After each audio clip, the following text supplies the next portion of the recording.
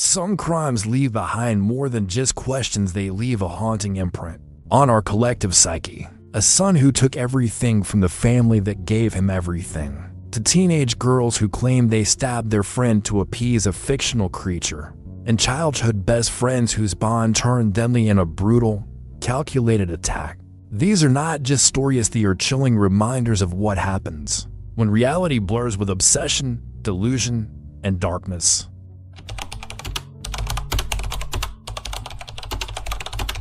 Three real-life cases, 3 shocking turns, 1 deep dive you won't forget.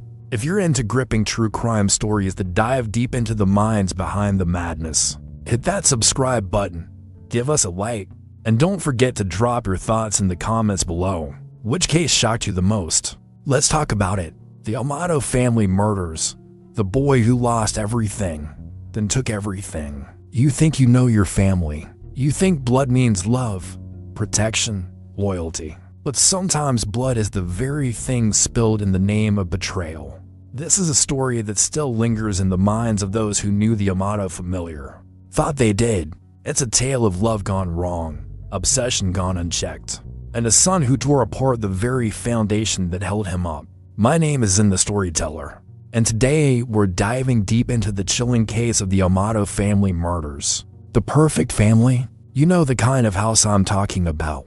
A well-trimmed lawn, the American flag swaying gently above the porch, a mailbox so clean you could eat off it, the kind of place where Amazon packages sit undisturbed for hours, because no one ever expects anything bad to happen here. That was the Amato home, 2798 Sultan Circle, tucked into a sleepy little pocket of Chilwota, Florida. From the outside, it was peaceful. Peaceful in a way that almost dares you to look closer. Now picture this, a warm Florida afternoon, sunlight streaking through the canopy of oak trees. There's a light breeze rustling the palms, and somewhere in the distance, a dog barks. This was the world Chad and Margaret Amato had built. A quiet life after decades of hard work. No drama, no headlines, just a healthcare professionals easing into the second half of their lives. Proud parents of 2 grown sons. If you ask the neighbors, they'd all say the same thing. Nice people, kept to themselves, friendly, but private. But let me tell you something I've learned doing this: perfect families rarely are. Chad, the father, was methodical, the kind of guy who labeled everything in the garage. Military-style discipline, even though he was a pharmacist by trade. He had a deep voice, wore tucked-in polos, and always seemed like he was thinking the steps ahead. Margaret, the mother, was warm, the glue.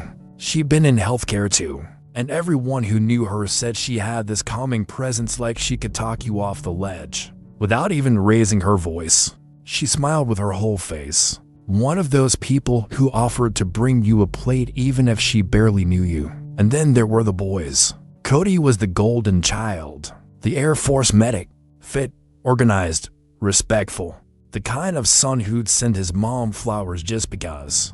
He had savings, goals, a future. His co-workers said he was the one you wanted with you and an emergent psychom under pressure.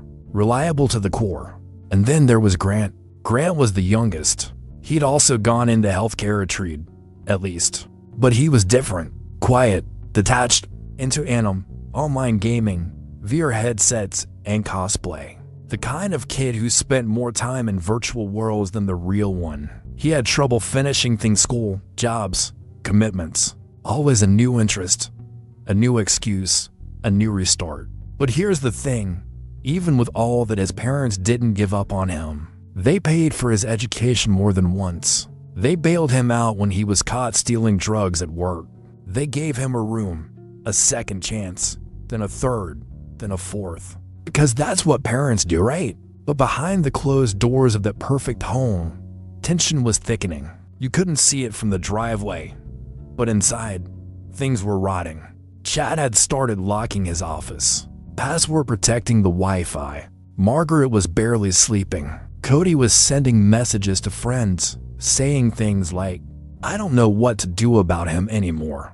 And Grant was on lineal ways online. Late at night, The glow of his screen lit up his bedroom like a spotlight.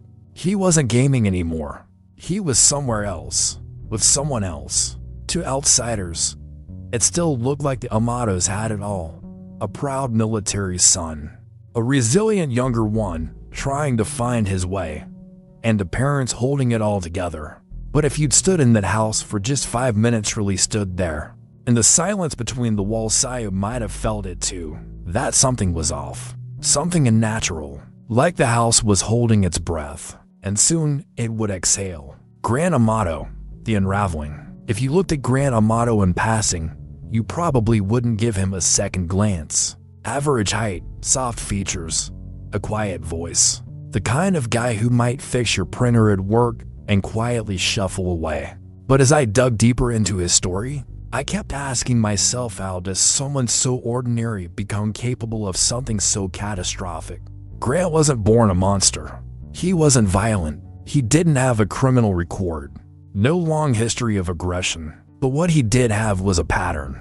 A life built on half-truths, digital distractions, and quiet dependencies no one saw coming until it was far too late. He was the youngest in the Amato family, and whether intentionally or not, he grew up in the shadow of his older brother Cody. Now Cody had everything Grant didn't. A career in the military, a tight schedule, a sense of pride. He earned respect wherever he went. And Grant had bounced from one failure to another.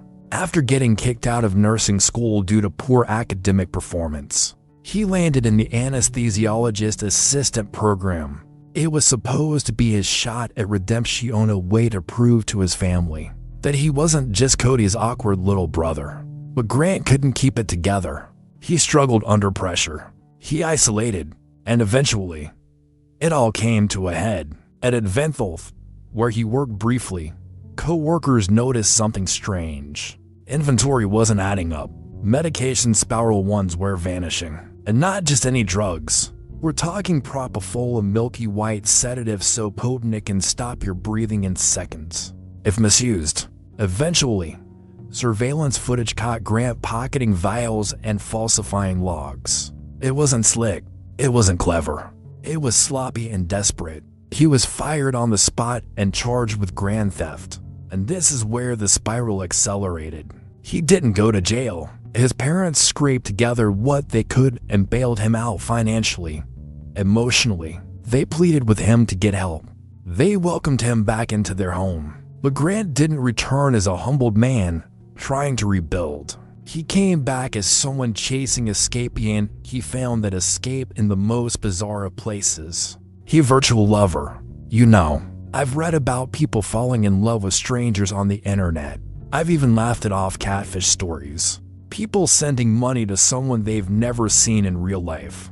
But this was something else. Grant wasn't just lonely, he was consumed. After being kicked out of the hospital job for stealing sedatives, Grant didn't spiral immediately. He did what a lot of people do when they feel lost, turn inward. But instead of facing himself, he tried to escape. And he found his escape behind a screen. The website was called My Freakums. For those unfamiliar, imagine a live chat room mixed with adult content, where users can interact directly with models. You buy digital tokens, and the more you spend, the more attention you get. It's like social media, if social media ran on lust and false intimacy. And that's where Grant met her, Sylvie, a webcam model from Bulgaria. Slim, long dark hair, soft features. Her room always dimly lit with pink LEDs casting a soft glow on her skin. There were plush toys on the bed behind her, a perfume bottle on the vanity. A sense of warmth manufactured, yes, but to someone like Grant, it felt real. He wasn't just a viewer. He was a regular, one of the big spenders. He didn't just watch her. He talked to her every day, 4 hours. They played out fantasies. Yes, but it went deeper than that. He bought her gifts, sent her money, paid just to talk. At first, it was a couple $100 here and there. But the dopamine hit, that rush of being wanted, even if it was bought, it's addictive.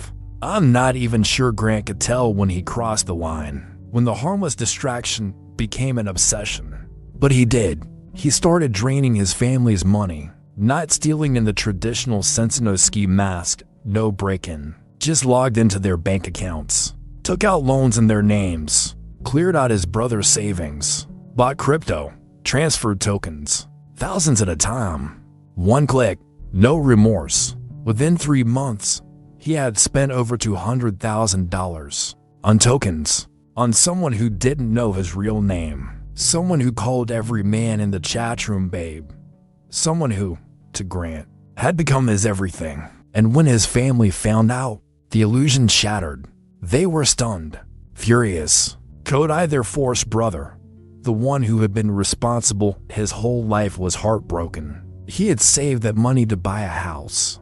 His future, gone. Chad and Margaret were devastated, but they still didn't give up on Grant. That's the part that always gets me. They didn't scream. They didn't throw him out. They gave him conditions therapy, job hunting, cut ties with Sylvie. They just wanted him back. The real him. The boy they raised. But Grant didn't want redemption. He wanted Sylvie. I mean, think about it. In his mind, she wasn't just some woman online. She was the only one who made him feel important, respected, desired, and now, his family, the people who saved him from jail. Who kept a roof over his head where the ones taking that away. He didn't just feel rejected. He felt betrayed. And from that moment on, something inside Grant Amato changed. You could see it in his behavior. He isolated himself, stayed up all night, eyes glued to the glowing screen in the dark, the blue light painting his face like a ghost, whispering into his headset, laughing to no one, typing, always typing. His bedroom, it's a simple space, started to look more like a command center. Monitors lit up at all hours, empty energy drink cans stacked in corners, a webcam always facing him, not for streaming, just for watching her. Sometimes he'd walk into the kitchen and say things like, "Sylvie and I are thinking of traveling to Tokyo." Tokyo. He had never been outside of Florida. It wasn't just infatuation anymore. It was delusion. He believed they had a future, that she would leave her world behind and be with him. And the only thing standing in the way, his family. And that's when it started to feel less like a love story and more like a countdown. January 24th, 2019. It was the kind of quiet that makes your skin crawl. Chilwota, Florida. January 24th, 2019. A still Thursday morning. The kind where the fog hangs low, clinging to the trees like it knows something you don't. A gentle mist had settled across the roadways. The kind you don't really notice until you realize you haven't seen another car for miles. Cody Amato's co-workers were the first to feel if it's something's not right feeling. Cody was punctual, disciplined, the type to text if he was going to be even 5 minutes late. But that morning, nothing. No call, no show.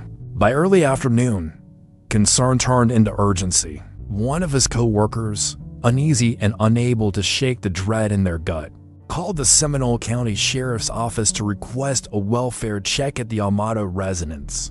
The deputies arrived at 2118 Sultan Circle at 9:17 p.m. From the outside, the Amato home looked just like any other in the neighborhood. A single-story ranch-style house, cream-colored walls, neatly trimmed lawn. The American flag hung still beside the front door, motionless in the absence of wind. But something felt off. The porch light was on, but no one answered the door. The driveway was empty, but through the front windows, the deputies could see faint illumination lights still on inside the house. The front door was unlocked. Now, let me pause here for a second. As a narrator and as a human being, this moment always hits me. Imagine that stillness. That first step across the threshold. A doorway that opens not into a home but into a scene frozen in horror. The first thing deputies noticed was the smell. Not rot, not blood, but something artificial, almost sterile. Air freshener, sprayed heavily, as if someone had tried to erase something. And then the silence. Each step echoed as they moved through the hallway. The house was oddly pristine. No overturned furniture, no shattered glass, no sign of struggle. The only sounds were the soft hum of a refrigerator and the occasional drip from a faucet in the kitchen. They found Chad Amato first. He was lying on the floor near the kitchen counter, face up, a gunshot wound to the head. His glasses were still on, cracked at the edge. A faint trail of blood ran across the tile beneath him, pulling into the grout. His body was unnaturally still, arms outstretched, fingers slightly curled, like he'd fallen mid-sentence. In the adjacent room, Margaret Amato was next. She was slumped over the home computer desk. A single bullet wound to the back of her head. The monitor was still glowing. The keyboard beneath her was smeared with blood, frozen mid-typing, as if she'd been in the middle of an email, or maybe just checking her bank account when it happened. And then the garage. Cody's body was found near the door leading into the house, his key still clipped to his belt, his work badge visible on his shirt. He had been shot in the face at close range. The positioning suggested he was ambushed just as he was arriving home, like someone had been waiting. There were no signs of forced entry, no ransacked drawers, no valuables missing. Even Margaret's purse sat on the kitchen table untouched, her credit cards and cash still inside. It was a massacre, but it was clean, cold, methodical. And there was one thing every investigator noticed right away. No broken glass, no struggle, no smashed-in doors. Whoever did this, they had been inside the house already. They had been trusted, and one family member was missing. The interrogation. You ever sit across from someone who's just empty? That's how one of the investigators would later describe him. Grant Amato, 29 years old, slight build, pale, clean-shaven, wearing a hoodie like he was just out for coffee, not being questioned in connection with a triple homicide. But here's what makes this case crawl under your skin. He didn't look like a killer. Not the way Hollywood scripts them. Anyway, he wasn't twitchy or nervous. He wasn't wide-eyed or defensive. He was calm, detached, talking in circles with a blankness that was more disturbing than rage could ever be. They brought him into a sterile, gray interrogation room at the Seminole County Sheriff's Office. Nothing fancy, just a table, 2 chairs, and the silent buzz of overhead fluorescent lights that made everyone's skin look a little sicker than it really was. On the wall, a camera, watching, always watching. Grant sat down with a water bottle in front of him. He unscrewed the cap, took a sip. No tremor in his hands, no hesitation. You'd think he was waiting for a dentist appointment. Detectives asked him to start from the beginning. Tell us what you did yesterday. He launched into a monologue. Not about his family, not about anything remotely connected to the horror unfolding back at the Amato residence. No, he started talking about Sylvie, the Bulgarian webcam model. He spoke about her like they'd been married for 10 years. He recited her likes, her schedule, what time she usually streamed. He talked about how the website's algorithm worked, how token tipping affected visibility. He explained the mechanics of his obsession like it was a business pitch. The detectives let him talk. They gave him rope, and he just kept unraveling. They didn't understand, he said, referring to his family. I was finally happy, and they didn't want that for me. One of the investigators, more experienced, older, leaned forward just a little. Grant, do you know what happened to your family? A pause, a flicker. Not panic, not shock, something else. Like a kid caught skipping school, not a man being told his entire family was dead. He blinked, looked away, then calmly replied, I don't know what you're talking about. That's when things shifted. The detective slid a photo across the table. Cody's older brother leaning on the garage floor, eyes open but empty. Grant stared at it, just stared. No flinch, no tears, no gasp, and then, softly, That's Cody. As if he wasn't sure. The interrogation went on for 7 hours. 7. They offered him breaks, food. He declined most of it. Instead, he filled the time with rambling, self-centered monologues. He talked about Annam, Japan, his idea to move overseas and start fresh. At one point, he described how he felt betrayed that his family didn't support his dreams of being with Sylvie. They just didn't get it, he repeated. She made me feel important. Meanwhile, crime scene analysts were already pulling together the forensic picture. Gunshot residue on his hands, his phone placing him near the house the night before, surveillance footage showing him buying 9mm ammunition at a local Walmart 2 days prior. All of it built a wall around Hyman. He either didn't know or didn't care. Detectives pushed harder. "Grant, we know you were there." He folded his arms, said nothing. "There are only 2 options here. Either you tell us what happened or the jury hears it from everyone. But you." Silence. His eyes stayed locked on the water bottle. Then, finally, he said, "If I did it, I don't remember." A cold answer. Too polished to be genuine. Like he'd rehearsed it. Like he knew how this was going to end. And that's the moment you realize something deeper. This wasn't a crime of passion. It wasn't a snap decision. This was cold, calculated control. He couldn't control his job, his future, or even the woman behind the webcam. But in that house, he had control over his mother, his father, his brother, and ultimately their fate. Grant Amato didn't cry during the interrogation. Not once. Not when they showed him the crime scene photos. Not when they said your family is dead. And certainly not when they read him his rights. Instead, he asked if he could go back to the hotel room where he'd been staying. "My laptop's still there," he said. "I don't want to lose my progress." Progress. That was the word he used. The trial. The courtroom was cold. Not in temperatura. The air conditioning hummed with that familiar sterile buzzbitten feeling. The kind of cold that settles into your bones when you realize you're standing just inches away from someone accused of doing the unthinkable. I remember watching Grant walk in for the first day of trial, flanked by his defense attorneys. He looked calm, too calm, wearing a neatly pressed dress shirt, khakis, his hands folded in front of him. Eyes lowered just enough to look respectful, but not enough to look remorseful. The courtroom was packed. Every creak of the wooden benches seemed louder under the tension. On one side sat distant relatives, friends, former co-workers. On the other, empty seats. Because the people who would have sat behind Grant, the ones who might have whispered, "We believe you were gone, buried by his own hand." The prosecution started strong.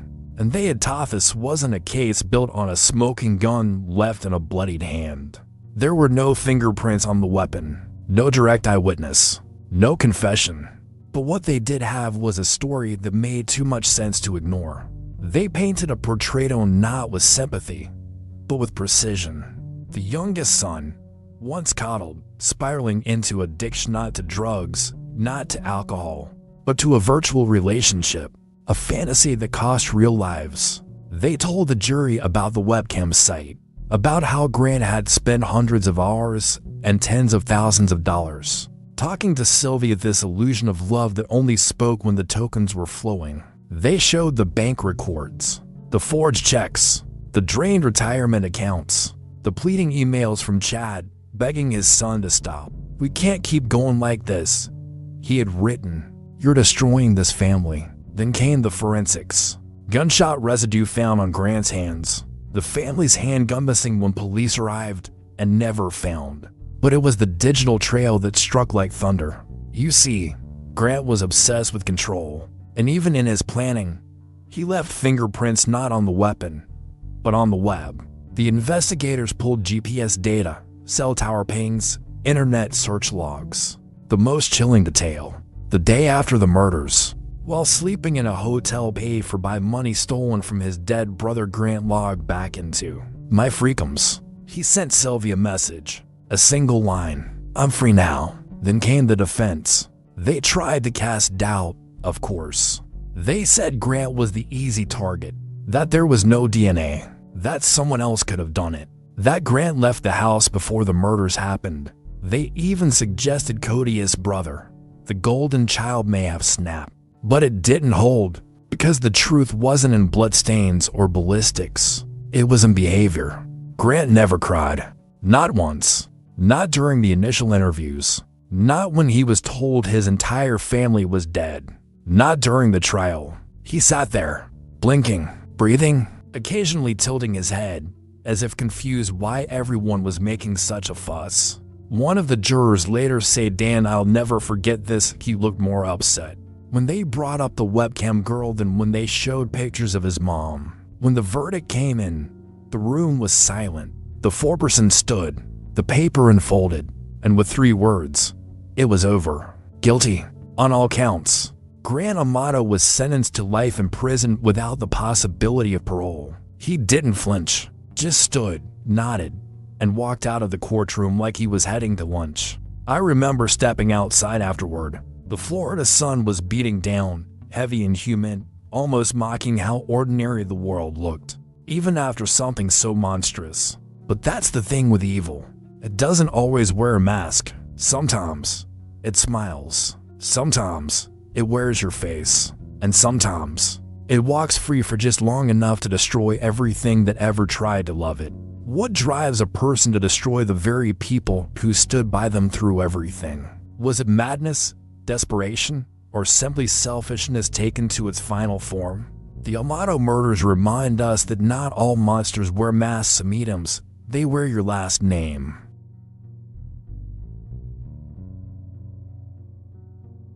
The Slender Man stabbing, the darkness of fantasy. What happens when a fantasy becomes a reality so twisted that it consumes your very being? When your mind, once a sanctuary, turns into a prison, and the only escape is through darkness. It started as something harmless, a story of legend shared among teens in the quiet corners of the internet. A creature, faceless, towering over you in the darkness. His name, Slender Man. But for Morgan Geyser and Anissa Weier, what began as a curious dive into internet folklore would spiral into something unthinkable. The lines between reality and fiction blurred until nothing was left but the horrifying truth he believed. Morgan, quiet and withdrawn, found something in Slender Man. She didn't just read about him or look at his pictures. She became obsessed. She was just a child 12 years old, but her mind was consumed by this figure, a faceless nightmare who lurked in the shadows of the virtual world. Slender Man wasn't just a myth to her. He was a presence, an idea so powerful, so real. It seemed to control her every thought. The influence of Slender Man. There's something unsettling about how quickly a thought can transform into something more.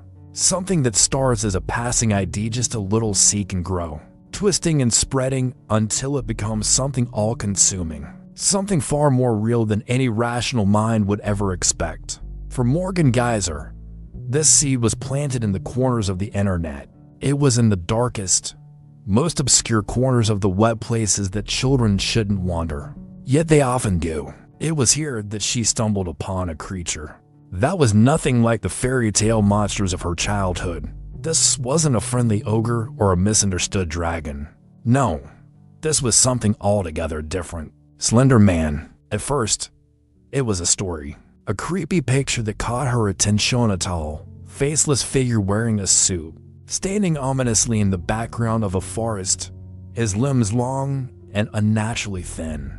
The image wasn't much, just a photo, a couple of lines of text beneath it, like an urban legend passed around in whispers. But something about it stayed with her. The more she looked, the deeper she dug. The Slender Man wasn't just a one-off image. He was a myth, a figure who haunted the internet, emerging in stories and pictures, in fictionalized retellings, in creepypastas designed to chill the soul. Slender Man wasn't confined to one story. No, he grew, he evolved, and with each retelling, his power increased. He became more than a myth, became an idea that grabbed hold of young minds, twisted them, molded them into something different.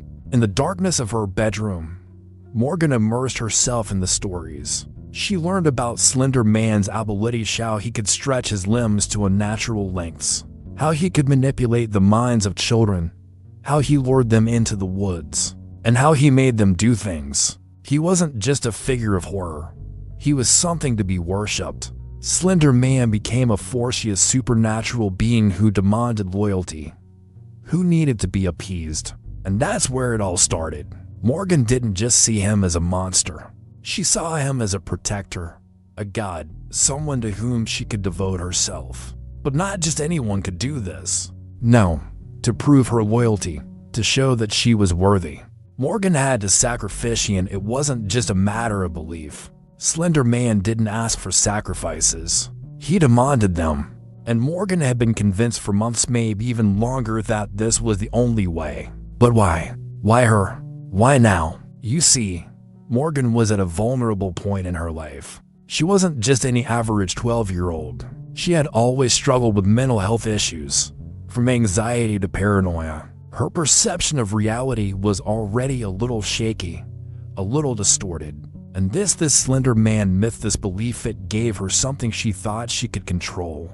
It gave her a purpose, and it fed into her deeper fears, into the dark whispers that already echoed in her mind. The more she learned, the more she internalized it. Slender Man wasn't just a story. He was something that could give her power. Power that came from a place of pure terror. Power that came from submitting herself to something that existed outside of reality. He was something to believe in, something that made sense in her fractured world. Slender Man understood her. He made her feel important, even as the rest of her life felt like it was crumbling. But this belief wasn't one-sided.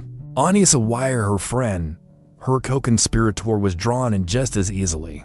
Anissa had always been a follower, the kind of girl who was impressionable, eager to please. And when Morgan started talking about Slender Man, it wasn't long before Anissa became captivated by the idea too. She wasn't as deep into the myth as Morgan was, but the idea of Slender Man, of doing something extraordinary, something that would prove their loyalty, began to take root in her mind as well. Morgan's obsession with Slender Man wasn't just a passing phase, it was an all-consuming force.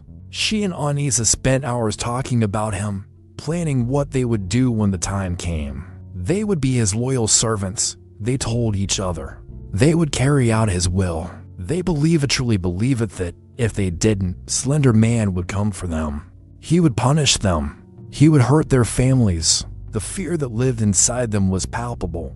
It was consuming. And yet, even with all this obsession, all this fear, there was one thing that they were missing: a real understanding of what was happening. They were two young girls, caught in a whirlwind of fantasy and delusion, unable to see the reality that was slipping away from them. The internet had done this to them. It had given them a place to escape, to live in a world that was more exciting, more dangerous, more thrilling than their real lives. It had given them a figure to believe in, Noni, that they thought could offer them something the real world never could. The internet, with its boundless capacity to blur the lines between reality and fiction, had transformed them, and in doing so, it had given them the illusion of power. The power to change everything, the power to destroy. But what was it about Slender Man that made them so susceptible? Was it his eerie, faceless form? His quiet, threatening presence? Or was it something deeper, something in their souls that craved a way out of the mundanity of life? A desire for something more, something otherworldly? It didn't matter now. They had chosen their path, and the next step, the next terrible thing they would do, was just around the corner. The day of the stabbing. The sun was just beginning to climb higher that morning, casting a faint warmth on the sleepy streets of Waukesha, Wisconsin. May 31st, 2014 didn't seem like any other day. It started like any summer morning, with the air still crisp from the night before, and the scent of dew lingering on the grass. Peyton Leutner had no idea that this would be the day that would change everything. She had been invited to hang out with her friends, Morgan Geyser and Anissa Wire. The plan was simple enough: a bit of fun in the park, just a way to kill time and enjoy each other's company before the summer truly set in. But beneath the surface of what seemed like innocent play, something dark and twisted was already brewing. Morgan and Anissa had planned for weeks. It was a plan that had consumed their minds' higher obsession with Slender Man. The idea wasn't just to pretend anymore. This was no longer fantasy. To them, Slender Man was real. A godlike figure who would reward them for their loyalty and punish those who failed him. And Peyton, well, she was the final piece of their twisted devotion. The three girls walked towards the woods near the park. The day was still young, with only a few early morning joggers passing by in the distance. Everything felt calm, like any other routine day, but there was an eerie tension hanging in the air that nobody could see. At first, it seemed like just another game, but the further they ventured into the dense trees, the darker things became. It wasn't just the shadows of the forest closing in. It was the heaviness of the intent behind their actions. Morgan had a knife. It was a simple kitchen knife, not large, about 5 inches in length. It wasn't shiny, and it didn't glisten in the sunlight as you might expect a weapon to do. No, it looked just like any other knife you'd find in a kitchen drawer. Ordinary, but in the hands of Morgan and Anissa, it had become something else entirely. A tool of ritual, a way to prove their commitment to a creature they believed would reward them for their brutality. Morgan's eyes weren't wide with fear. They were narrow, calculating, like someone who had rehearsed every detail of this moment in her head. Anissa, too, had become a different person in those moments. The fear in her was buried under the weight of obedience. She was no longer just a child. She was a believer Samine who had convinced herself that this would save her, that this would bring them closer to Slender Man. Peyton, completely unaware, walked along with them, chatting and laughing like any 12-year-old would with her friends. She probably didn't think anything of the change in atmospheric shift from light-hearted play to the chilling silence that now hung between them. And then, without warning, it happened. Morgan and Anissa grabbed hold of Peyton, pinning her to the ground. It was quick, swift. There was no time to react, no time to scream. The knife struck once, twice, and then again, 19 times. The brutal stabbing didn't come in a rush, it came in a series of cold, calculated movements. The knife sank into Peyton's abdomen, her chest, her arms. In those first few moments, it seemed almost surreal. It didn't feel real to Peyton, not yet. But the pain quickly cut through the shock. She could feel the hot warmth of her blood staining her clothes. She struggled, trying to push them off, trying to fight. But the weight of the attack was too much. The blood pooled beneath her, soaking into the earth around her. Somehow, Peyton managed to push herself up. The stabbing had been relentless, but she wasn't done. She didn't want to die there, alone, in the woods. With everything she had left, she ran. She stumbled through the trees, clutching her side, gasping for air. The world around her was blurred by tears and the dizziness of blood loss. Her vision swam, but she pushed forward, desperate to escape. Every step she took left a trail of blood. Peyton didn't stop until she reached the road. She collapsed, unable to go any farther. A passing cyclist saw here a young girl, covered in blood, barely able to breathe. He immediately called 911. The police arrived minutes later, and Peyton was rushed to the hospital. Despite the horrific injuries, her heart was still beating. Meanwhile, Morgan and Anissa, they walked away as if nothing had happened. Calmly, they acted like they had done nothing out of the ordinary. They didn't flee, didn't try to hide. They didn't even seem afraid of the consequences. They didn't seem to understand the full scope of what they had done. They headed back toward the neighborhood, a few blocks away from the park. As they walked, they discussed the stabbing matter-of-factly.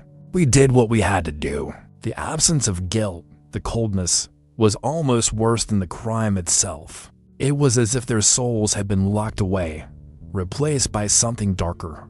And in their minds, they believed that once they were found, once they explained themselves, everything would make sense. But none of it made sense. Not to anyone else. Not to the world. The reality of the situation didn't settle in for the girls until the police arrived. They weren't running from the law. They were waiting for their fate to be sealed.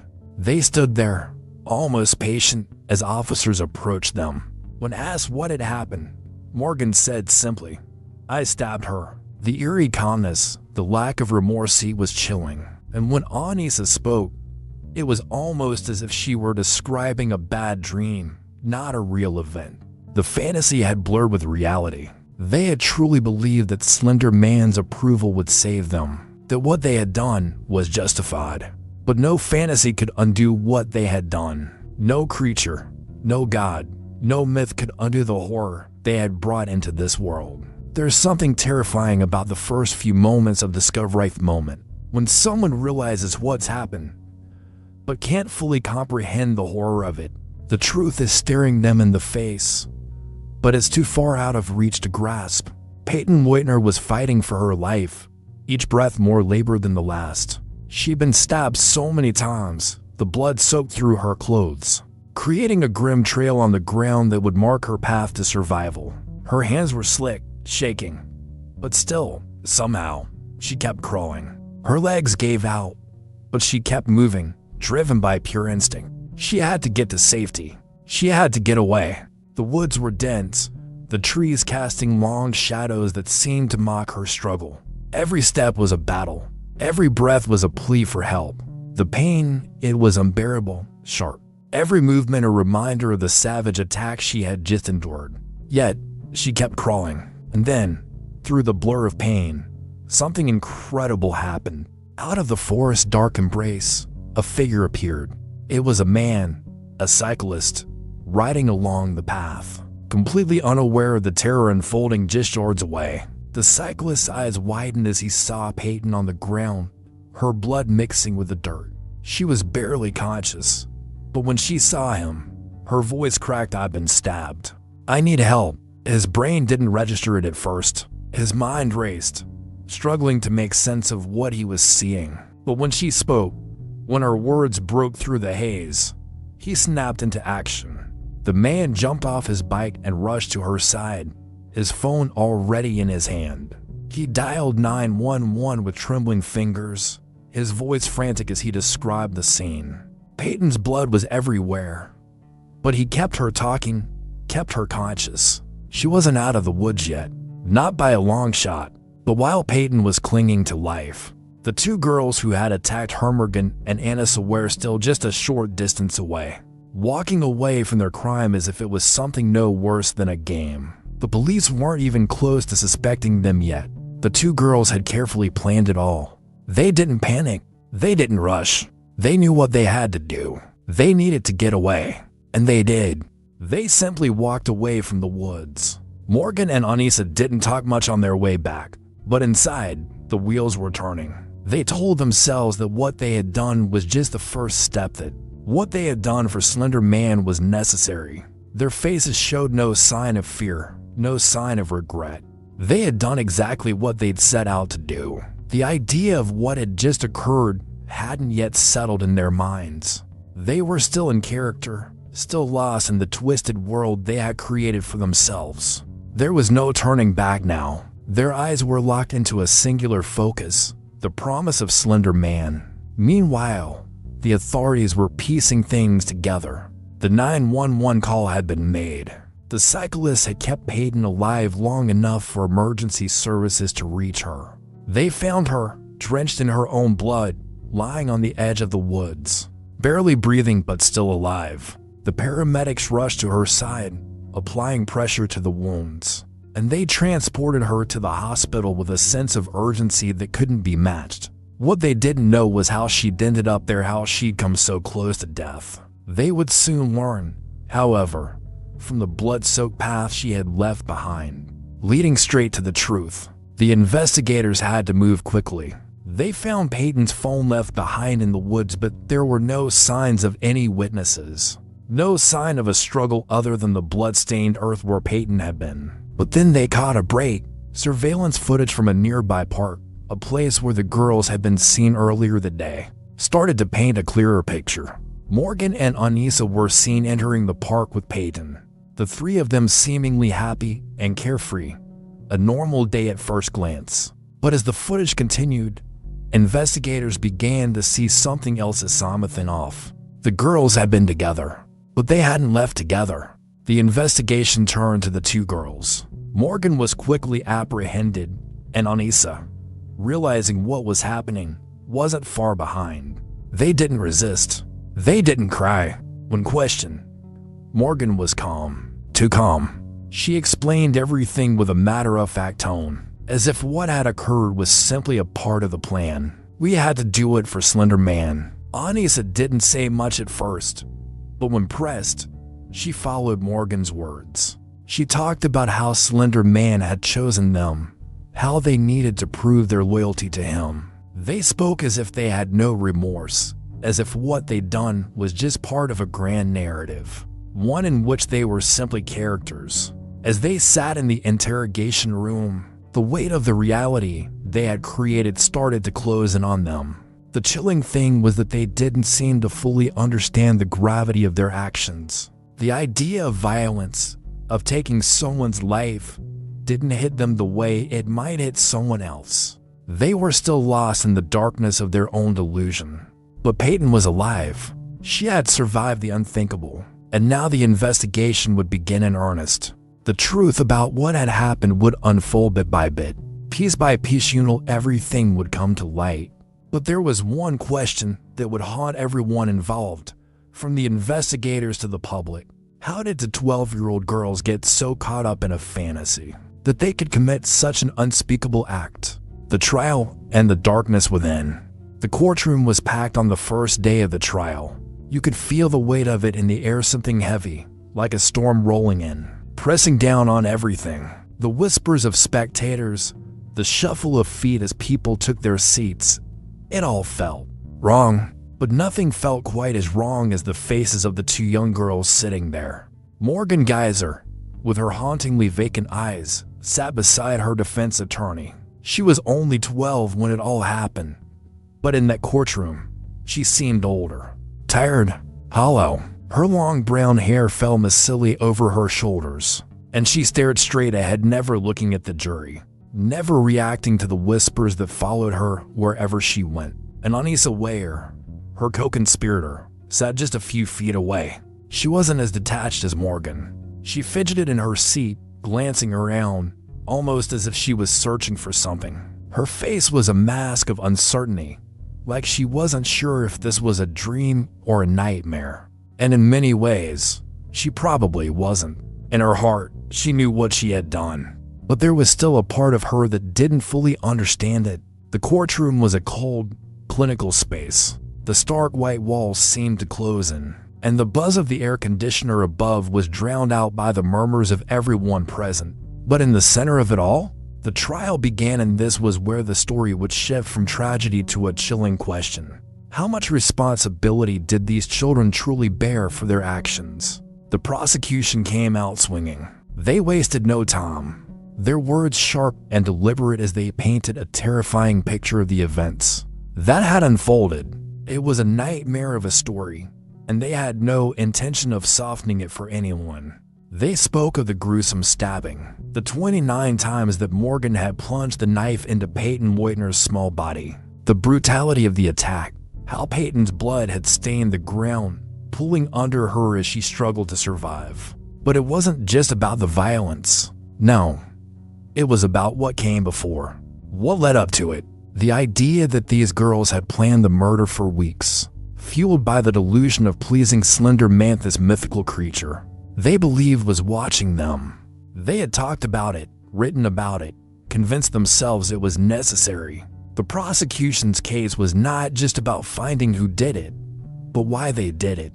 And they pushed the narrative that these girls had crossed a line into delusion, an obsession with a digital myth that had consumed their young minds. They didn't just act in a fit of rage, they had been carefully, chillingly prepared. Morgan, in particular, became the center of focus. She had been the one to stab Peyton, after all, the one who truly believed that Slender Man would come to her rescue, that she needed to kill for him to prove her loyalty. The prosecution painted her as the ringleader, the one who had dragged Anissa into this madness. And then came the defense. It was a quieter, more subdued presence, less dramatic, but no less important. They didn't deny the facts. They couldn't. There was no escaping the blood, the knife, the horrific reality of what had happened. But their argument was simple and devastating in its own right: mental illness. They claimed that Morgan, in particular, was not responsible for her actions in the way that an adult would be. They argued she was suffering from schizophrenia. Her grasp on reality was so warped by her delusions of Slender Man that she could no longer differentiate between what was real and what wasn't. They spoke of the psychosis she was experiencing, voices, the paranoia, the inability to see the world as anything but a twisted game. They argued that Morgan was a child, overwhelmed by her fantasies, and that she never truly understood the consequences of what she was doing. The defense didn't try to make her seem like a victim, but they wanted to make it clear Morgan wasn't evil, she was sick. They brought in expert witnesses, psychologists, who testified that Morgan's mental state made her incapable of understanding the full scope of her actions, that she had been in the grip of a delusion so powerful she believed that killing Peyton would somehow save her. The defense didn't have to convince the jury of her innocence, only that she wasn't fully responsible. The trial's most chilling moment, perhaps, came when Morgan herself took the stand. For the first time, the world heard her speak about what had driven her to commit such a horrific act. She didn't cry. She didn't seem to feel what we might expect her to feel: guilt, sorrow, regret. She simply explained what had led her to believe that what she did was the right thing. Her voice was flat, without emotion. She spoke as if she were reciting facts from a book, not recounting the brutal murder of her best friend. She said she didn't want to do it, but she had to. She had to for Slender Man. The jury sat in silence. There was no denying that what had happened was beyond comprehension. Two young girls barely out of elementary school had committed an act of terror so violent that it shocked the world. But the question at the heart of this trial wasn't whether they had done it, it was why. Why did they believe in a fictional creature so much that they would risk their own future sand, someone else's life? What made them think that killing for a myth was the only way out? By the time the verdict came, the courtroom was tense, almost suffocating. The judge had already warned the jury that this case was unlike any other they had ever seen. It wasn't about deciding whether or not these girls were guilty, it was about deciding how much of their fate could be traced back to their own actions, and how much could be attributed to the horrific delusions that had gripped them. Guilty or not guilty? It was the question that would define their lives. The court ruled that Morgan Geyser would serve 40 years to life in a mental institution.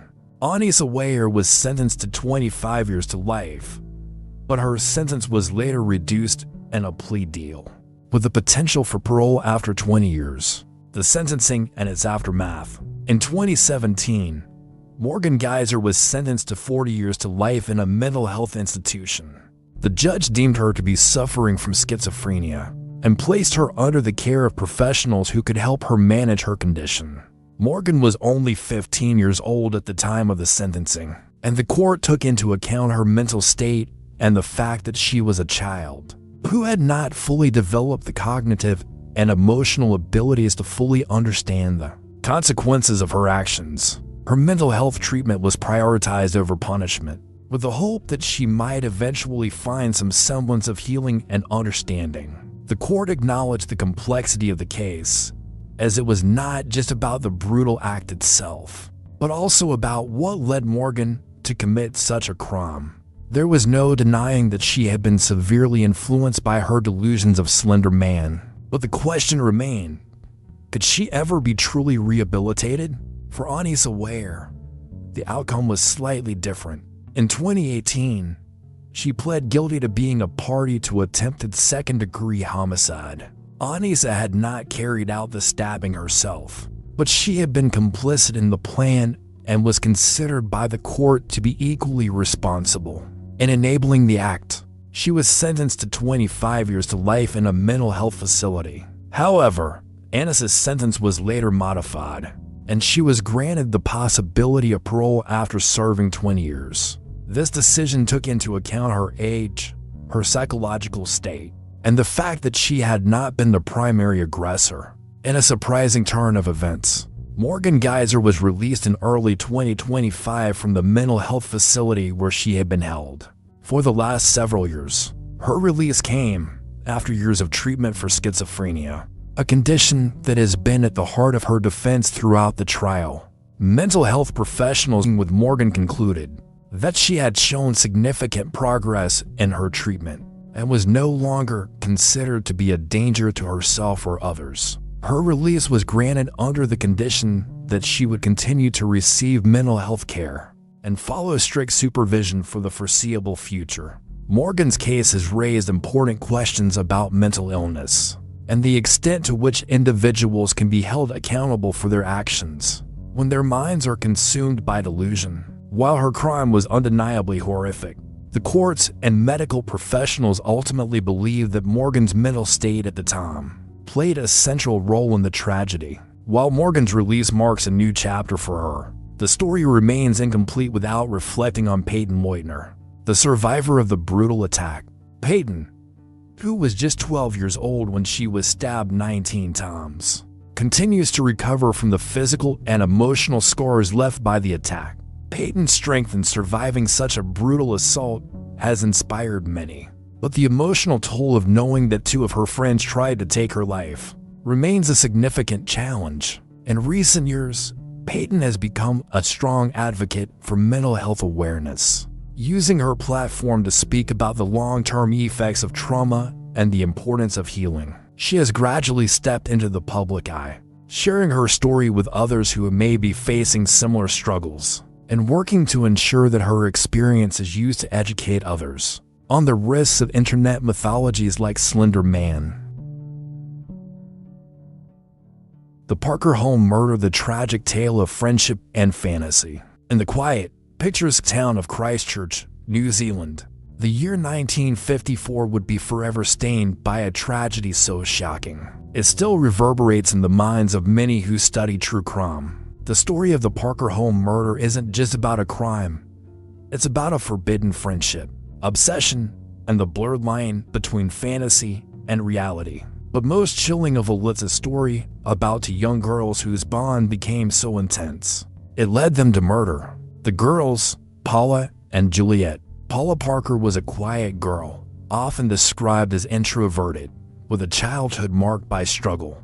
Raised in a small house with a mother who was mentally unstable, Paula learned early on to adapt to an environment filled with tension and uncertainty. Her mother, Honora Parker, though a loving figure in many respects, had a fragile mental state. She suffered from both physical and emotional illnesses, which created a volatile and unpredictable atmosphere in the home. Paula became her mother's primary caretaker at a young age, a burden that shaped her. Paula's world was confined to the small, safe spaces within her home, where she found solace in books, imagination, and her own mind.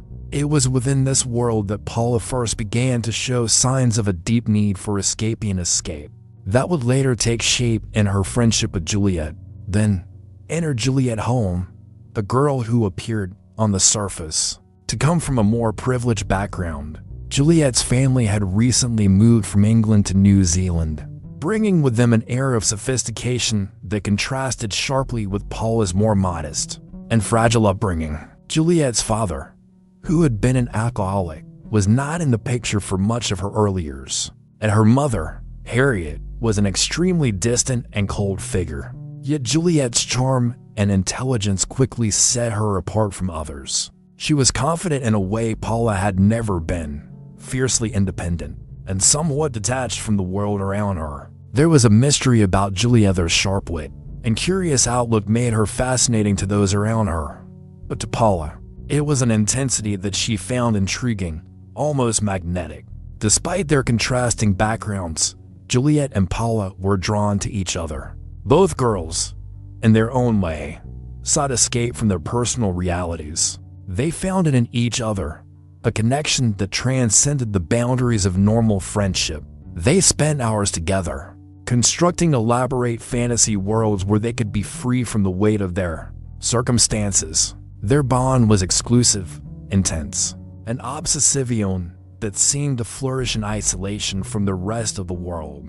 As they spent more time together, the girls began to create a universe of their own. It was a world filled with intricate characters, dramatic plot lines, and dark to mess a world where anything was possible. But this wasn't just some innocent playtime fantasy. It was an escape so deeply ingrained in their psyches that it began to blur the lines between fiction and reality. They invented a series of characters, royalty, tragic heroes, and villains that they both identified with. This world, which they called the realm of the Pale Princes, became an all-consuming obsession. The stories they created weren't just stories, they were realities to the girls. In this realm, they were untouchable, powerful, and free. But as their fantasies deepened, so did their emotional turmoil. Paula's relationship with her mother grew increasingly strained. As Honor's mental state deteriorated, Paula found herself torn between the real world, where she had to take on the responsibility of caring for a fragile mother, and the fantasy world, where she could live a life of freedom and adventure. Juliet, too, was running from her own internal struggles. The distance from her family, the alienation she felt from her mother, and the painful memories of her father's presence all fed into a growing sense of disillusionment. Her mind became increasingly wrapped up in the imaginary world she and Paula had built together, where anything could be recreated and remade according to their wishes. As these two girls drifted further into their shared delusions, their reality began to dissolve. The outside world seemed increasingly irrelevant. Normal rules, such as those of family, society, and morality, no longer seemed to apply. Their imagination had become their truth, and they began to view themselves as the central figures in a larger narrative, one in which they had to control the outcomes. This growing obsession with their fantasy world was the key that unlocked the tragedy that was to come. The closer they grew, the more tightly bound they became to one another. They began to reject everything and everyone else, including their families. The real world dull, restrictive, and frustrating, increasingly unbearable. It was in this dangerous state of mind that the girls began to fantasize about extreme measures, to make their world perfect, to protect their bond, to free themselves from the oppressive realities of their lives, and to preserve their shared fantasy world. They would need to rid themselves of the one figure who stood between them and their freedom, Paula's mother, Honora Parker. What happened next was as chilling as it was heartbreaking. But to understand their actions, one must first recognize how deeply intertwined fantasy and reality had become for Paula and Juliet. They were no longer two girls merely playing at make-believe. They were convinced that in order to live in the world they had created, they needed to rid themselves of the obstacles in their lives. Real people who represented the suffocating weight of the world outside their imagination. And so, in one violent, shocking act, their fantasy became a nightmarish reality, a tragedy that would go down in history as one of the most haunting and unforgettable crimes of the 20th century. The Rift, a tragic turn. As Paula and Juliet's bond deepened, it began to shift in ways that no one could have predicted. The world they had created, once a shared fantasy of escape and freedom, became the very thing that tethered them to a darker reality. The once inseparable friends now found themselves at odds, driven by a growing rift that stemmed from the pressures of their separate lives. The idyllic sense of shared imagination they once enjoyed began to sour, becoming a reflection of their struggles with mental strain and family tensions. Paula, already burdened by the responsibility of caring for her sick mother, began to feel suffocated by the walls of her home. Her mother's illness was a constant weight on her shoulders, her health deteriorating rapidly, and her emotional demands growing heavier by the day. Honora Parker, Paula's mother, was more than just a caretaker. She was a domineering force in Paula's life, one that stifled her every attempt at independence. Paula's mother wasn't just physically fragile, she was emotionally volatile, her health and mood shifting like the tide. For Paula, her mother's demands were becoming an unbearable burden. Every day, the house grew quieter, filled only with the sounds of her mother's weakening voice and the constant reminder that life would never be easy, never be free. Juliet, too, faced her own turbulent reality. While she was outwardly confident, her home life was far from stable. Her father, a deeply troubled man, had been removed from the family home after a series of violent outbursts, leaving Juliet and her mother in a fractured, tense environment. The absence of her father, the loss of her sense of control over her life, created a deep chasm inside Juliet. She needed something to grasp onto, and Paula was her anchor. But as their bond grew more intense, it also became increasingly suffocating. Juliet saw Paula not just as a friend, but as the only person who could understand the depths of her troubled mind, Juliet was trapped in a world of confusion, relying heavily on her increasingly erratic fantasies to escape the truth of her fractured existence. This growing sense of being trapped in the chaos of their lives, alongside their increasingly intense attachment to one another, spiraled into a devastating conflict to break in the fantasy that had once been their shared refuge. In Paula's eyes, Juliet began to embody the last hope of liberation from her painful reality, a promise of freedom and escape that had long eluded her. Yet, in Juliet's mind, the lines between their worlds were becoming dangerously blurred. The girl's fantasy world, initially a means of bonding, began to take on a more distorted, obsessive character. The idea of a shared life, free from the constraints of their families and society, became not just a dream, but a necessity. As the intensity of their bond grew, so did the emotional stakes. Juliet's delusions became more extreme, more fervent in its demands that they both leave behind their earthly attachments. In Juliet's mind, their escape was no longer an option. It was the only way to ensure they could survive the crushing weight of their reality. Paula, meanwhile, was torn between her duty to her mother and her loyalty to Juliet, whose fantasies were starting to take a far darker turn. The rift between the two friends began to grow not only in their emotions but also in their minds. Juliet, who had once been the driving force behind their shared fantasy, began to see Honora as a physical embodiment of everything that held them back. To Juliet, Paula's mother had become the final barrier to their ultimate escape. But more than that, in her increasingly warped mindset, Juliet began to believe that the only way to truly free themselves was to rid themselves of all earthly attachments, including the most direct obstacle, Paula's mother. Paula, at first, resisted. She couldn't fathom the depth of Juliet's intentions, at least. Not at first. But as the days passed, the conversations turned darker. Juliet's influence on Paula became undeniable. Paula, desperate to escape the responsibilities that were suffocating her, began to see Juliet's ideas as a kind of twisted freedom. Their shared fantasies, which had once offered escape, now offered something far more dangerous, the possibility of a new beginning without boundaries. But at a great cost. With each passing day, the fantasy world they had carefully constructed grew more oppressive, as if it had taken on a life of its own, pulling them closer to a dangerous precipice. They couldn't see it then, but the rift they were experiencing was not just between each other, it was between their minds. And the grim reality they could no longer escape. The real world, with its expectations and rules, became an adversary to them, something to be destroyed.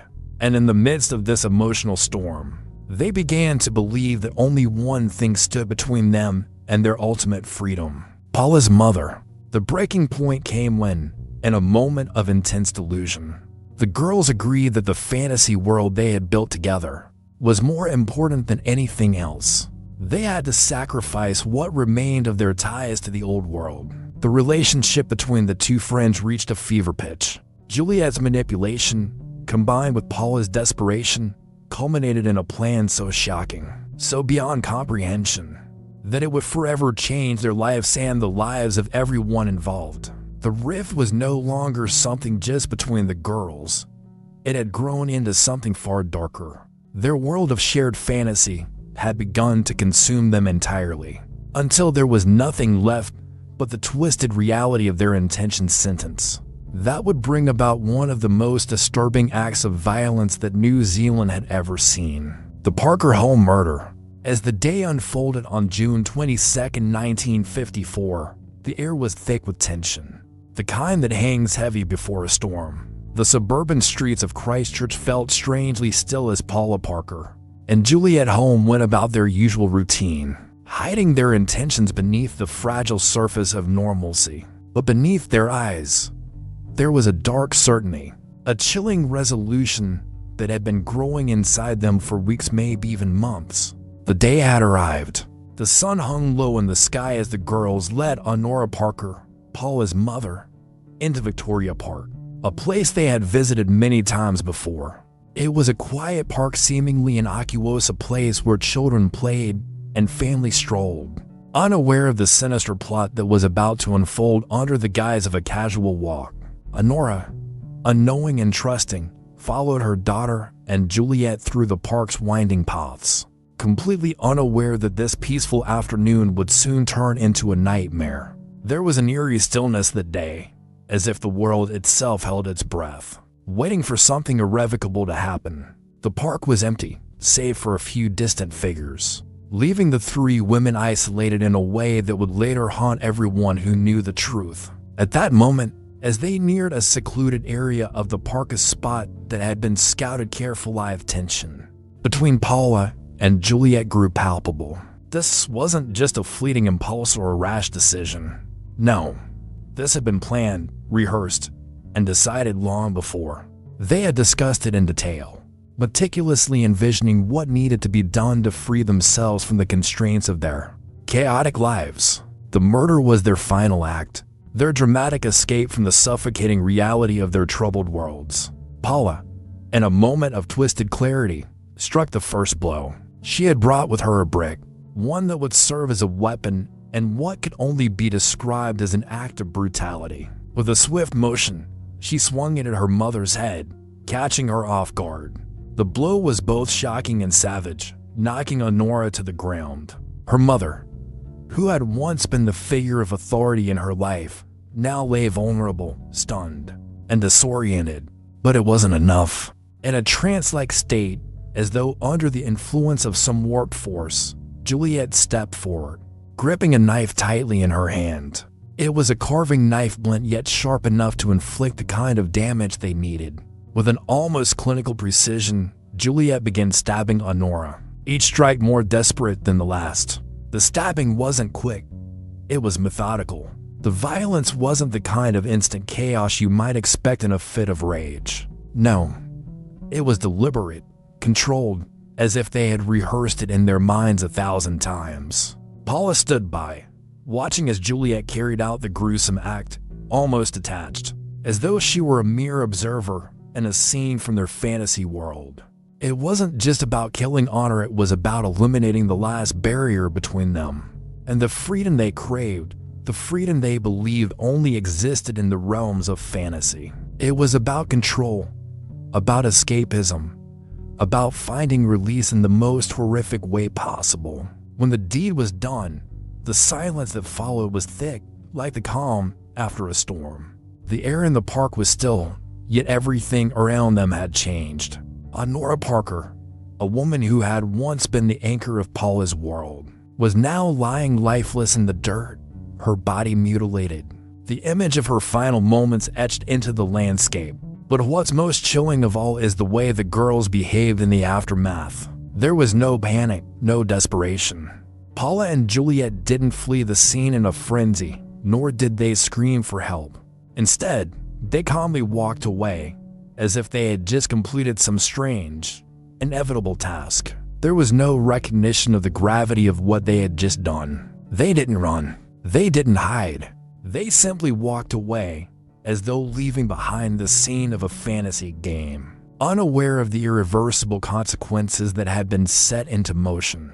They wandered through the streets of Christchurch with the same eerie calm, their movements slow and unhurried. They seemed almost detached from the reality they had just created, as though the horrific act hadn't occurred in their minds, as though it had been something they dreamed up. In fact, the way they acted, so oddly composed, even after something so violently real, was part of the psychological puzzle that would confound everyone involved in the investigation. The trial and the sentencing. The courtroom was filled with a heavy air, tension so thick it was almost palpable. Paula Parker and Juliet Holm, two young girls whose twisted bond had led to a brutal act of murder, stood facing the full weight of the law. The murder of Honora Parker was no ordinary crime. It was a crime that had shocked New Zealand, sparking conversations about mental illness, childhood trauma, and the dark dangers of fantasy and obsession.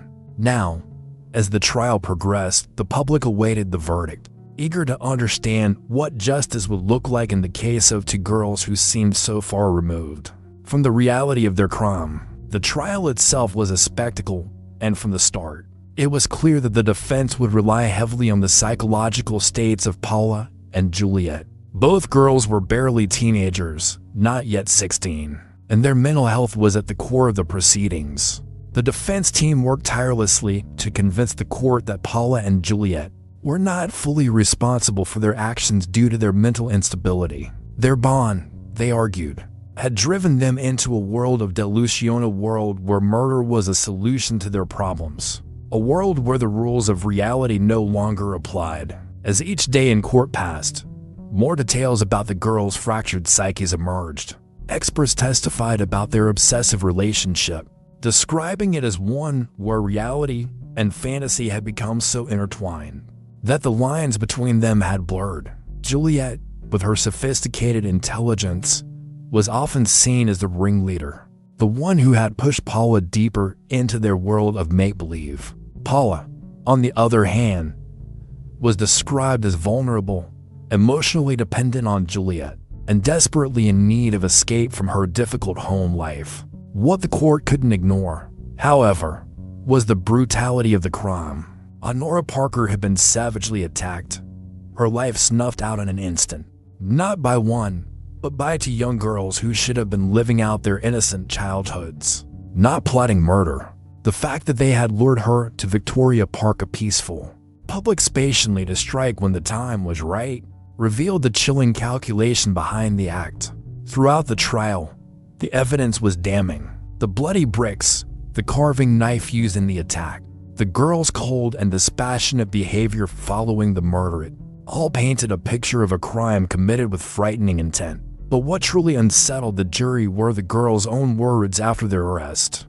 In interviews, they had shown little remorse for what they had done. They spoke about fantasy worlds as if they were real, explaining the murder as a logical consequence of their beliefs. They did not seem to understand the gravity of their actions. This wasn't a moment of panic or fear.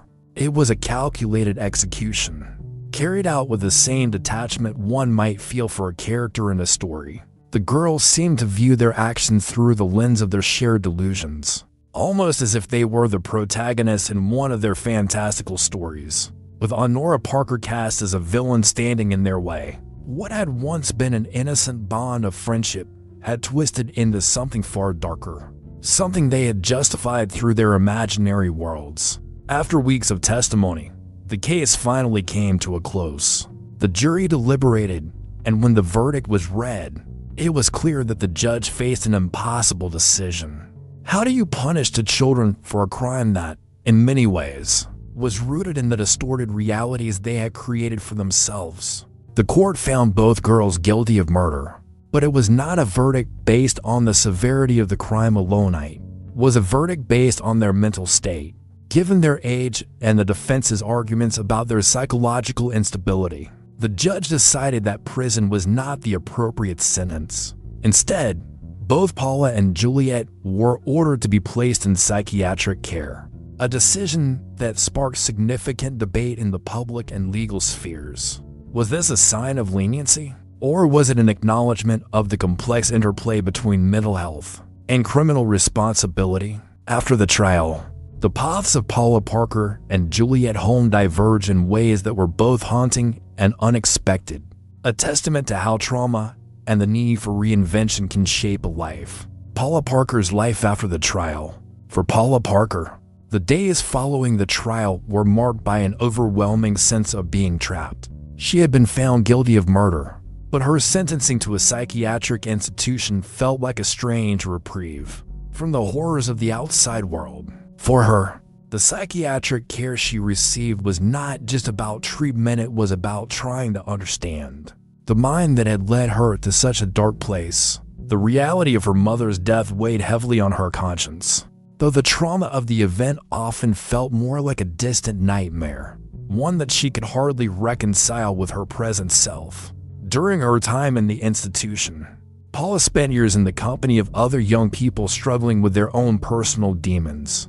It wasn't unusual for her to talk about her friendship with Juliet, as though it was part of another world, a place where reality and fantasy had blurred together in a dangerous concoction.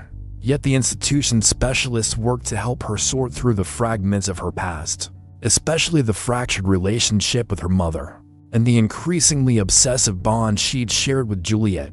The psychological care Paula received was rigorous, and she slowly began to emerge from the mental fog that had once enveloped her. After several years, the court deemed her well enough to be released from the institution. Paula, now an adult, was left to rebuild a life in the aftermath of the crime that had irrevocably changed her. She sought privacy and solitude, away from the public's prying eyes. Unlike Juliet, she did not seek fame or recognition. She wanted, above all, to find a way to live a quiet life. Though her history followed her like a dark shadow, Paula eventually worked in a field related to mental health, perhaps to atone for the past or simply to find purpose in a world that had once seemed so foreign to her. But even in this new life, the questions never stop. Could someone truly heal from such trauma? Could one really escape the crime they had committed when it was so deeply rooted in their identity? Juliet Home and Perry, a new life and an unexpected legacy. For Juliet, the path after the trial was far more complex and public. She made a calculated decision to leave behind her name, her past, and the specter of the crime. She chose the name Imperi, and with it, she reinvented herself. She was no longer Juliet Home, the girl who had murdered her mother's best friend.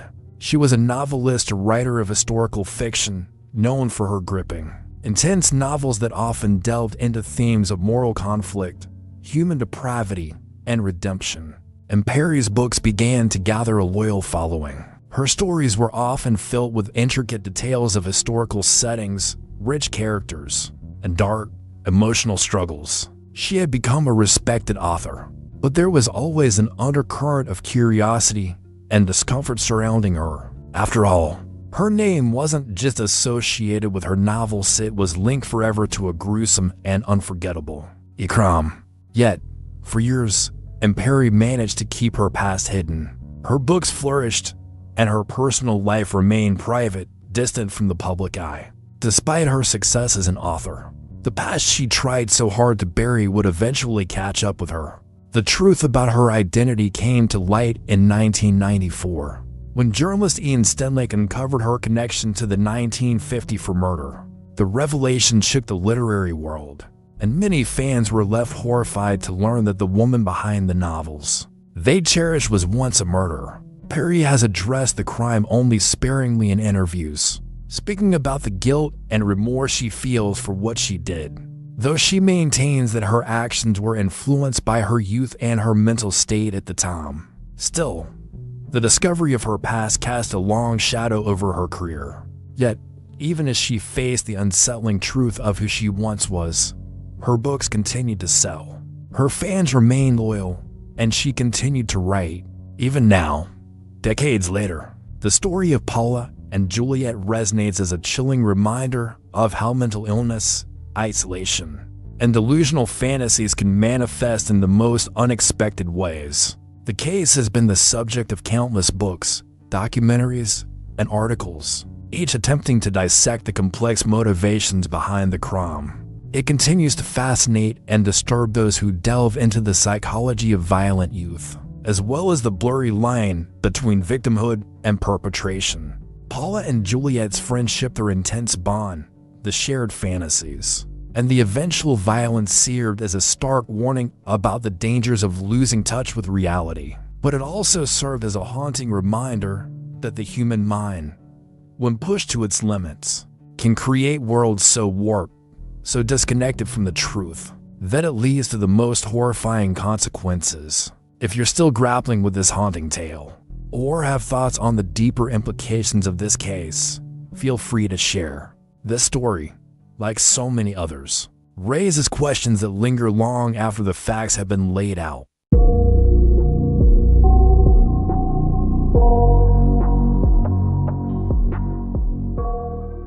Two chilling cases, two lives lost, both steeped in mystery, tragedy, and dark secrets. From the quiet streets of a bustling city to the shadows of a home that should have been a sanctuary, these are the stories that haunt our nightmares. They seemed like the perfect couple, wealthy, successful, living in one of Hong Kong's most luxurious neighborhoods. But behind closed doors, secrets festered, a hidden affair, a poisoned milkshake, and a brutal murder that shocked the world. Tonight, we unravel the chilling case of Nancy Cassell, the woman who killed her husband in cold blood, then tried to cover it up. Was she a battered wife pushed to the edge, or a calculating killer? Before we dive in, make sure to subscribe for more true crime stories that keep you on the edge of your seat. Hit the like button if you love deep dives into real-life mysteries. And let us know in the comments though you think justice was served. Now, let's get started. I'm disappointed that we didn't get more support from these three justices to pursue a fair judgment. The illusion of a perfect life. The Cassells seemed to have it all. A life straight out of a glossy magazine, money, status, and a picturesque family. But as we all know, appearances can be deceiving. Let's take a moment to step inside their world. Imagine the view from their apartment in Hong Kong Parkview, a luxury residential complex nestled against the lush green hills of Tai Tam. Floor-to-ceiling windows framed a city pulsing with life skyscrapers glowing against the night sky. The harbor reflecting neon lights like shattered glass. Inside, polished marble floors, designer furniture, and framed family photos painted a picture of stability. But for those who knew the Cassells intimately, there was always something off. Robert Cassell was a high-powered investment banker, working grueling hours for Merrill Lynch. He was the kind of man who could read the stock market like a chessboard, always 3 moves ahead. A creature of routine, Robert was meticulous about everything: his investments, his schedule, even the way he took his coffee. Some admired him, others found him cold, distant. But one thing was certain: in the high-stakes world of finance, he was a force to be reckoned with. Nancy, on the other hand, was the image of the devoted wife and mother. She had given up her own career to raise their 3 children, playing hostess at company events, planning elaborate vacations, and curating the perfect expat life. She had a warmth to her, a charm that drew people in. Too many. She was the perfect complement to Robert's hard edges. But behind closed doors, their marriage was unraveling. There were whispers. Some of the other expat wives had noticed the change in Nancy. The way she'd zone out during conversation, her laughter a little forced. She had lost weight, their once sun-kissed glow replaced by tired eyes and a haunted expression. When asked, she brushed it off. Just the stress of motherhood, she'd say with a practiced smile. But those who paid attention knew better. Robert's colleagues described him as a man who liked control. He didn't just want things done a certain way, demanded it. He expected perfection, and when he didn't get it, he could be difficult. Some said he had a temper, though never in public. There were nights when the Cassell apartment would be strangely quiet, despite the usual sounds of children playing. And then there were the times Nancy would suddenly pack up the kids and disappear to Vermont, staying at their vacation home for weeks at a time. No one asked questions. Until 2003. That was the year everything changed. Cracks beneath the surface. Behind the grand apartment in Parkview, behind the designer clothes and extravagant vacations, something sinister was brewing. It started as whispersome, almost imperceptible shifts in Nancy and Robert's marriage. A glance held a little too long. A conversation cut short. The tension between them was thick enough to choke on. And then came the trip to Vermont's turning point. In the summer of 2003, Nancy and the children spent months in their vacation home in Vermont while Robert stayed behind. In Hong Kong, it was there, in the cool, quiet countryside, far from the pressures of their high society life, that she met him. Michael Del Priori, a blue-collar worker, a stark contrast to the crisp-suited bankers Nancy was used to. He was rugged, with callous hands and a disarming confidence that made her feel seen for the first time in years. What started as casual flirtation quickly escalated. The long, lazy days in Vermont gave them space to indulge in something dangerous, something forbidden. Nancy and Michael's affair was passionate, intoxicating. In his arms, she felt young again, alive. But as the weeks passed, something inside her shifted. She didn't want to go back.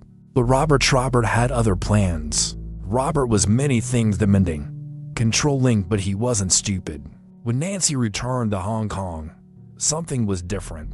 She was distant, preoccupied, her once polished facade starting to crack.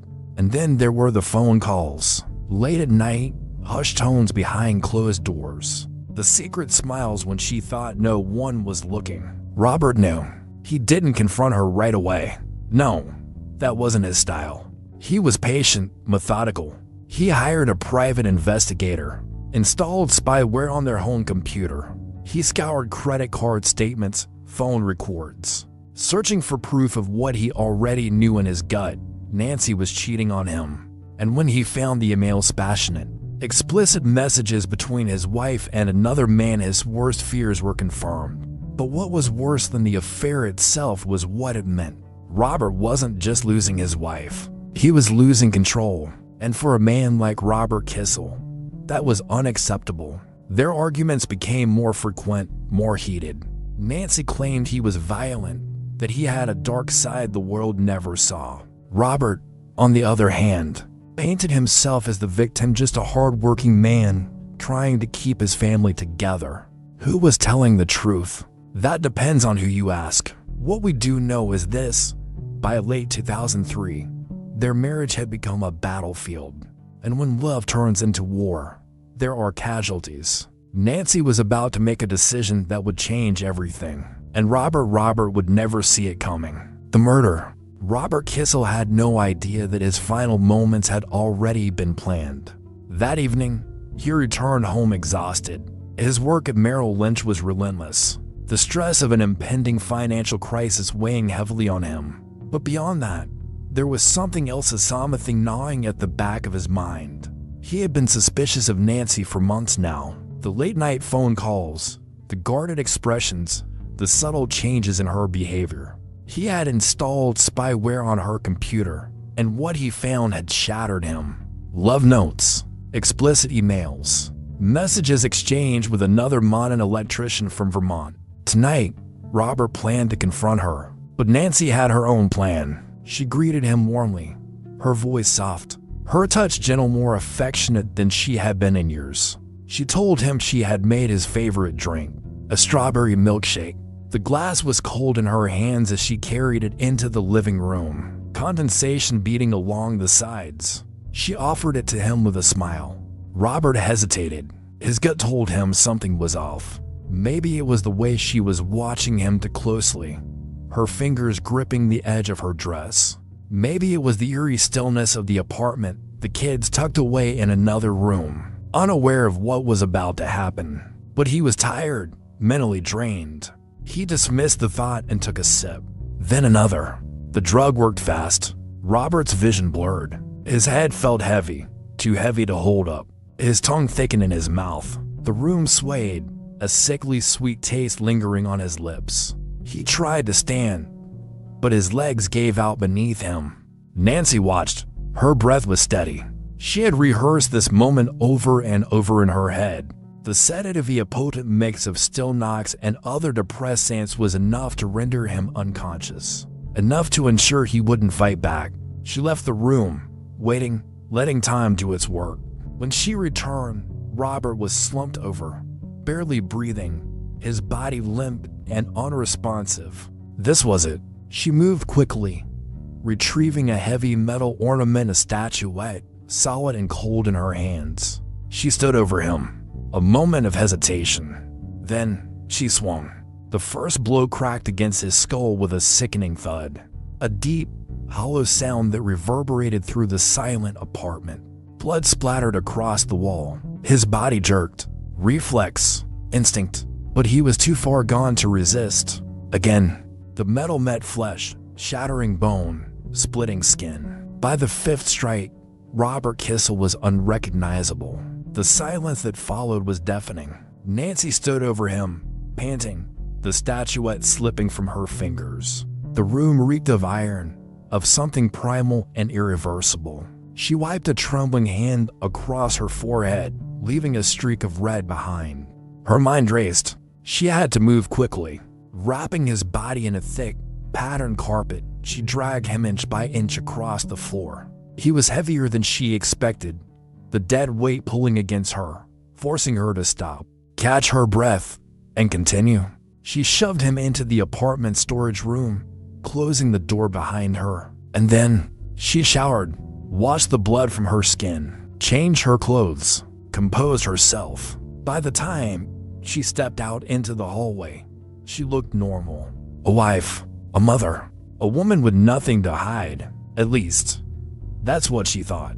The discovery of Robert Kissel's body sent shockwaves through the Parkview luxury complex. It wasn't every day that a high-powered banker-owner of Wall Street's elite turned up dead, rolled inside a rug like a discarded piece of furniture.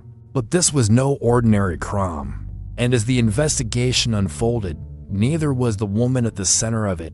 The investigation begins. When officers arrived at the Kissel residence, they immediately sensed something was off. The apartment was pristine to pristine. A cold stillness lingered in the air, the kind that suggested someone had gone to great lengths to erase something. The cleaning products, the neatly arranged furniture was all too perfect. But the one thing that couldn't be erased was the smell. A dense, putrid odor clung to the walls, seeping from the storeroom. It was the unmistakable stench of decay. Inside, they found Robert Kissel. His body was tightly wrapped in a thick, Persian-style rug. The once rich red and gold fabric now stiff and heavy with dried blood. He had been left their predacious existence reduced to a hidden, lifeless mass in a room no one was meant to enter. Nancy Kissel, the grieving widow, played her part well. She told the officers she had no idea what happened to her husband. Her face, pale and drawn, painted the picture of a woman overwhelmed by tragedy. She clutched her children, barely speaking above a whisper. But the officers weren't convinced. Neither was Robert's employer. Merrill Lynch had been calling for days. A man like Robert Kissel didn't just disappear without a trace, not without an explanation. And when his colleagues received a call from his wife claiming he had fled the country, it didn't sit right. Then there was the carpet. The building staff remembered seeing it. In fact, they remembered something even stranger. Nancy herself instructing movers to haul it away. At first, they assumed it was just old furniture. But when they struggled to lift it, its unusual weight made them hesitate. Now, standing before the scene of the crime, that hesitation turned into horror. The autopsy and the milkshake mystery. When forensic experts unrolled the rug and examined Robert's body, the brutality of his death became clear. His skull had been shattered, his face nearly unrecognizable from the repeated blows of a heavy object. The coroner would later determine that he had been struck 5 times, each blow deliberate, each one strong enough to be fatal. But there was another twist. A toxicology report revealed an unusual mix of sedatives in Robert's system, an amount so potent that even without the head trauma, he might have never woken up. It was a combination of sleeping pills and tranquilizers, and investigators quickly traced them back to Nancy's prescription. That's when the milkshake theory emerged. Witnesses recalled that on the night of the murder, Nancy had given Robert a strawberry milkshake. Not just any milkshake, but one that their daughter had been instructed to bring to him. A final, fatal drink. The trial of the decade.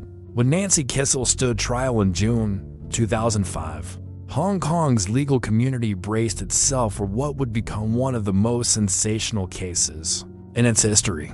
The media dubbed her the milkshake murderer, a name that stuck in headlines for years. Courtroom seats were packed daily, the public drawn to the shocking details of a high society scandal turned deadly.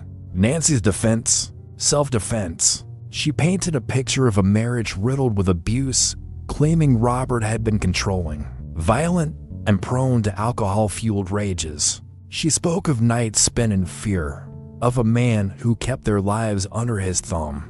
She wasn't just a wife, she was a prisoner. But the prosecution had other ideas. They laid out a very different story, a premeditated murder, carefully planned and executed.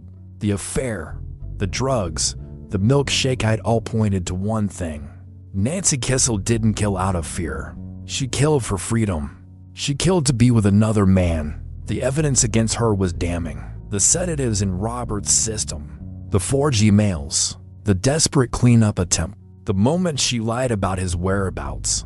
Piece by piece, the illusion of a battered wife crumbled under the weight of cold, hard facts. The jury listened, the city watched, and when the verdict was finally read guilty of murder, there was no outburst, no dramatic collapse, just silence. Nancy Kissel was sentenced to life in prison. But her story wasn't over yet, not even close. Appeals and retrial. The courtroom was silent. All eyes were on Nancy Kissel as she stood before the judges once again, her expression unreadable. It was 2010, and the woman who had become infamous as the milkshake murderer was about to have her fate reconsidered. The air inside the Court of Final Appeal in Hong Kong was thick with tension. Journalists scribbled in their notebooks. Cameras clicked as they captured the moment, and legal analysts whispered among themselves.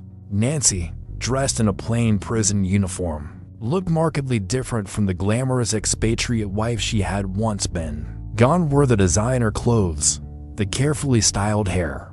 The years behind bars had aged her. Her posture was more rigid, her face more drawn. But one thing had not changed: the mystery surrounding her crime.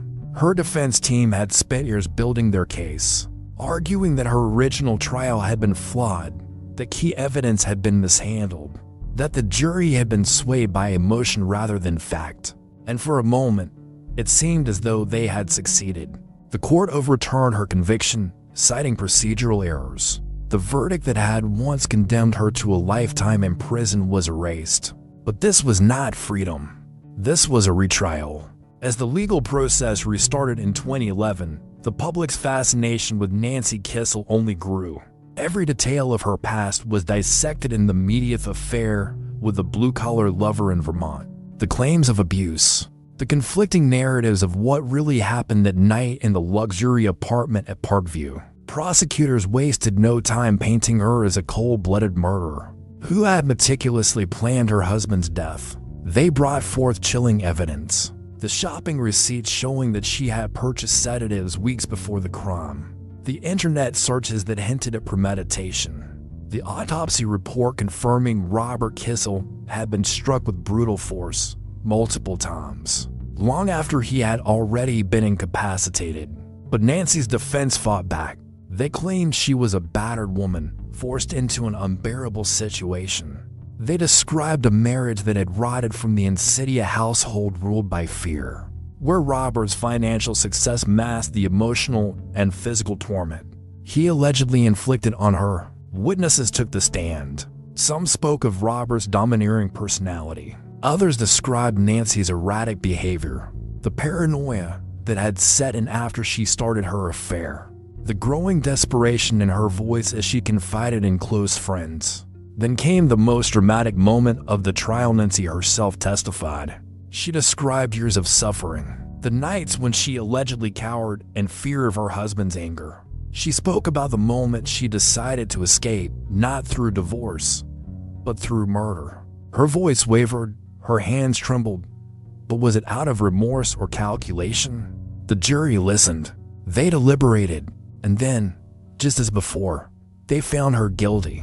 Nancy Kissel was once again sentenced to life in prison. But even then, the story was far from over. She would continue to appeal, clinging to the hope of a different ending. But the law had spoken, and for the second time, the world watched as the door to her freedom slammed shut. The aftermath. Since her sentencing, Nancy Kissel's life has remained a subject of public intrigue. She is currently serving a life sentence at the Tai Lam Center for Women in Hong Kong, a facility designated for female inmates. Here, Nancy lives under strict regulations, her daily routine meticulously controlled. She participates in light labor, such as sewing and handicrafts, and has access to educational and rehabilitation programs aimed at reintegrating inmates in the society. Though for Nancy, freedom remains an elusive dream. Over the years, she has made multiple appeals in an attempt to reduce her sentence or have it converted to a fixed-term imprisonment. In 2020, she filed yet another request for sentence reduction, arguing for a finite prison term. However, the Hong Kong Court of Final Appeal rejected her plea, stating that her arguments were neither new nor substantial enough to warrant reconsideration. As for the children Nancy and Robert left behind, their lives have been profoundly impacted. Initially, custody of the 3 Kissel children was granted to their paternal grandfather, Bill Kissel. However, after the tragic murder of their uncle Andrew Kissel in 2006, custody was transferred to their aunt, Jane Kissel, who resides in Mercer Island, Washington. This move was intended to provide a more stable and secure environment for the children, shielding them from the ongoing turmoil surrounding their family name. The Nancy Kissel case not only shocked Hong Kong, but also captivated audiences worldwide. Numerous books and films have chronicled the case, including Joe McGinnis's Never Enough, which delves into Nancy's life and psyche, and The Two Mr. Kissels, a Lifetime movie that dramatizes the tragic downfall of both Robert and Andrew Kissel. These adaptations serve as a chilling reminder of how a seemingly perfect life can unravel into an unspeakable nightmare. As we reach the end of Nancy Kissel's haunting story, we're left with more questions than answers. Was Nancy a victim of a toxic marriage, driven to commit an unthinkable act in self-defense? Or was she a cold-blooded killer, calculating every move for her own gain? The complexity of this case reflects the dark reality that, sometimes, the truth is far murkier than we'd like to believe. The ripple effects of the Kissel case have reverberated through Hong Kong and beyond, forever altering the lives of everyone involved. For Nancy, the road to redemption, if it exists, is a long one. While the children she left behind must navigate a life shadowed by tragedy and scandal, the legacy of Robert Kissel's death is not just one of loss, but a warning about the dangers of hidden darkness in even the most seemingly perfect lives. Thank you for joining us on this journey through one of Hong Kong's most infamous true crime cases. If you found the story chilling and thought-provoking, don't forget to hit that subscribe button, like, and leave a comment below. Let us know your thoughts. Do you think justice was truly served in Nancy Kissel's case? Or is there more to the story that we may never know? Stay tuned for more deep dives into true crime, where we uncover the stories that will keep you questioning everything. Until next time.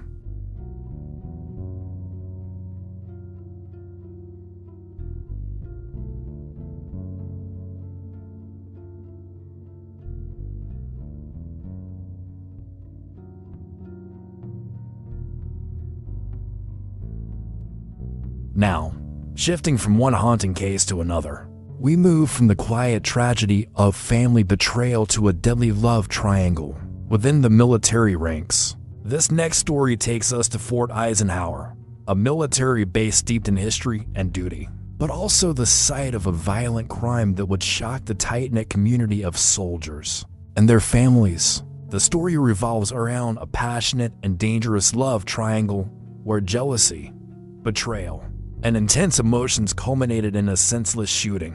At the heart of it all, 2 soldiers and the woman caught between them. What began as a seemingly innocent affair quickly spiraled into a deadly confrontation that left one man dead and another's future forever altered. As we delve into this case, we'll uncover the motives, the dark secrets, and the explosive emotions that led to a fatal act of violence. This is a tale of love gone wrong, revenge, and the ultimate cost of betrayal. But who was truly to blame? Was it a crime of passion or something far darker at play? Stay with us as we unravel the truth behind the Fort Eisenhower love triangle shooting.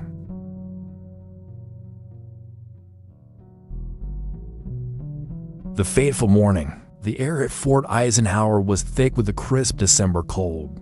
It was just past 7 a.m., and the sun had barely begun to rise, casting long, shadowy stretches across the base. The streets were quiet, save for the occasional hum of passing vehicles and the rhythmic footfalls of soldiers, beginning their morning routines. For Natravian Landry, this morning was supposed to be like any other. A 25-year-old National Guard soldier, trained, disciplined, and accustomed to the rigid structure of military life. But something about this day was different. His mind was clouded with thoughts that had been gnawing at him for weeks. The knees, the unanswered questions, and, most of all, the burning suspicion that had refused to die down. As Landry walked across the base, his hands were shoved deep into the pockets of his military-issued jacket. His breaths came in slow, measured puffs, turning to mist in the morning air. He had just finished his overnight duties, but instead of heading to his barracks, his feet carried him toward a familiar destination, a place where his past still lingered like a ghost.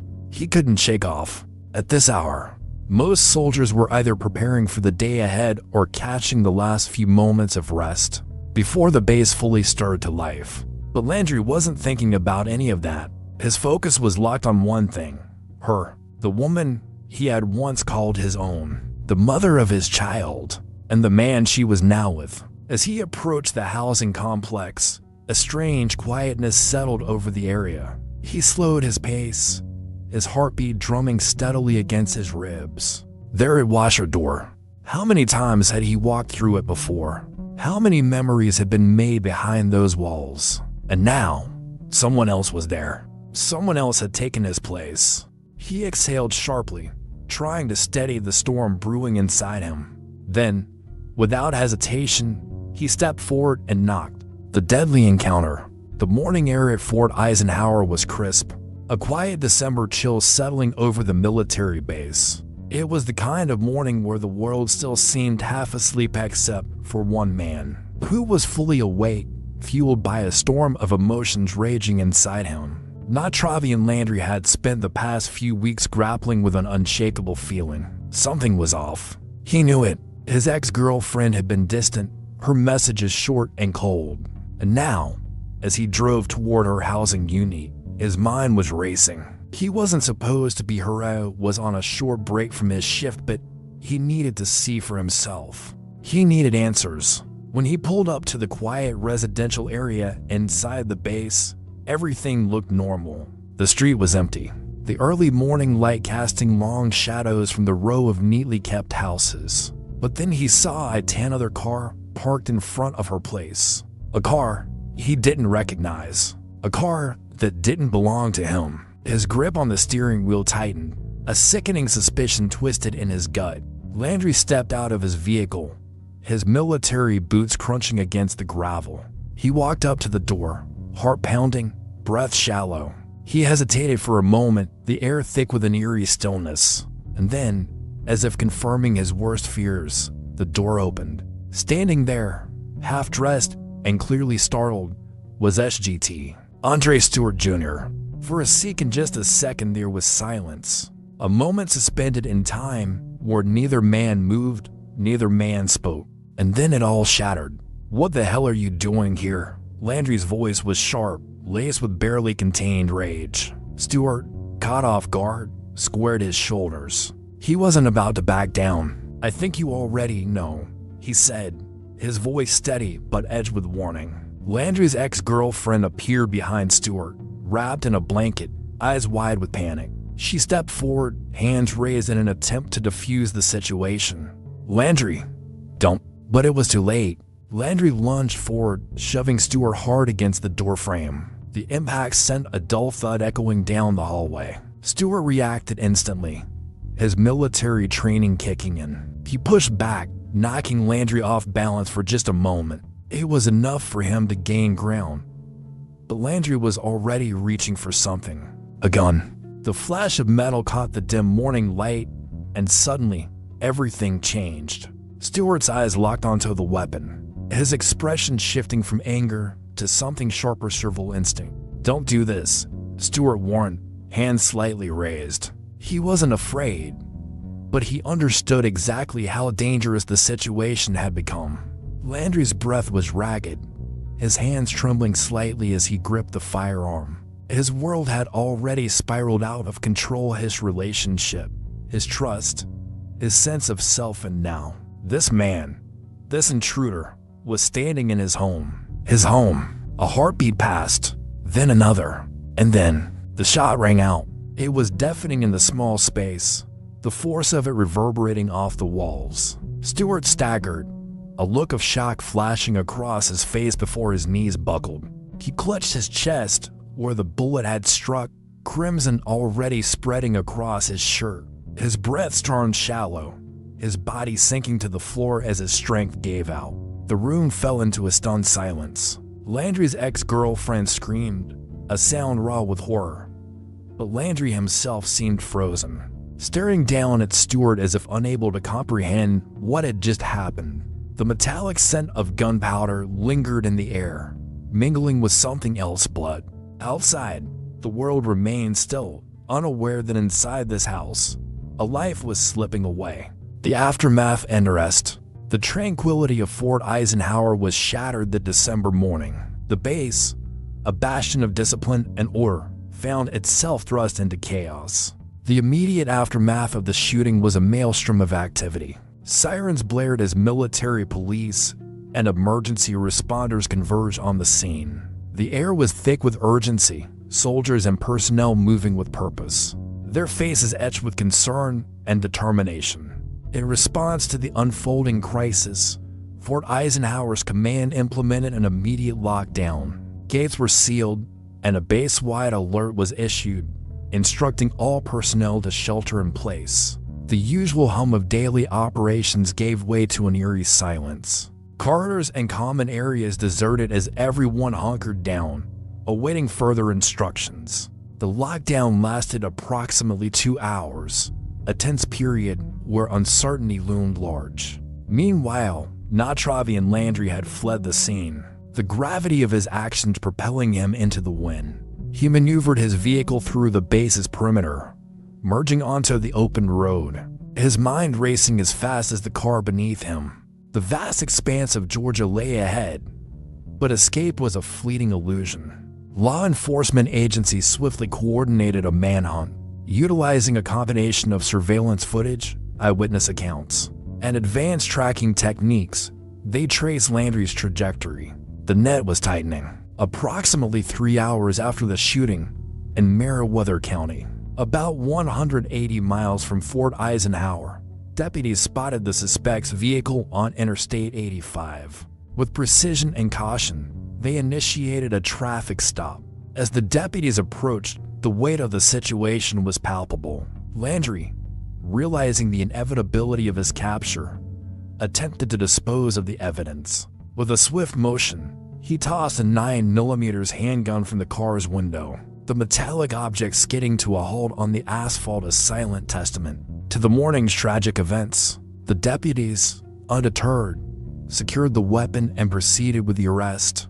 Landry was taken into custody without further incident, his demeanor a complex blend of resignation and turmoil. Transported to the Lincoln County Jail, Landry was held as the wheels of justice began to turn. The base, though returning to operational status, bore the invisible scars of the day's trauma.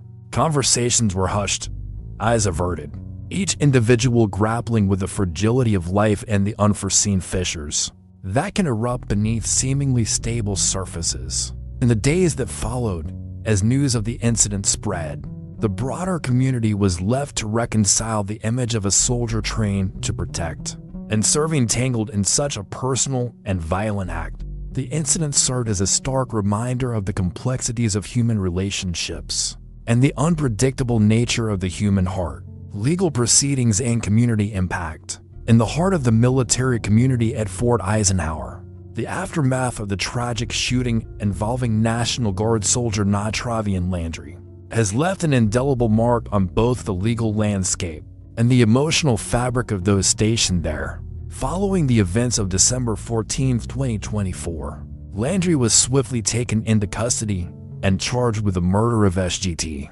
Andreas Stewart Jr. His initial court appearance was before U.S. Magistrate Judge Brian K.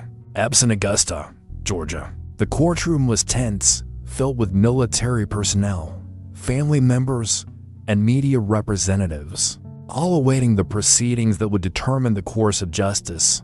During the hearing, the prosecution painted a vivid picture of the events leading up to the fatal encounter.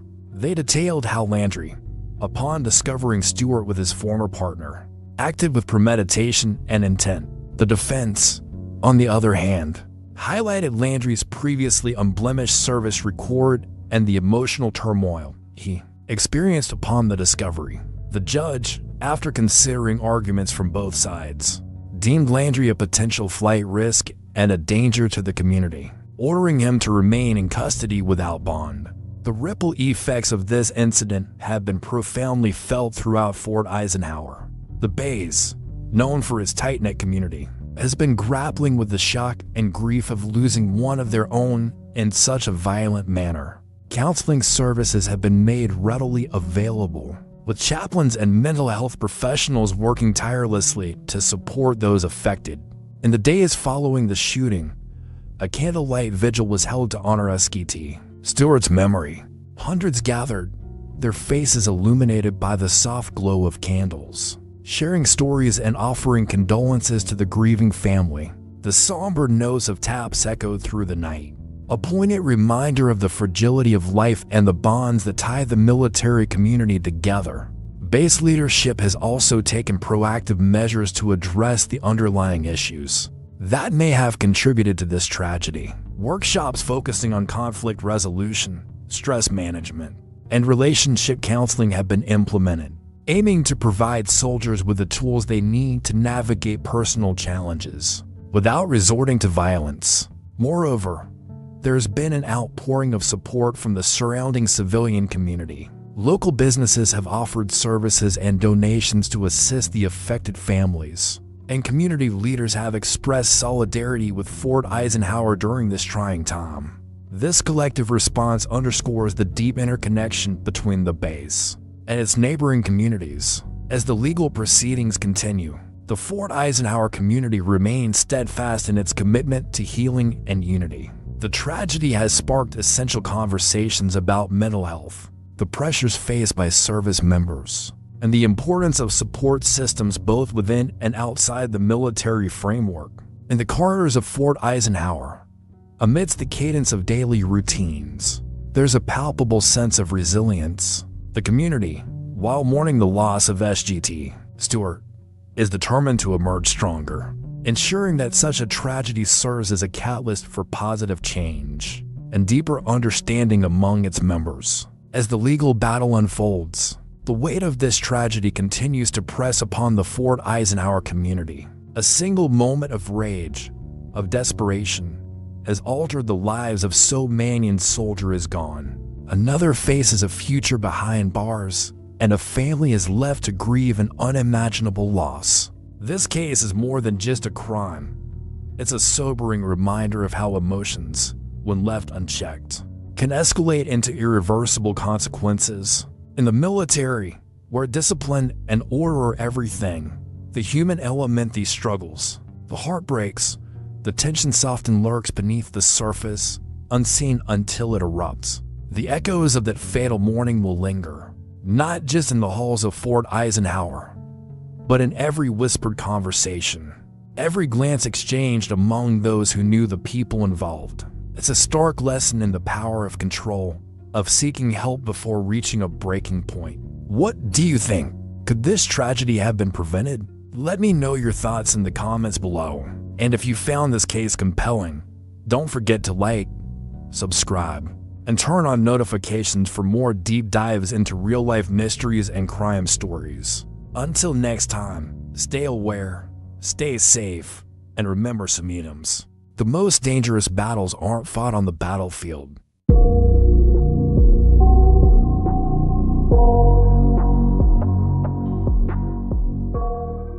What drives a person to kill? Not out of revenge, not out of necessity, but simply for the thrill of it.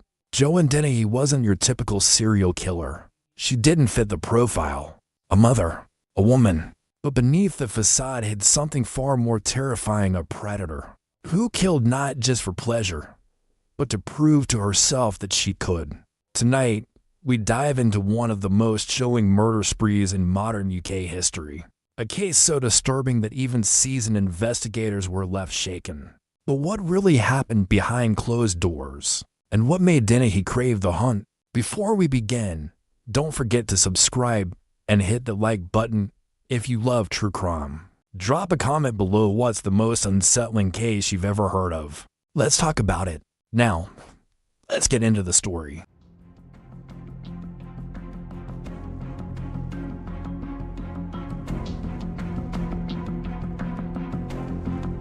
The unexpected predator.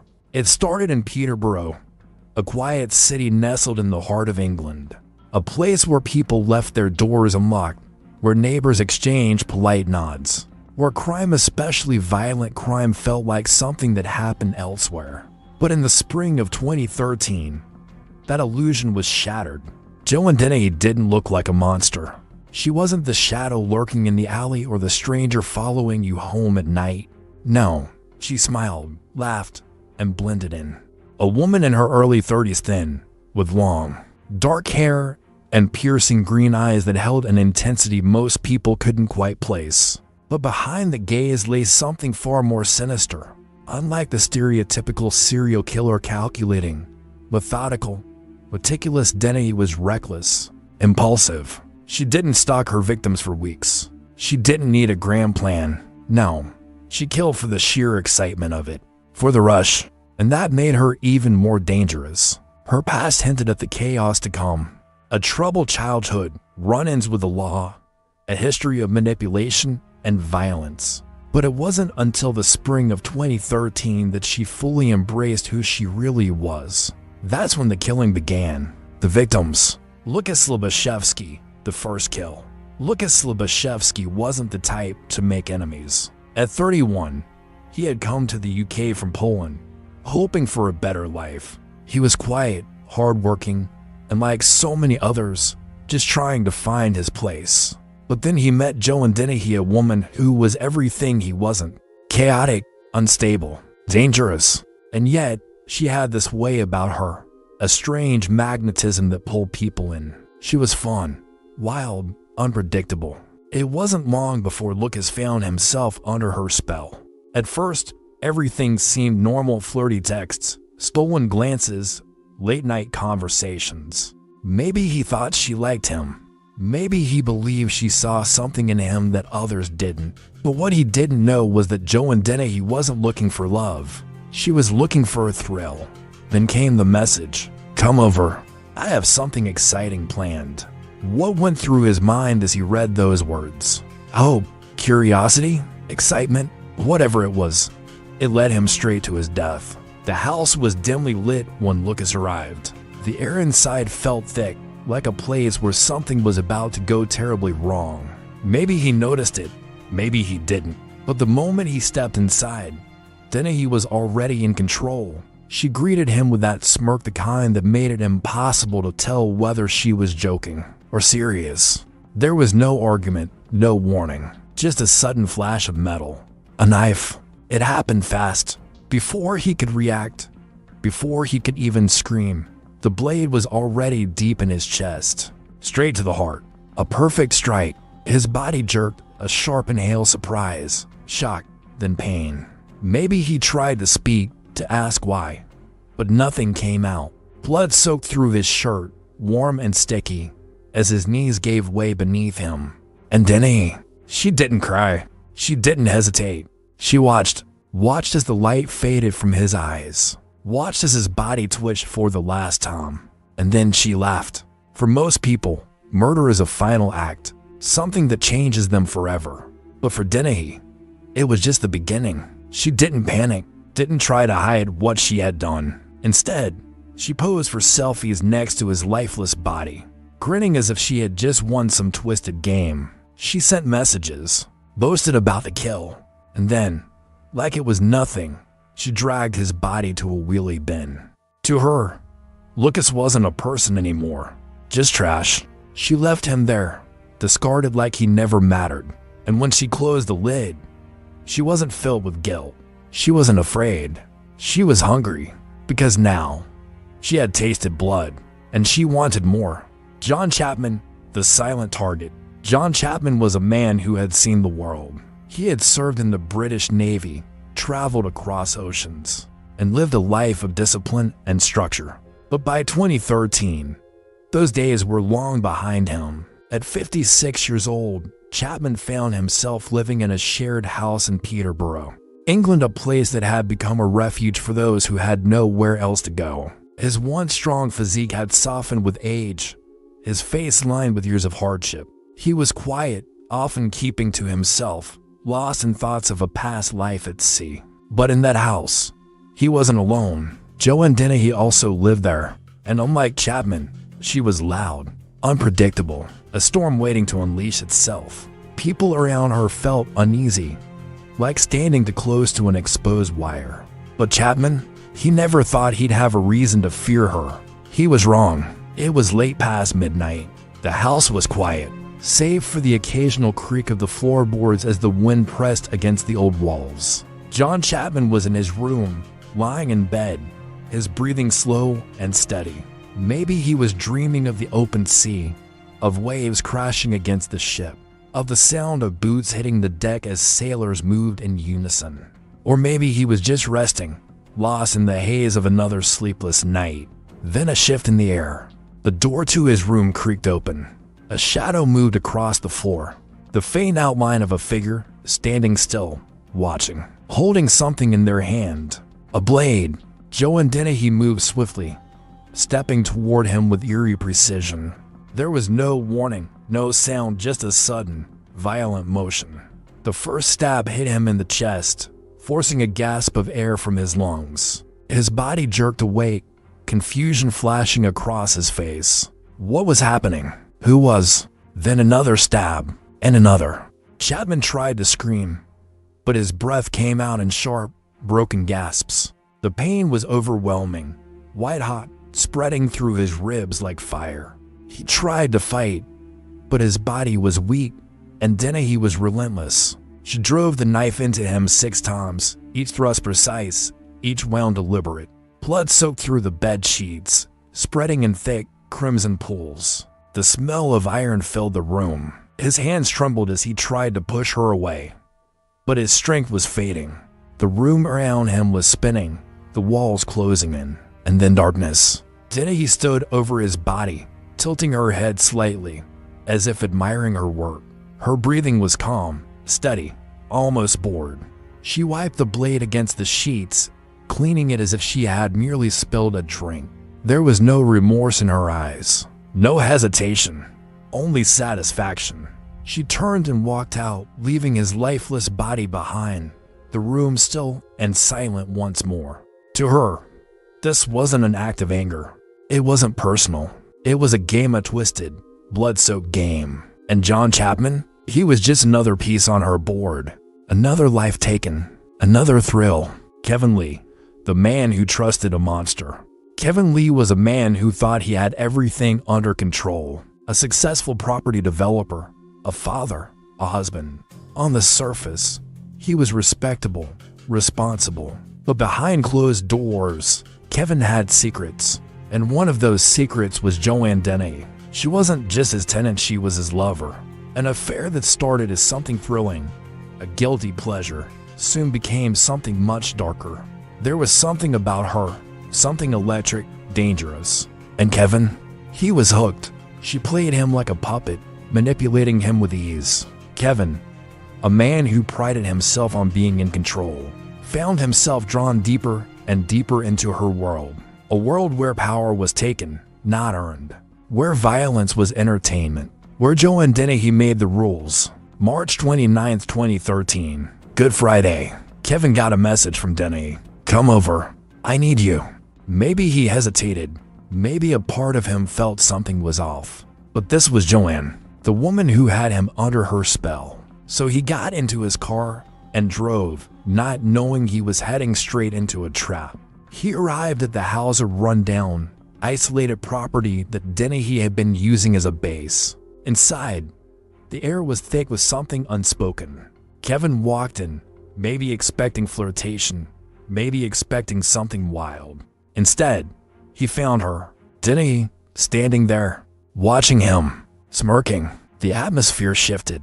Something primal, something wrong. Then a blade. It happened fast, too fast. A sudden, violent blur of steel and blood. Dennehy drove the knife into Kevin's chest. Once, twice, then again. A frenzy, a storm of stabbing. Kevin struggled, his hands flailing, trying to push her away, trying to escape. But Dennehy was relentless. She pushed him to the floor, straddling him, driving the knife deeper. His breath came in ragged gasps, his body twitching with every thrust of the blade. Then, just like that stillness, blood pooled around them, soaking into the old wooden floorboards. Dennehy exhaled, her heart racing, and then, something even more disturbing, she laughed. This wasn't regret. This wasn't panic. This was fun. For most killers, this would be the end. But Dennehy wasn't like most killers. She wanted more. She stripped Kevin's lifeless body, his clothes, his dignity gone. Then, she dressed him up. A black sequin dress, a pose, arms stretched, legs bent at an awkward angle. It was staged, theatrical, a joke, her joke. Then, she stuffed him into the trunk of a car and drove, her hands still sticky with blood. The rush of the kill thrilling her. She wasn't nervous. She wasn't careful. She was excited. Kevin's body was dumped in a ditch near Newborough, Cambridgeshire. Left there, exposed to the elements. A final, grotesque display. When police found him, they were horrified. The brutality, the mockery, the sheer audacity of it. Joan Dennehy hadn't just killed Kevin Lee. She had made him a spectacle. And the scariest part, she wasn't done yet. The random attacks. The air in Hereford that day was thick with an eerie stillness, the kind that makes your skin crawl, even if you can't quite explain why. It was early evening, and the town was settling into the quiet hum of normalcy. But hidden within that ordinary scene was something far more sinister. Joan Dennehy was on the prowl. She wasn't just looking for another victim she was hunting. Robin Bierza was out for his usual walk, the leash in his hand tugging gently as his dog trotted ahead.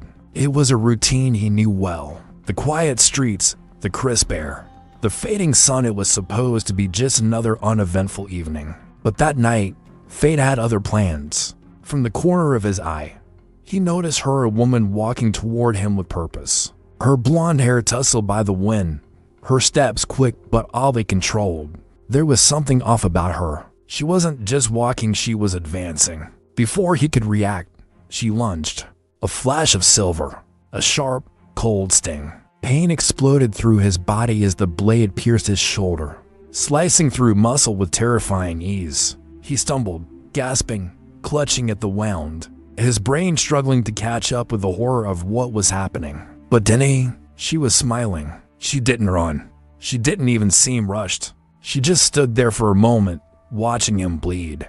Then, as suddenly as she appeared, she moved on, leaving Robin behind, gasping, his dog barking frantically as the pavement beneath him darkened with his blood. Not far from there, John Rogers was on his way home, his thoughts preoccupied with the mundane details of the day.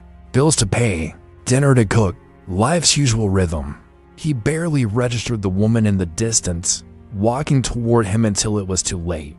Dennehy struck with the same ruthless efficiency. The knife plunged into his stomach, the force knocking the breath from his lungs. A second stab followed, and then another. He collapsed, his vision swimming, the cold of the pavement seeping into his skin. Blood pooled around him, thick and dark. He could hear her breathing steady, almost amused before her footsteps faded into the night. 2 attacks, 9 minutes apart. No motive, no warning, no hesitation.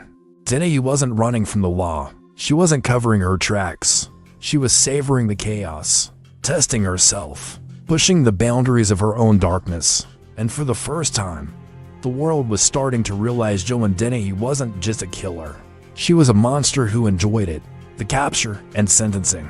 The hunt for Joan Dennehy didn't last long, but the chaos she left behind would haunt investigators for years. By the time authorities realized a serial killer was on the loose, Dennehy was already gone, tearing through the English countryside in a green Vauxhall Astra, accompanied by her towering accomplice, Gary Stretch. He was over 7 feet tall, an intimidating figure. But in this twisted duo, he wasn't the one in control. No, Joan was the one calling the shots, and she was still thirsty for blood. Police pieced together the grisly puzzle quickly. 3 men murdered in Peterborough, each of them stabbed through the chest. Their bodies discarded like trash. 2 more men, brutally attacked in Hereford, somehow survived. And Joanne, she was out there somewhere, laughing, bragging, looking for her next victim. Authorities launched a nationwide manhunt, their top priority, stopping her before she struck again. Helicopters scoured the landscape. Roadblocks were set up. Detectives worked around the clock, interviewing witnesses, tracking down every lead. The media splashed her face across the news, blonde, piercing blue eyes, a smirk that sent chills down the spine. But Joanne, she wasn't hiding. She was celebrating. When officers finally caught up with her on April 4, 2013, she wasn't cowering in some dark alley. She was in broad daylight, swaggering down the street in Hereford, armed with a knife tucked into her waistband. A security camera captured the moment. Dennehy, clad in a black leather jacket, walking with an eerie confidence. When officers surrounded her, she didn't resist. In fact, she smirked, as if this was all just a game. As they cuffed her, she chuckled, tilted her head, and said something that would stick with the officers for years. "I'm like Bonnie without Clyde. No remorse, no fear, just amusement." At the station, things got even more bizarre. While most criminals might plead innocence or at least show some sign of regret, Dennehy took a different route. She flirted with the officers. She laughed. She bragged about how she just wanted to have some fun. She even told one detective, "I killed to see if I was as cold as I thought I was, and I am." No remorse, no humanity, just pure, unfiltered evil. By the time her trial began in late 2013, the courtroom was already gripped with an eerie tension. Reporters packed the gallery, their pens poised to capture every twisted detail. The families of the victims sat in silent agony, waiting for some sort of explanation, some kind of justification. But none came. Dennehy walked into the courtroom with the same arrogance she had the day of her arrest. As the charges were read, she yawned, stretched, smirked, and then something no one expected. Before the trial could even truly begin, she leaned forward and, without hesitation, pleaded guilty. No defense, no excuses, just a cold, matter-of-fact admission. "Yes, I did it. All of it." Even the judge seemed momentarily taken aback. In cases like this, killers often fight tooth and nail to escape punishment. Not Dennehy. It was as if she relished relishing the chaos she created, the fear she instilled. The prosecutor described her as a sadistic thrill killer, someone who didn't murder for money, revenge, or necessity. She did it simply because she wanted to. And that, perhaps, was the most terrifying aspect of all.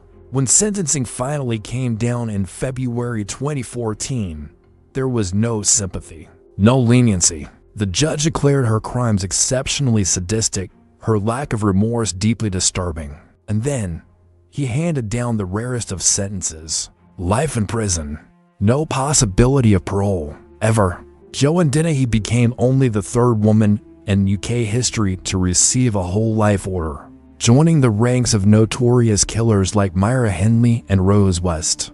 As she was led away, she did something that sent chills through the room. She turned, she smiled, and she winked. It was over. But for the families of her victims, the nightmare would never end.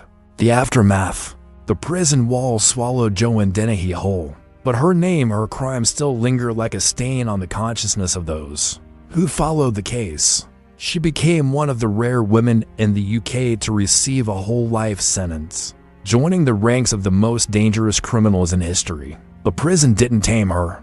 If anything, it seemed to fuel the darkness inside her. Inside HMP Bronzefield, she didn't behave like someone remorseful.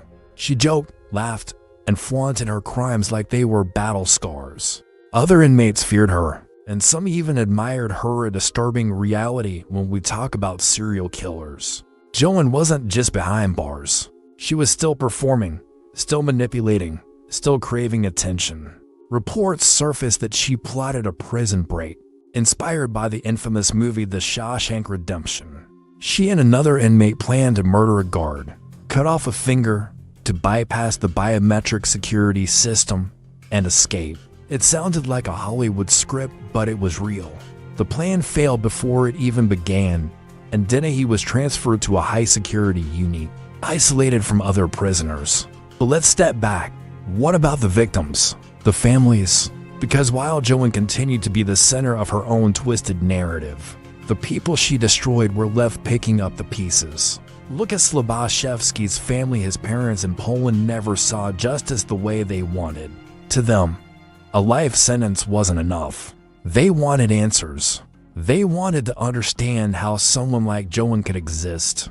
And Kevin Lee, his family had to deal with the sheer horror of not just losing him, but the way he was found, posed in a degrading manner, robbed of his dignity even in death. His wife and children were forced to live with images they never should have had to imagine. For years, the question remained, why? Not for money, not for revenge, not for self-defense. Joan Dennehy killed because she wanted to, because it gave her a high. And even after her arrest, after her trial, she showed no signs of regret. Instead, she boasted about her crimes, telling psychiatrists, "I killed to see if I was as cold as I thought I was." And then it got moreish. Moreish, like an addiction. Joan Dennehy was more than just a killer, she was a psychological anomaly. Most female killers have clear motives: jealousy, desperation, abuse. But Joanne, she was something else. A rare, terrifying breed of murderer, driven by thrill rather than reason. And perhaps that's the most unsettling part. The fact that there was no tragic backstory to blame, no trauma to dissect, just a woman who, one day, decided that killing was fun. And once she started, she never wanted to stop. And that is the terrifying case of Joan Dennehy, a woman who didn't kill out of desperation or revenge, or even necessity, but simply because she wanted to. Cases like this leave us with more questions than answers. What makes someone like Dennehy tick? Is evil something you're born with, or something you become? Let me know your thoughts in the comments. Do you think some people are just wired to kill? Or was there something deeper that pushed her over the edge? If you found this story chilling, make sure to like this video, subscribe for more true crime content, and hit the notification bell so you never miss a case. Until next time, stay safe, stay aware, and remember, monsters don't always look like monsters.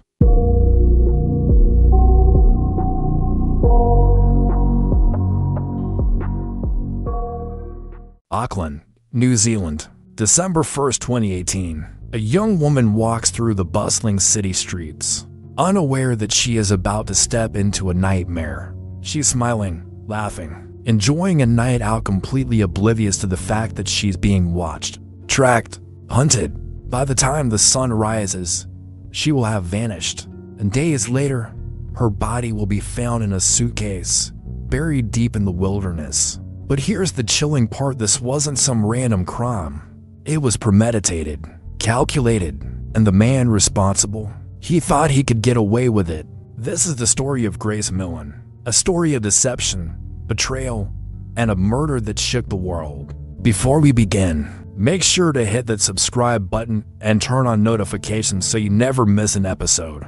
If you find this case as disturbing as we do, drop a comment below and let us know your thoughts. And if you want to support the channel, don't forget to leave a like. It really helps us bring you more true crime content. Now, let's dive into one of the most chilling cases New Zealand has ever seen. Grace Millen's journey. Close your eyes for a moment and imagine this. You're 21 years old, fresh out of university, standing in the middle of an airport with nothing but a backpack, a passport, and a heart full of dreams. The world feels wide open, limitless. Every street you walk down, every person you meet, every new city you step into, it's all a story waiting to unfold. That was Grace Millen. She wasn't just another traveler passing through. She was someone who truly lived for adventure. From the moment she landed in New Zealand, she embraced every second of it, wandering through Auckland's lively streets, taking in the golden sunsets over the harbor, meeting new people with that warm, easy smile of hers. She was full of life, the kind of person who made you feel like you'd known her forever, even if you just met. Born and raised in Wickford, Essex, Grace was the youngest of 3 siblings. Her father, David, was a firefighter, a man who had spent years running into burning buildings to save lives. And her mother, Jillian, was the rock of the family, a woman who raised her children to be kind, confident, and fiercely independent. Grace grew up in a home filled with laughter, inside jokes, and the comforting smell of her mom's cooking. She had always been the creative type. At university, she studied advertising and marketing, dreaming of one day working in branding or design. But after graduation, she didn't rush into a job. Instead, she decided to take a gap year to see the world, to step outside the familiar, to experience life beyond the pages of a textbook. And so, in 2018, she set off on what was supposed to be the adventure of a lifetime. Her journey had already taken her through South America, where she hiked through misty rainforests, marveled at ancient ruins, and made friends in places she never imagined visiting. Every step of the way, she documented her experiences, filling her social media with snapshots of breathtaking landscapes and heartfelt captions about the people she met. Then, in late November, she arrived in New Zealand. Auckland was her first stop, a city that pulsed with energy, a perfect blend of modern skyscrapers and untouched natural beauty. The streets smelled of fresh coffee and sea breeze, and the sound of music from street performers filled the air. It was the kind of place that felt both exciting and safe, the kind of place where a solo traveler like Grace could let her guard down. For the first few days, she did exactly what any young traveler would do. She explored the city, visited the iconic Sky Tower, walked along the Viaduct Harbor, and, of course, took plenty of photos, each one a frozen moment of happiness, completely unaware that her time was running out. And then, on December 1st, she swiped right on a dating app. A simple decision, a casual plan to meet someone new, just like millions of other young people do every single day. Only this time, Grace wouldn't be coming home. The fateful encounter. It starts like so many modern love stories do, with a swipe. Grace Millen was exploring New Zealand, a country she had dreamed of visiting. She was young, adventurous, and eager to experience everything life had to offer. She had been in Auckland for just a couple of days when she decided to meet up with someone new. It was December 1st, 2018, the night before her 22nd birthday. Her match, a man named Jesse Shane Kempson, 26 years old, tall, dark-haired, clean-cut at least on the surface. To the outside world, he seemed like any other young professional living in the city. But underneath the carefully crafted persona lurked something else entirely. That evening, Grace and Jesse met in the heart of Auckland.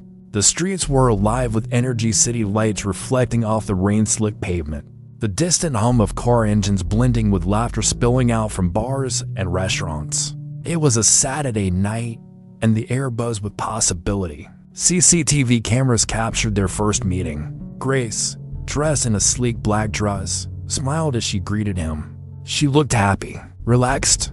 She had no idea that the man standing before her would be the last person she ever trusted. They started at Mexicali Fresh, a casual Mexican eatery where they had their first drinks. Margaritas, maybe. Something light, something fun.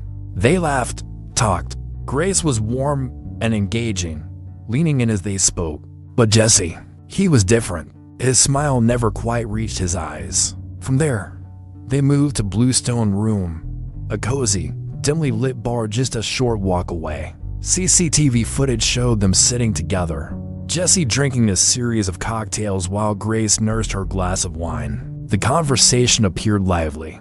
At one point, he leaned in closer, his body language open, his hands gesturing animatedly. But then something shifted. Grace's expressions changed throughout the evening. At first, she seemed interested to engage in their conversation. But as time passed, there were moments where she glanced away, almost hesitant. Did she sense something was off? Or was she simply unsure about the stranger she had just met? Jesse, on the other hand, was drinking heavily. His body language became more assertive, leaning in, dominating the conversation, taking up space. He wasn't just a man on a date. He was a man who wanted control. And then came the moment that sealed Grace's fate. At 9:41 p.m., they were seen walking toward Jesse's apartment at the City Life Hotel. Grace walked slightly ahead, her heels clicking against the pavement, while Jesse followed close behind. He reached for her waist, pulling her close as they stepped into the hotel entrance. The sliding glass doors closed behind them, and just like that, she was gone. Disappearance and investigation. The morning of December 2nd, 2018 was supposed to be a special one for Grace Millen. It was her 22nd birthday. Messages from family and friends flooded her phone, texts of love, excitement, and well wishes. But one thing was missing. Grace never replied. At first, her family back in England thought nothing of it. Maybe she was out celebrating. Maybe she'd lost track of time, met some new friends, or was simply too caught up in the adventure of traveling solo. But as the hours stretched into an entire day, unease settled in. By December 3rd, unease turned into full-blown panic. Grace had always been diligent about staying in touch, especially with her parents. She'd send them photos, quick updates, little check-ins to let them know she was safe. But now, silence. Her mother tried calling. No answer. Her father sent messages. No response. Something was wrong, and deep down, they knew it. On December 5th, Grace's father, David Millen, boarded a flight from the UK to New Zealand. He landed in Auckland, his heart heavy with fear, and went straight to the police. By now, authorities were already involved. Missing persons posters were plastered across the city. Police reviewed CCTV footage, retracing Grace's last known steps. And that's when they found it, a series of grainy, time-stamped videos. Grace, walking through Auckland's busy streets on the night of December 1st. Grace, entering a bar. Grace, laughing over drinks with a man. And then, at 9:41 p.m., Grace, stepping into the City Life Hotel with him. That was the last time she was seen alive. Investigators moved fast. They identified the man as 26-year-old Jesse Shane Kempson. On the surface, he seemed unremarkable, an ordinary guy, a local. But beneath the ordinary facade was something far more sinister. When police knocked on his door, he played it cool. Yes, he had met Grace. Yes, they had drinks together. Yes, she had spent the night. But by the next morning, he claimed she was gone. It was a story riddled with holes. A deeper dive into his phone records revealed disturbing searches. Hot as fire to burn a body. Asterisk Waitakere Ranges.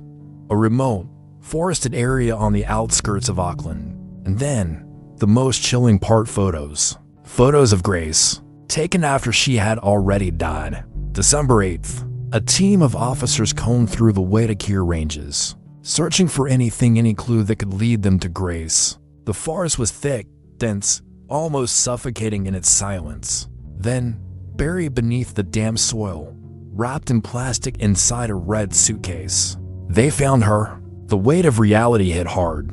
The missing person case was no longer a mystery. It was a homicide. Grace had been murdered, and the man who had taken her life thought he could erase her, dispose of her like she was nothing. But he was wrong. The walls were closing in, and justice was coming for him.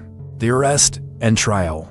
The moment Jesse Kempson stepped into the courtroom, he was no longer the confident, smooth-talking man he had pretended to be. Instead, he was a defendant standing in front of a jury, accused of something horrific. The cameras clicked. The room was silent except for the hushed murmurs of journalists scribbling notes, capturing every detail of the man who had become one of New Zealand's most despised criminals. But let's rewind a bit, because what happened between Grace Millen's disappearance and this moment in court, that's where things get even darker. When Grace was first reported missing, the police treated it like any other missing person case. But behind the scenes, they were already piecing together a disturbing puzzle. Security cameras, digital footprints, credit card records. Everything pointed to one man, Jesse Kempson. He was the last person to see Grace alive. The CCTV footage showed them together, walking into his hotel. But then nothing. Grace never came out. Kempson, on the other hand, he was seen casually leaving the building the next morning, heading to a nearby store to buy a suitcase. The same suitcase that would later be found buried in the Waitakere Ranges with Grace's body inside. The evidence was damning, but it was what Kempson did after the murder that truly exposed his depravity. Instead of panicking or showing any sign of remorse, he acted like nothing had happened. He went out, had breakfast, swiped right on Tinder again. That's right, on the very night after Grace's death, he arranged another date, as if what he had just done was nothing more than a minor inconvenience. Meanwhile, investigators were digging into his online activity, and what they found was disturbing beyond words. After killing Grace, Kempson spent hours searching the internet, googling things like how to dispose of a body, Waitakere Ranges, and flesh-eating birds. He even watched porn. The level of cold, calculated detachment sent chills through the courtroom when this evidence was revealed. And then there were the photos. At some point after Grace's death, Kempson had taken explicit photographs of her body. These images, discovered on his phone, became some of the most damning pieces of evidence against him. When the trial started in November 2019, Kempson walked in with the same arrogance he had shown throughout the investigation. He pleaded not guilty, claiming that Grace's death was an accident, that she had consented to rough sex, and that things had simply gone too far. But the prosecution was ready. They tore his story apart, piece by piece. Experts testified that the pressure applied to Grace's neck was far too extreme to be accidental. Forensic analysts explained that strangulation in a consensual setting would have stopped within seconds, not lasted for minutes, like it did in this case. And then, there were the other women. Kempson had a history, one that he had tried to keep hidden. Other women came forward, describing terrifying encounters with him. Some had been assaulted, others manipulated.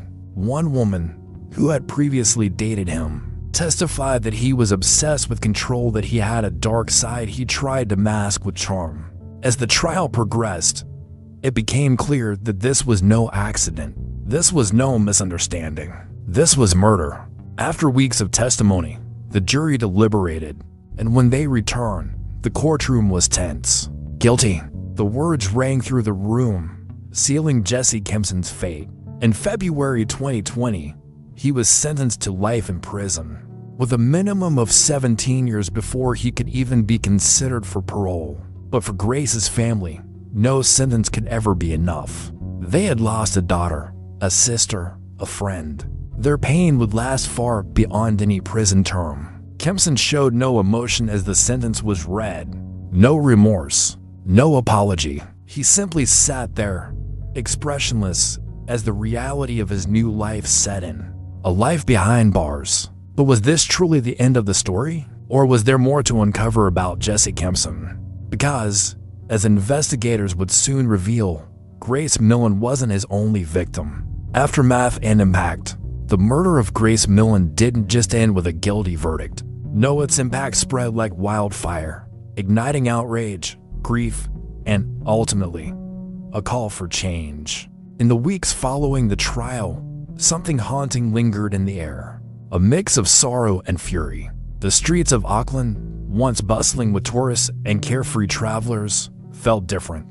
Headlines screamed her name. Candles flickered in silent vigils. Strangers who had never met Grace wept for her as if she were a sister, a friend, a daughter. Because in a way, she was. Grace's murder wasn't just another crime statistic, it was personal.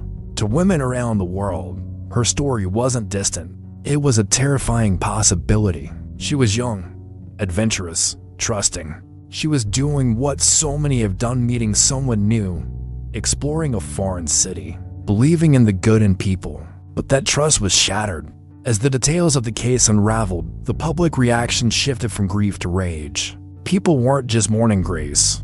They were furious about the way her killer tried to justify what he had done. The so-called rough sex defense, that sickening excuse, was a slap in the face to justice. It wasn't the first time a murderer had twisted the truth, blaming the victim, distorting the reality of what happened. And it wasn't going to be the last. The backlash was immediate. Legal experts, activists, and politicians began to push for change. The world was waking up to an unsettling reality. Too many victims had their stories rewritten in court, their deaths reframed as accidents, their killers given loopholes to slip through. New Zealand, a country known for its safety and hospitality, was forced to confront an uncomfortable truth. Danger wasn't always a shadow, lurking in dark alleyways. Sometimes it wore a charming smile. Sometimes it bought you a drink. Sometimes it looked like someone you thought you could trust. In the aftermath, Grace's family refused to let her name be just another headline that faded away. They fought. They spoke out. They made sure the world wouldn't forget, and the world listened. The movement gained traction. Countries began re-examining their laws. In the UK, a major push to ban the rough sex defense gained momentum. Politicians debated, laws were proposed, and people demanded accountability. No one wanted another case like Grace's. But beyond the courts and the legal battles, something else changed. Women everywhere became more cautious. Conversations about safety, about trusting strangers, about the hidden dangers of modern dating, these weren't whispered warnings anymore. They were loud, urgent, necessary. Even now, years later, her name still lingers in discussions about justice. Documentaries dissect the case. Interviews with her grieving parents remind us of what was lost. And social media keeps the conversation alive. Because Grace Millen wasn't just a victim. She was a reminder of how quickly life can change, how trust can be betrayed, and how, sometimes, it takes tragedy to force the world to open its eyes. Recent developments. In September 2024, a chilling new documentary titled The Lie, The Murder of Grace Millen, premiered on Netflix, captivating audiences worldwide. Directed by British filmmaker Helena Cohn, this 92-minute film delves deep into the harrowing details of Grace's tragic end, challenging societal perceptions of violence against women, and scrutinizing the justice system's handling of such defenses. The documentary meticulously reconstructs the timeline leading up to Grace's disappearance, utilizing previously unseen CCTV footage that paints a vivid picture of her final hours. Viewers witness Grace and her murderer, Jesse Kempson, meeting for the first time. Their interactions seemingly innocent but underscored by an impending sense of dread. The footage reveals Kempson's calculated demeanor, offering chilling insights into his predatory nature. Interspersed with these visuals are interviews with key figures involved in the case, including law enforcement officials, legal experts, and individuals who knew both Grace and Kempson. These first-hand accounts provide a comprehensive understanding of the investigation's intricacies and the emotional toll it took on all parties involved. Sky News. One of the documentary's focal points is Kempson's attempt to employ the rough sex defense.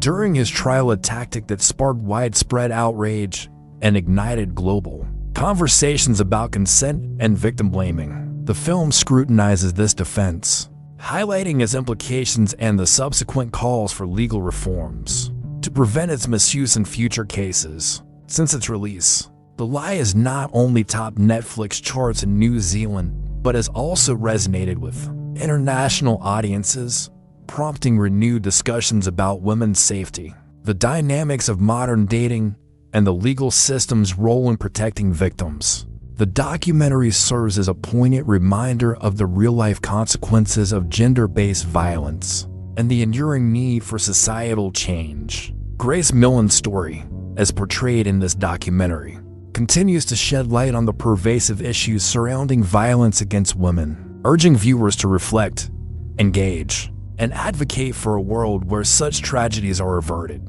What do you think about this case? Should laws be stricter against the rough sex defense? Do you think justice was fully served? Let us know your thoughts in the comments below. If you found this video insightful, don't forget to like, subscribe, and turn on notifications so you never miss a case. Your support helps us bring more stories like this to light.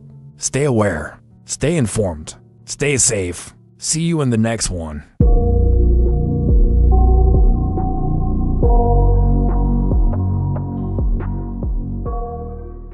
crowded airport, hundreds of people rushing to catch their flights, luggage rolling across polished floors, announcements echoing over the speakers.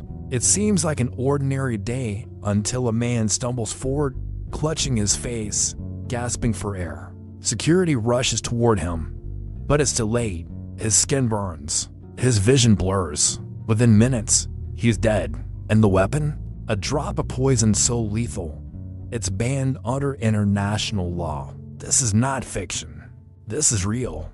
This is the assassination of Kim Jong-nam, the half-brother of one of the most feared leaders in the world. A man who was once the heir to North Korea until he became its biggest target. But here's the real question: was it a sloppy hit job or a perfectly executed plan? Were the killers trained assassins or just unwitting pawns? And most importantly, why did North Korea want him dead so badly? Tonight, we unravel a story of betrayal, espionage, and cold-blooded murder in one of the most audacious assassinations of the 21st century. Before we dive in, don't forget to hit that subscribe button and turn on notifications so you never miss a story like this. If you love true crime and unsolved mysteries, smash the like button. And let me know in the comments though you think this was the perfect crime or a reckless act of desperation.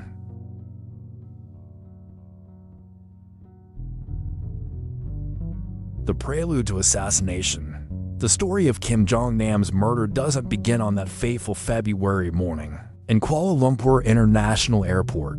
It begins years earlier, in the hidden corridors of power in Pyongyang, where a family's internal power struggle would set the stage for one of the most shocking assassinations of the 21st century. Kim Jong-nam was once considered the heir apparent of North Korea, the eldest son of Kim Jong-il. He was groomed from a young age for leadership, unlike his half-brother Kim Jong-un, who was raised in secrecy. Jong-nam lived a more privileged and open life. Educated in Switzerland, he spoke multiple languages and was fascinated by the outside world. But perhaps that was his biggest mistake. By the late 1990s, rumors swirled that he had fallen out of favor. His progressive views, his open criticism of the regime, and, most damning of all, his growing preference for life outside North Korea made him a liability. The breaking point came in 2001, when he was caught attempting to enter Japan with a forged Dominican passport, allegedly to visit Tokyo Disneyland. It was an embarrassing scandal for Pyongyang, and his father, furious and humiliated, banished him from the inner circle. From that moment, Kim Jong-nam was a man in exile. He drifted between China, Macau, and Southeast Asia, relying on the protection of the Chinese government. He lived in high-end hotels, frequented casinos, and even had a reputation as something of a playboy. But beneath that seemingly carefree existence, a darker reality lurked. Was a marked man. By 2011, when Kim Jong-il died and Kim Jong-un took power, the danger to Jong-nam escalated. His younger brother had been chosen to lead, and anyone who could challenge his legitimacy had to be eliminated. North Korea's history was drenched in purges and executions, and Kim Jong-un was determined to continue the tradition. There were whispers that Kim Jong-nam had powerful backers. Some believed that factions within the North Korean elite still saw him as a more suitable ruler and alternative to his ruthless younger brother. Others speculated that foreign governments, particularly China, might have been using him as a bargaining chip against Pyongyang. Whether these theories were true or not, one thing was certain: Kim Jong-un saw his half-brother as a threat. By 2017, Kim Jong-nam had become increasingly paranoid. He traveled with multiple passports under different names. He avoided staying in one place too long. He even wrote letters to his brother, pleading for his life, but they were ignored. He knew the reach of the regime was long, but perhaps he didn't realize just how close death was. And so, in February of that year, he arrived in Malaysia, country where he had often sought refuge in the past. It was supposed to be a brief stopover, a quick flight, a familiar setting. But as he walked through the airport that morning, unaware of the two women lurking nearby, his fate was already sealed. The fatal encounter, It was a seemingly ordinary morning at Kuala Lumpur International Airport 2, known as KLIA-2. Travelers moved about in a steady rhythm, some rushing to their gates, others idling by coffee stands, checking their phones. The scent of brewed coffee mixed with the sterile air conditioning. Screens flickered with departure times. A voice over the intercom calmly announcing upcoming flights.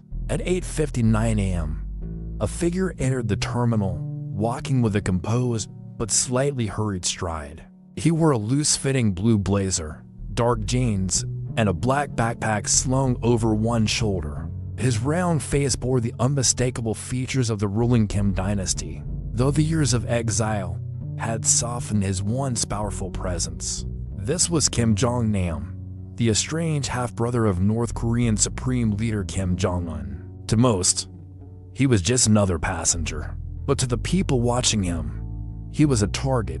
As Kim approached the self-check-in kiosks, he barely noticed the two young women lurking nearby. One was petite, with dyed blonde hair, wearing a white shirt emblazoned with the words LOL. The other, taller, had darker hair and wore a gray hoodie. They seemed out of place, not travelers, not staff, yet they blended into the chaotic backdrop of the terminal. At precisely 9 a.m., everything unfolded in a matter of seconds. The blonde woman, later identified as Siti Asia from Indonesia, approached first. Moving swiftly, she reached out and smeared a substance across Kim's face. A split second later, the second woman, Vietnamese national Nguyen Tha Chiang, pressed her hands against his face and spread the toxin further. The motion was so fast, so calculated, that to an untrained eye, it could have been mistaken for a joke, a playful gesture. For a heartbeat, there was silence, then confusion. Kim Jong-nam staggered backward, blinking rapidly. He let out a soft gasp, raising his hands instinctively to his face. His vision blurred, and a sudden burning sensation spread across his skin. Something was terribly wrong. "Help someone splash something on me," he managed to say, his voice strained. His breathing turned shallow. A strange heat spread across his forehead, his eyelids twitching uncontrollably. Security footage would later reveal what his body had already begun to understand. This was not a prank. This was an assassination. Kim staggered toward a nearby counter, gripping its edge for support. His fingers trembled as he tried to wipe the substance away. But it was too late. His body had already absorbed the deadly toxin, VX nerve agent, a substance so lethal that just a few droplets could shut down the nervous system entirely. It had no smell, no taste, no immediate warning. Once in contact with the skin, it disrupted communication between the brain and muscles, leading to paralysis, convulsions, and, ultimately, respiratory failure. Death was almost certain within minutes. The airport's medical team rushed to assist him, leading him to a small clinic within the terminal. His breathing was erratic, his pulse weak. Within moments, he collapsed into unconsciousness. By the time the ambulance arrived to transport him to the hospital, Kim Jong-nam was slipping away. Paramedics worked desperately, but the venom coursing through his veins was relentless. He was pronounced dead en route to the hospital, his last moments spent gasping for air, in the back of a speeding emergency vehicle. Meanwhile, the two women responsible for the attack walked away, disappearing into the crowds of the airport. To them, this had been nothing more than a bizarre game, a stunt for a reality show at least. That's what they believed. But the truth was far darker. This was not an accident, nor a prank. It was a meticulously planned execution, carried out in broad daylight, under the eyes of 1,000 unsuspecting witnesses. The deadly agent. Imagine walking through a bustling airport, the sounds of rolling luggage, last-minute boarding calls, and hurried footsteps filling the air. Travelers shuffle through security, glancing at departure boards, their minds occupied with flights, connections, and destinations. No one expects death to strike in broad daylight in a place meant for transit, not execution. But that's exactly what happened to Kim Jong-nam. And the weapon? Not a gun, not a knife, and nothing so crude. No, his killers used something far more insidious. A single drop was enough to turn a crowded terminal into the scene of a modern assassination. VX, a name that sounds almost like a code, a whisper from the world of spies and secret operations. But this was no movie. VX is a chemical so deadly, so terrifyingly potent, that just 10 milligrams less than a grain of salt can kill an adult within minutes. It's colorless, odorless, and once it enters the body, there's no stopping it. For Kim Jong-nam, the moment VX touched his skin, his fate was sealed. VX doesn't just poison you, it hijacks your body, turning it into a prison. It attacks the nervous system, shutting it down piece by piece. Within seconds, the body's ability to control muscles begins to fail. First, the eyes blur, vision darkens, then comes the sweating, this sudden, profuse wave of it. As if the body instinctively knows something is horribly wrong. Panic sets in. The muscles, no longer under control, begin to twitch violently. The airways tighten. Breathing becomes labored, then impossible. A sensation like drowning on dry land. Then the convulsions start violent. Uncontrollable spasms as the nervous system completely breaks down. The heart slows, the lungs seize, and then silence. Death by VX is not quick, nor is it merciful. When Kim Jong-nam felt the liquid on his face, he had no idea.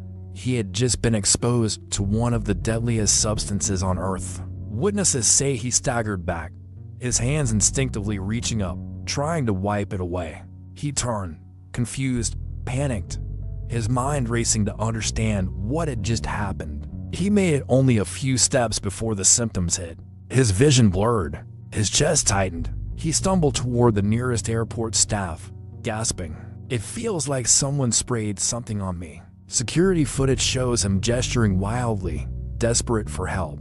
Before he collapses into a chair at the airport clinic, the medical staff had no idea what they were dealing with. To them, it looked like a heart attack or a sudden illness. But the clock was ticking. Every second, the VX was spreading through his system, shutting him down from the inside. By the time they put him in the ambulance, it was already too late.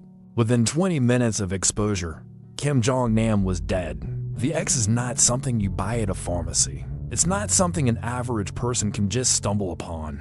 It's a chemical weapon, a tool of war, banned under international treaties. A single drop can kill, and yet here it was, used in the middle of an international airport. The audacity of the attack was staggering. This was not a back alley hit or a quiet poisoning over dinner. This was a public execution, carried out with a precision that sent a clear message. No one is safe. And the most chilling part, the two women who delivered the poison had no idea what they had just done. The assailants, the airport security cameras captured everything. Two young women moving separately, seemingly unaware of each other. But in reality, their actions were meticulously choreographed. First, City Icy Appetite, dark-haired, wearing a casual white taupe, approached from behind.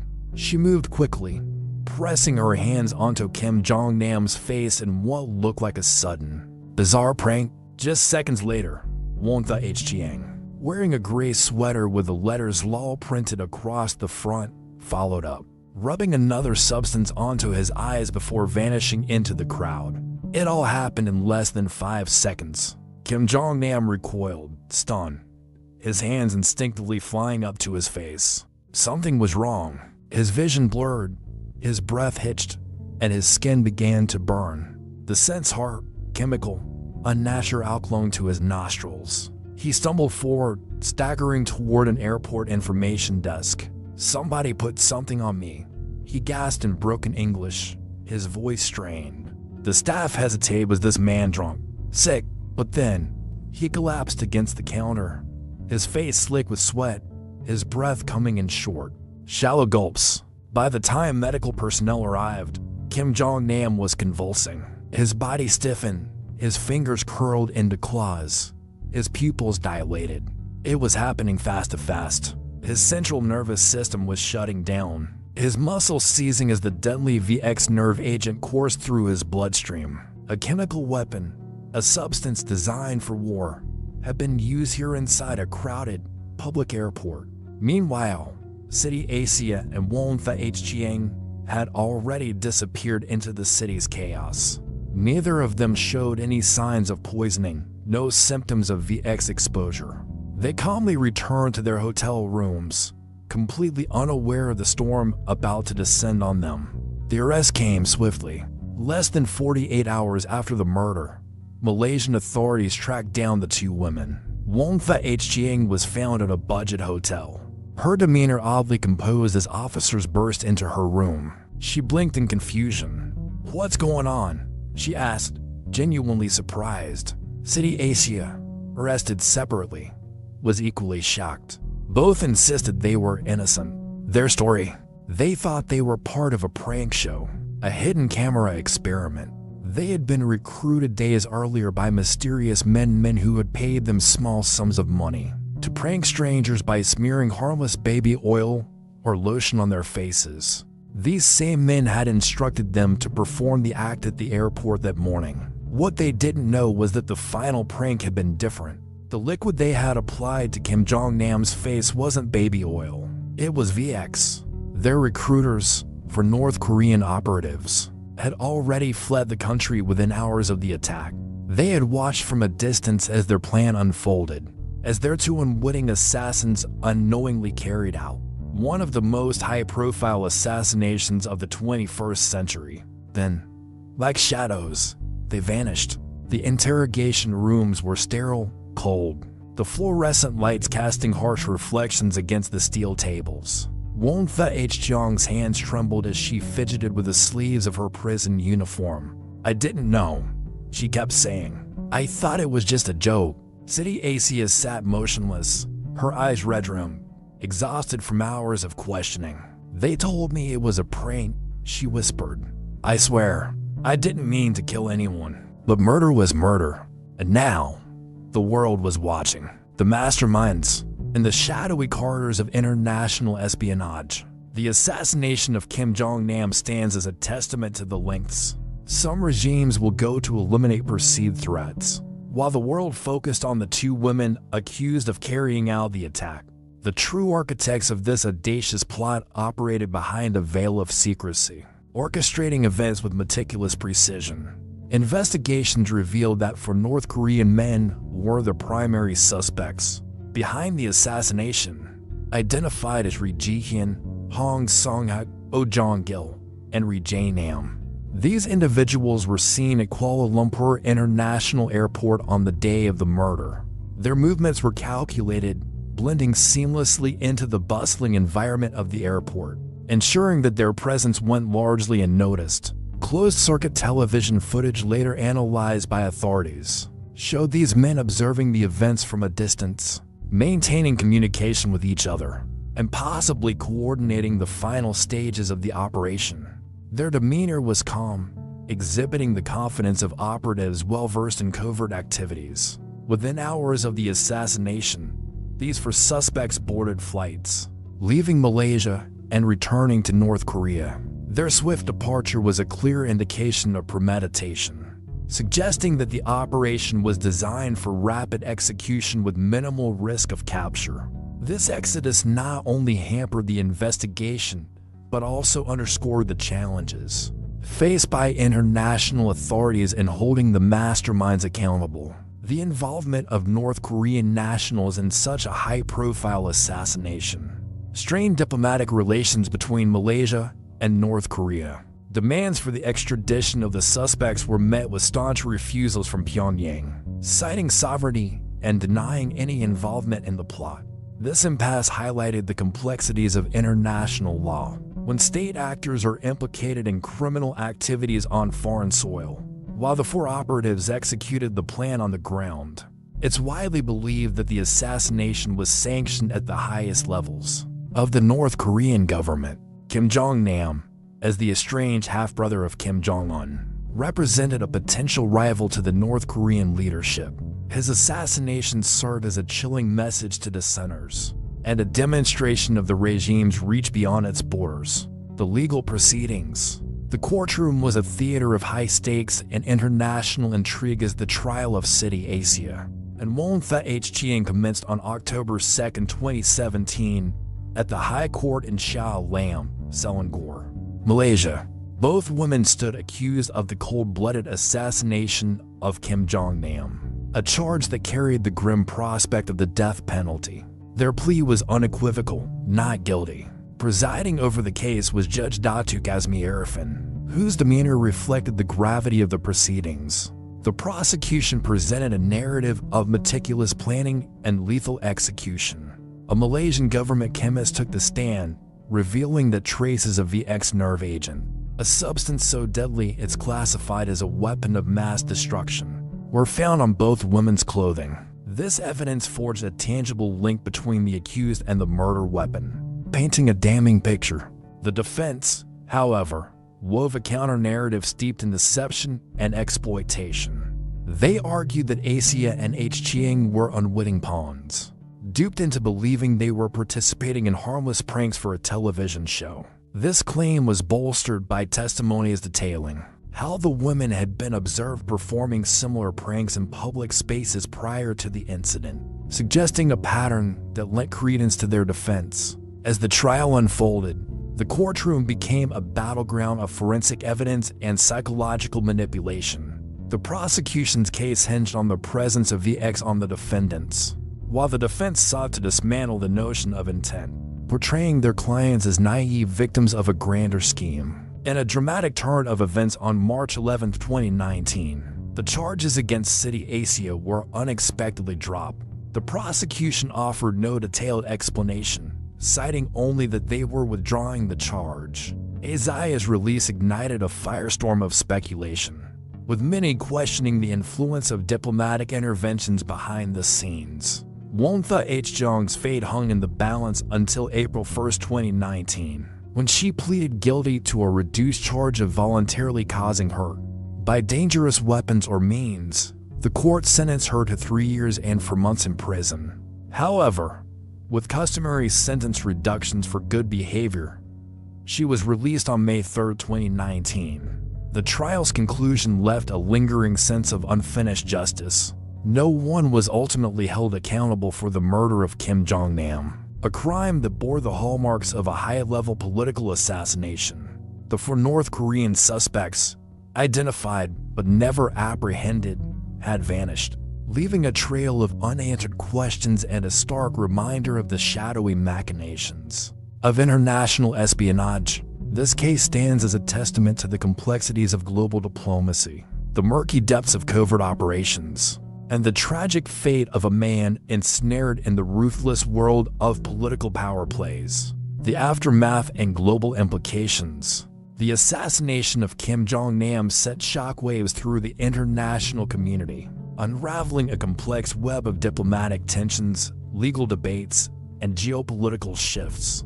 In the immediate aftermath, Malaysia found itself at the epicenter of a diplomatic maelstrom. The audacity of the assassination on Malaysian soil led to a swift and severe response. Visa-free entry for North Korean citizens was abruptly revoked, a clear signal of Malaysia's intolerance for such blatant disregard of its sovereignty. The situation escalated dramatically when both nations declared each other's ambassadors persona non grata, leading to their expulsion. The tension peaked when North Korea barred Malaysian citizens from leaving its territory, prompting a reciprocal move from Malaysia. This tit-for-tat resulted in a tense standoff, with citizens from both countries effectively held hostage. The deadlock was eventually broken on March 30, 2017, when an agreement facilitated the return of citizens and the release of Kim Jong-nam's body to North Korea. Despite this resolution, the scars on diplomatic relations remain deep and enduring. The ramifications extended far beyond Southeast Asia. South Korea seized upon the incident as a glaring testament to the brutality of Kim Jong-un's regime. Officials in Seoul drew parallels between the assassination and the purging of Kim's own uncle, underscoring a pattern of ruthless consolidation of power. The United States responded by relisting North Korea as a state sponsor of terrorism on November 20, 2017, citing the assassination as a pivotal factor. This designation paved the way for a slew of additional sanctions, further isolating Pyongyang on the global stage. China, historically North Korea's closest ally, found itself in a precarious position. The assassination added strain to an already complex relationship.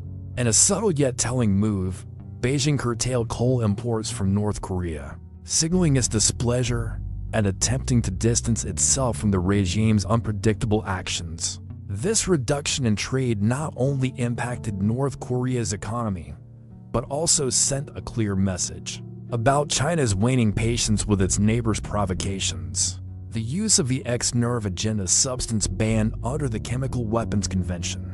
Malaysian soil ignited fierce debates among legal scholars and international bodies. The blatant violation of Malaysia's sovereignty and the international prohibition on chemical weapons raised pressing questions. How should the global community respond to such flagrant breaches of international law? The incident underscored the challenges in enforcing international norms, especially when dealing with a reclusive and defiant state like North Korea. The brazenness of Kim Jong-nam's assassination served as a stark reminder of the lengths to which the North Korean regime would go to eliminate perceived threats. The public nature of the attack, executed in broad daylight within a busy international airport, sent an unambiguous message to dissidents worldwide: nowhere is safe. This act of state-sponsored terror not only intimidated critics, but also challenged the international community to reassess its strategies in dealing with rogue actions that defy conventional diplomatic and legal frameworks. Kim Jong-nam's murder remains one of the most brazen and public acts of political assassination in modern history. The case demonstrated the North Korean regime's ruthless approach to eliminate a perceived threat even on foreign soil. The use of the ex-nerve agent in a crowded international airport was a stark reminder of Pyongyang's willingness to disregard global norms, even at the risk of further isolation. For the world, this assassination was a chilling testament to the brutal nature of North Korea's leadership. For those who oppose the regime, it sent an unmistakable warning: no one is beyond its reach. Despite the legal and diplomatic resolutions, the ultimate orchestrators of this crime remain free, and the full truth behind the attack who gave the order, how the plot was approached, remains buried within the secretive corridors of Pyongyang.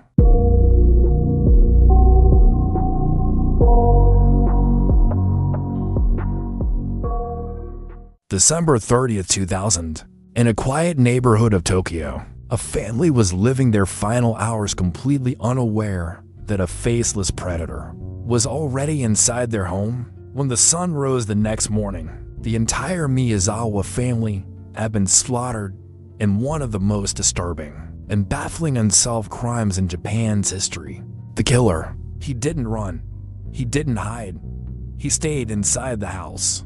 Hours after the massacre, eating ice cream, using the family's computer, and leaving behind DNA, fingerprints, and even his clothes. So why, after more than 2 decades, is he still free? And who was he? This case is more than just a brutal crime. It's a mystery that refuses to be solved. And tonight, we're diving deep into the terrifying details of the Setagaya family murders. But before we begin, if you love unsolved mysteries and chilling true crime cases, don't forget to hit that subscribe button, turn on notifications, and drop a comment below. Who do you think was behind this crime? Now, turn off the lights and let's begin.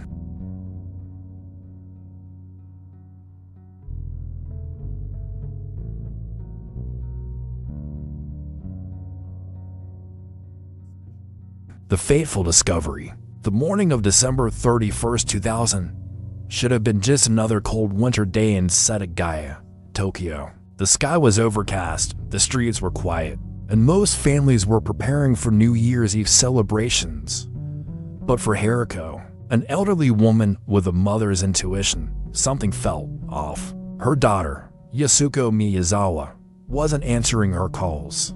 That alone was unusual. The Miyazawa family, Mikio, Yasuko, and their 2 young children were always in touch, especially during the holidays. So, she decided to check on them. The Miyazawa house stood at the edge of a soon-to-be-demolished park, an eerie, isolated position with only one neighboring house. The rest of the area had already been cleared for redevelopment. When Haruko arrived at the front door, she knocked. No answer. She knocked again, harder this time. Nothing but silence. A deep, unnatural silence that made her heart pound. Fumbling with her keys, she let herself in. The moment she stepped inside, a wave of dread crashed over her. The air was heavy, thick, stagnant, carrying a metallic scent that made her stomach churn. A scent no home should ever have. Then, she saw him. Mikio Miyazawa lay at the bottom of the staircase. His body crumpled awkwardly as if he had fallen, but it was far worse than that. His shirt was soaked in blood, deep stab wounds marking his torso. His face was twisted in a grimace of pain, frozen in time. But it wasn't just the brutality of the scene that struck her, it was the unnatural stillness. The house was supposed to be full of life, laughter, the sound of children playing. But now, only silence. Her hands trembled as she stepped forward, and that's when she saw them. Upstairs, Yasuko and her 8-year-old daughter, Nina, lay together, their bodies bloodied and lifeless, 24 stab wounds. It was overkill, far more than necessary to end a life. The brutality of it all suggested rage, or worse, enjoyment. And then little Ray, just 6 years old. Unlike the others, he hadn't been stabbed. Instead, he had been strangled in his bed, likely the first to die. Haruko's knees buckled, her breath hitched. The sheer horror of the scene was unbearable. This wasn't just murder, it was a massacre. But the most chilling part? The killer wasn't in a rush. He had stayed. He had moved around the house after the murders, rummaging through their belongings, even helping himself to their food, as if their deaths meant nothing, as if this home was now his. The nightmare had only begun. The intruder's unsettling behavior. The crime scene inside the Miyazawa household wasn't just a place of horror. It was a window into the mind of a killer. What he did after the murders is what truly makes this case stand out. It wasn't the hasty escape of a panicked murderer. No, this intruder stayed. He lingered inside that house for hours, moving through the rooms as if they were his own. Imagine it. The dim glow of the computer screen flickering in the dead of night, the faint hum of the refrigerator door opening, the sound of soft, measured footsteps moving across the blood-stained floor. This wasn't someone in a rush. This was someone comfortable to comfortable. He went to the kitchen, rummaging through the Miyazawa's food. He took out some ice cream and ate it right there, as if he were enjoying a late-night snack in his own home. What kind of person, after committing such a brutal act, casually eats dessert in the same space where he had just taken for innocent lives? But it didn't stop there. He then moved to the bathroom. There, he left behind more than just evidence. He left behind an unnerving glimpse into his carelessness, or perhaps his arrogance. He used the toilet, and he didn't even bother to flush. That single act tells us something chilling. He wasn't thinking about getting caught. He wasn't afraid. Then came the strangest part. He logged onto the family's computer. Think about that for a moment. This wasn't just a quick, accidental tap of a keyboard. He deliberately used their PC, navigating the system with ease. At around 1:18 a.m., he accessed the internet. Did he check his email? Did he look up the news? We don't know. But what we do know is that at some point, he visited a theater company's website. Was he just absent-mindedly clicking around? Or was there something about that page, something that meant something to him? He also pulled out some bandages and treated a wound, likely from the knife he had used during the attack. Investigators found traces of blood on a first aid kit inside the home. That tells us that, despite his recklessness, he was at least aware of his own injuries. But why didn't he bring his own supplies? Why use the victim's belongings, knowing he was leaving behind DNA at every step? Was he simply that confident? Or was he mentally detached from reality?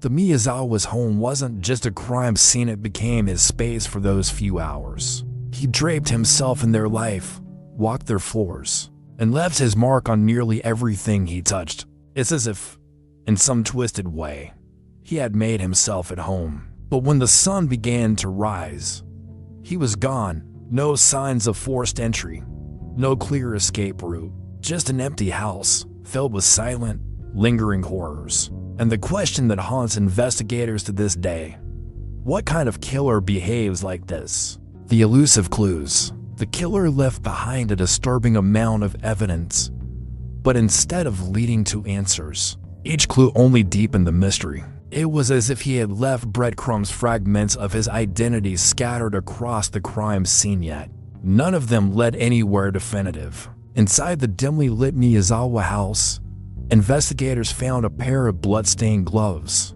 a fleece jacket, a black fanny pack, and even a knife that had been used in the murders. The jacket itself was mass-produced in Japan, but an unsettling detail emerged. It was one of only 130 sold, a limited item, unique enough to be traced. Yet despite efforts to track down every buyer, the lead evaporated into thin air. And then there was the sand. A fine, almost imperceptible layer of sand was found inside the fanny pack. Forensic experts examined it, expecting it to be from Tokyo or somewhere in Japan. But no, it was from the Nevada desert. More specifically, it matched sand found near Edwards Air Force Base in California. Stop and think about that for a second. A brutal massacre in Tokyo, but a piece of the crime scene linked to a desert thousands of miles away. It raised haunting possibilities. Could the killer have had ties to the U.S. military? Was he a foreigner, an expatriate, or had he simply traveled to America at some point before committing the murders? The forensic evidence didn't stop there. The police had something even more personal: his DNA. The killer had left traces of himself everywhere. Blood mixed with that of the victims, sweat on the clothing, skin cells on the knife. His genetic fingerprint was imprinted onto the crime scene like a signature he never meant to leave. But when they ran his DNA against Japan's criminal database, they found nothing, no matches. Whoever he was, he had no prior record in the country. He wasn't someone the system recognized. He was a ghost. Then came another twist. Genetic analysis revealed something unexpected. The killer's maternal lineage traced back to a Southern European or Mediterranean background. His paternal lineage, however, was East Asian, possibly Chinese, Korean, or Japanese. That information sent shockwaves through the investigation. If the killer had a European mother, was he an immigrant, a mixed-race individual, a foreign operative? The more they uncovered, the more bizarre the case became. It was as if this man, the shadowy figure who had invaded the Miyazawa home, committed unspeakable atrocities, then lingered as if nothing had happened, existed in multiple worlds at once. A product of different continents, different cultures. A man who defied easy categorization.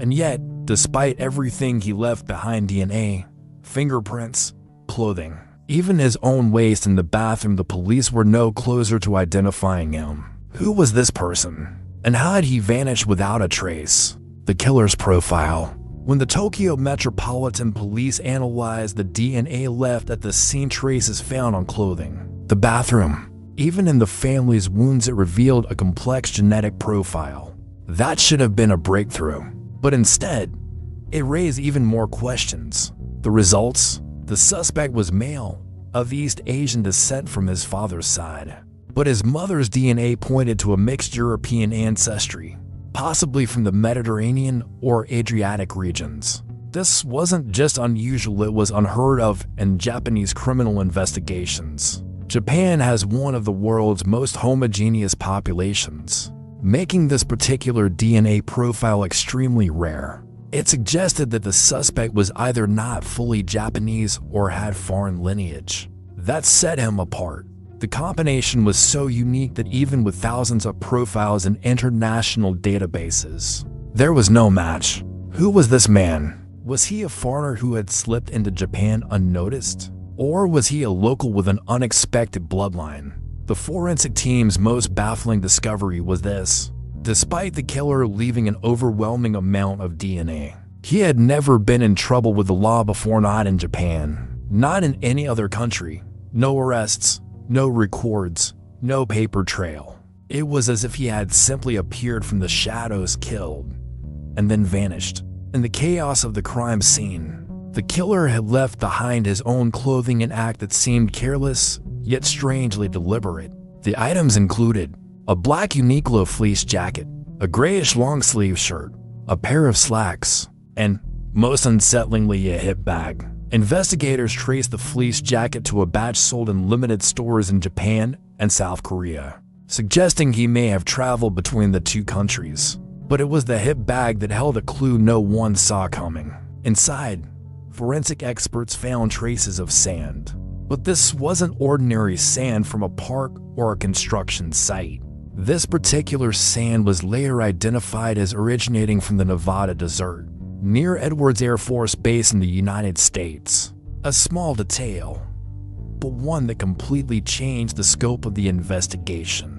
Why would a killer in Japan be carrying grains of sand from thousands of miles away? Was he a military personnel? A traveler? Someone with ties to America? And if he had international connections, could he have fled Japan immediately after the crime? Another unsettling discovery was made when investigators examined the footprints left throughout the Miyazawa home. The prints came from a specific brand of shoe Slazenger sneakers, size 28 centimeters around US size 10. But here's where things got eerie. This size was never sold in Japan. The shoes had only been distributed in South Korea, adding yet another layer of mystery to the suspect's movements. Now the questions were piling up. Was he a South Korean national who traveled frequently? Was he an expatriate? Or did he somehow acquire these shoes through unconventional means? Each answer seemed just out of reach. From the evidence, investigators built a physical profile of the murderer. Male, between 15 and 35 years old at the time of the crime. Approximately 170 centimeters tall.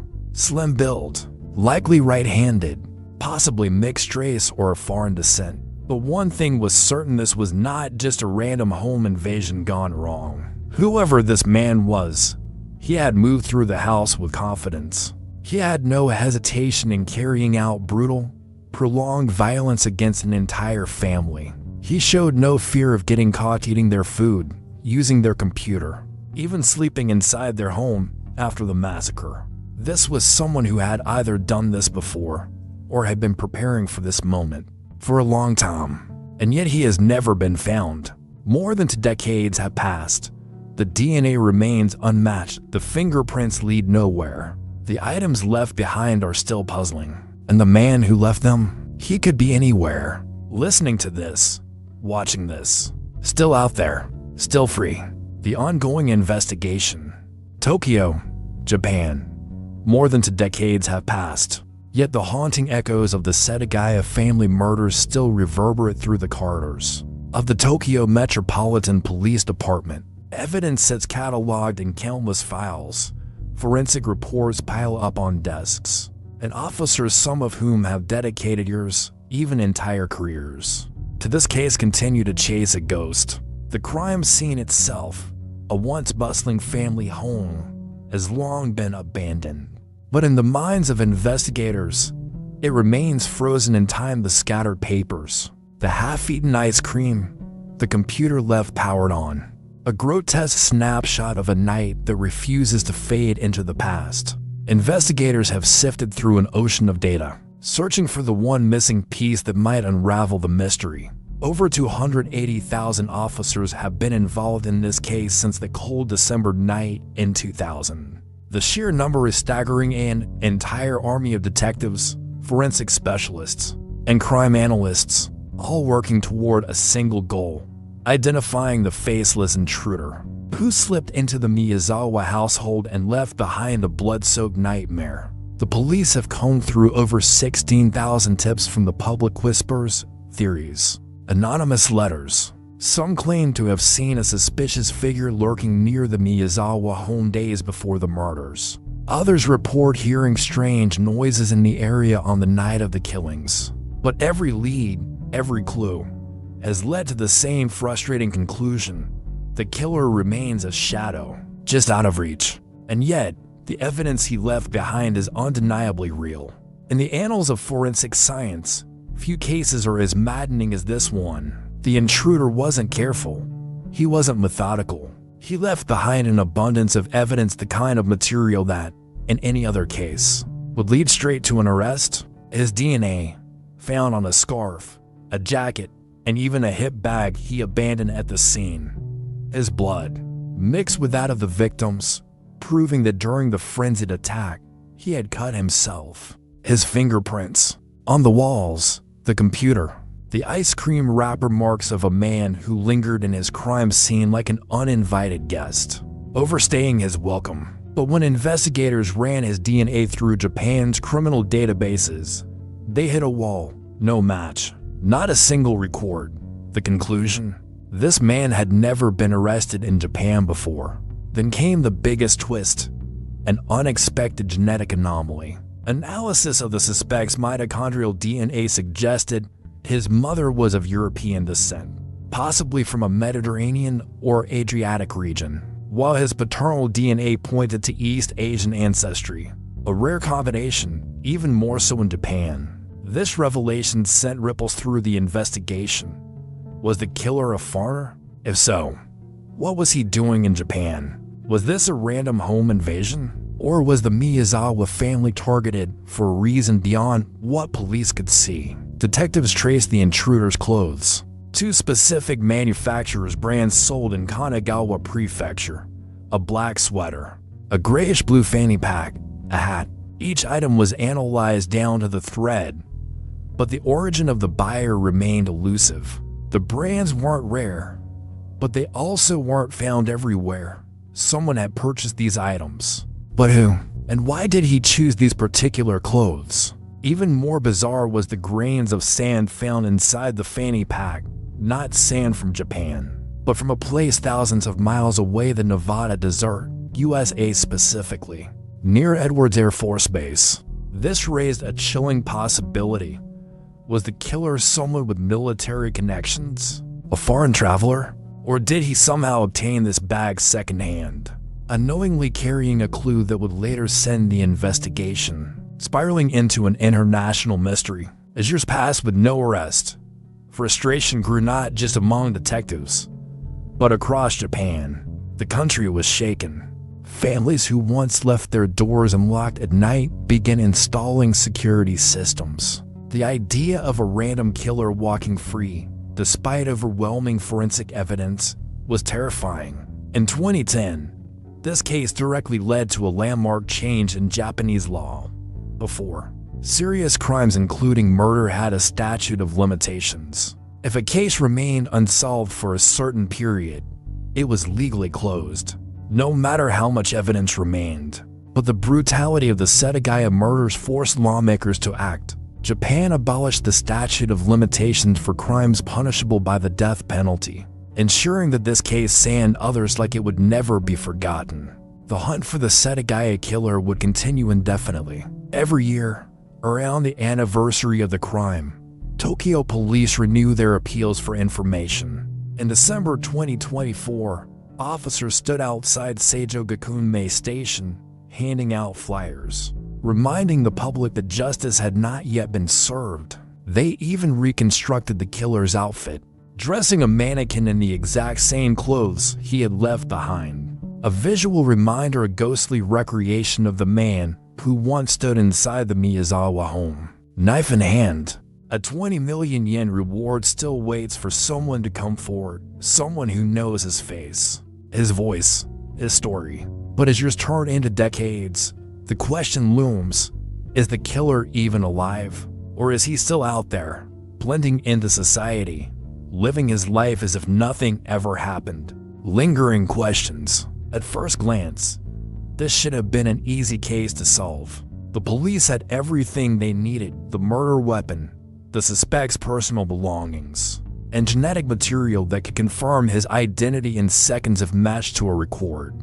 Yet, more than 2 decades later, no match has ever been found. Think about that for a moment. Whoever committed this crime wasn't some ghostly figure with no past. He had a body. He bled. He left traces of his presence all over the crime scene. And yet, despite one of the largest investigations in Japan's history, he remains unidentified. Was he a foreigner with no criminal record in Japan? A drifter with no digital footprint? Or was he someone hidden in plain sight, protected by a deeper, more sinister force? One of the most unsettling aspects of this case is not just the brutality of the murders, but what the killer did after taking the lives of the Miyazawa family. Imagine this. The walls are still splattered with blood. The house is eerily silent except for the distant hum of a computer screen. And there he is, completely at ease. He rummages through the family's belongings, eats their food, drinks their tea, and even uses their bathroom, leaving behind unflushed waste as if he had all the time in the world. And then, the most bizarre part, he sits at the family computer and browses the internet. Did he check the news? Did he look up the police response? Or was he simply lost in the cold detachment of his own mind? Unaffected by the horror surrounding him, he didn't just kill the Miyazawa family, he lingered. And that tells us something critical. He wasn't afraid of being caught. There are details in this case that gnaw at investigators' tiny inconsistencies that refuse to be ignored. The sand found in his bag.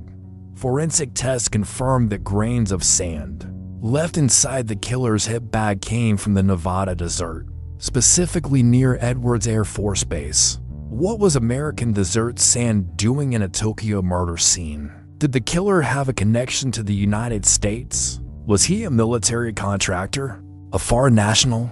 The European ancestry in his DNA. While the suspect was believed to be of East Asian descent, his maternal DNA traced back to a European lineage, possibly from the Mediterranean region. This unique genetic mix is rare in Japan, which means investigators had a significant clue, yet it led nowhere. The murder weapon, the knife used in the killings, wasn't something pulled from the Miyazawa household, it was brought by the killer. But the strange part, the handle broke during the attack, forcing him to continue his rampage with another blade he found inside the house. Was this a sign of inexperience? Or was he simply so frenzied in his attack that he pushed the weapon beyond its limits? Perhaps the biggest question of all is why? Was this a completely random act of violence? A burglary gone wrong? It seems unlikely. The Miyazawa family wasn't particularly wealthy, and the crime scene showed no clear signs of a traditional robbery. Or was it something far more personal? Mikio Miyazawa, the father, was known to have had disagreements with some local skateboarders who used the park behind his house. But would an argument over noise complaints escalate into a brutal, calculated massacre? It's hard to believe. And then there's the fact that the killer seemed familiar with the house. He moved through it with ease, knowing exactly where to find items he needed. Did he visit before? Did he know the family? Or was he watching them for days, mapping out their routines, waiting for the perfect moment to strike? Year after year, investigators continued to work on the case, releasing updated sketches and holding annual public appeals. The family's home remained standing, untouched, frozen in time like a mausoleum of the past. Neighbors refused to move in, fearing the dark energy that lingers. And yet, the killer remains nameless. What happened on that cold December night in 2000 still raises more questions than answers. A crime so brutal, so personal, committed by someone who left behind everything but his name. Will we ever know the truth? Or will this case remain one of Japan's greatest unsolved mysteries? What do you think happened that night? Was this a crime of passion or something much darker? Let me know in the comments below. And if you found this case as unsettling as I did, don't forget to like, subscribe, and turn on notifications so you never miss another deep dive into the world's most chilling unsolved crimes. Thank you for watching, and remember, sometimes the scariest monsters are the ones still walking among us.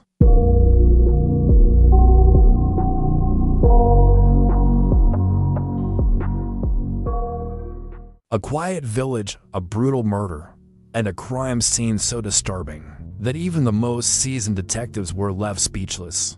February 14, 1945, Valentine's Day should have been just another peaceful afternoon in Lower Quinton, England. But when 74-year-old Charles Walton didn't return home that evening, His niece set out to find him. What she discovered would haunt this village forever. A body pinned to the ground with a pitchfork, a throat slashed open, and whispers of something far more sinister than a simple murder. Was this a crime of passion? A long-held grudge? Or was it something darker? Something rooted in the ancient superstitions of this land? Tonight, we dive into the chilling mystery of the Charles Walton murder, one of the most baffling and unsettling crimes in British history. Was this an act of human savagery, or something beyond our understanding? If you love unsolved mysteries and dark historical crimes, make sure to hit that subscribe button and turn on notifications so you never miss an episode. Don't forget to like this video and tell us in the comments, what do you think really happened to Charles Walton? Let's unravel this mystery together.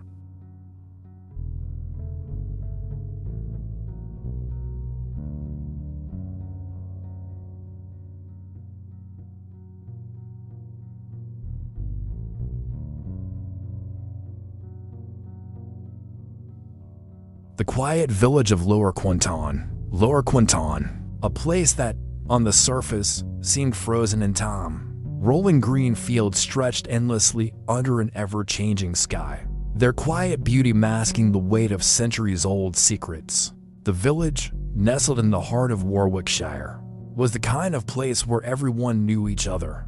Stone cottages, their walls weathered by the relentless march of time, lined the narrow lanes. Thick hedgerows, untouched by modern hands, wove a natural border between homes and the surrounding farmland. But it was Meon Hill that truly set Lower Quinton apart. Rising ominously at the village's edge, the hill was no ordinary landmark. It had stood long before the Romans set foot on English soil, whispering its presence in the winds that swept across its slopes. To the villagers, Meon Hill was more than just a mound of earth, it was a place steeped in legend. On fog-drenched nights, shapes seemed to shift among the trees. The air carried an eerie stillness, broken only by the distant cry of an unseen animal. Some swore they had seen shadowy figures moving along the ridge, flickering in and out of sight like echoes of the past. Others spoke in hushed tones about the phantom black dogs, beasts of folklore, said to be harbingers of death. And then, of course, there were the whispers of witchcraft. For centuries, this land had been a breeding ground for superstition. Stories passed down through generations spoke of strange rituals, of secrets buried in the soil. Even in the 20th century, some villagers clung to these beliefs. If crops failed unexpectedly, if cattle fell ill without reason, if tragedy struck without warning, people looked not to chance, but to something darker. By the 1940s, the world outside Lower Quinton was changing rapidly. The war raged on, reshaping lives, redefining fears. But here, in this quiet village, fear had always taken on a different form. Something older, something primal. And in 1945, on a cold February afternoon, that fear would return in the most horrifying way imaginable. The life of Charles Walton. Lower Quinton in the early 20th century was a place where time seemed to move slower than the rest of the world. Rolling fields stretched endlessly under the shadow of Meon Hill, their golden waves of wheat swaying with the rhythm of the wind. Ancient stone cottages lined the narrow roads, their thatched roofs weathered by decades of rain and sun. It was a village where everyone knew each other, where secrets, though whispered, rarely stayed hidden. Charles Walton had lived here his entire life. He was a man of the land, a quiet figure often seen moving through the fields at dawn, his silhouette framed by the first light of morning. His clothes, always simple and well-worn, smelled of damp earth and freshly cut hay. He never owned much, just a small cottage he shared with his niece Edith, a handful of belongings, and a lifetime of habits carved into the soil of Lower Quinton. To outsiders, Charles might have seemed like just another aging farmhand, a man past his prime who had spent decades tending to the land. But to those who had lived alongside him, he was something more, something different. There was an air of mystery about him, an unspoken strangeness that set him apart. People whispered that he had a way with animals, that he could calm a wild horse with just a look or call birds to his hand, without so much as a crumb of bread. The older villagers spoke of him in hushed tones, exchanging wary glances whenever his name was mentioned. Some said Charles had been different since childhood.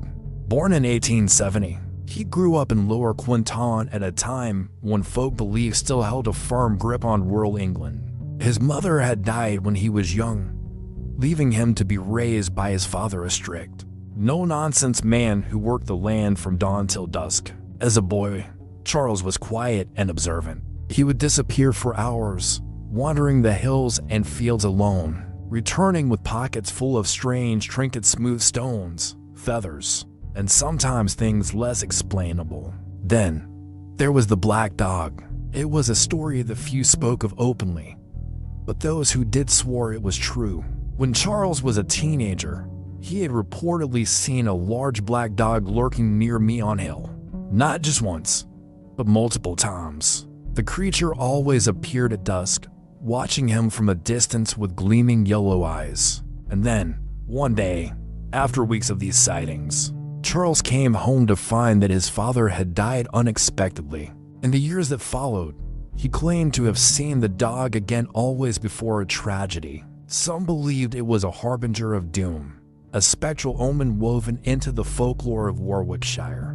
Despite, or perhaps because of these eerie tales, Charles lived a simple life. He never married, never strayed far from the village. His days were spent laboring in the fields, cutting hedgerows, and tending to animals. He was known to be kind, especially to Edith, whom he had raised as his own.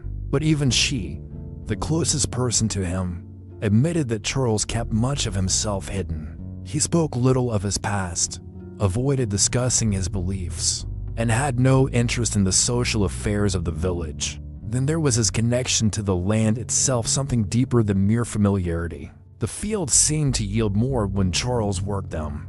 Livestock in his care rarely fell ill. Even in the harshest winters, his garden thrived when others withered. Some saw it as skill, others as something else entirely. There were mutterings of old magic, of an ancient knowledge passed down through bloodlines long before the written word. By the time he reached his 70s, Charles was still working, still walking the same paths he had since childhood. His hands were calloused, his face lined with years spent under the sun, but his eyes, pale, piercing blue, held the sharpness of a man half his age. It was as if he knew something others didn't, as if he carried the weight of a secret he would never share.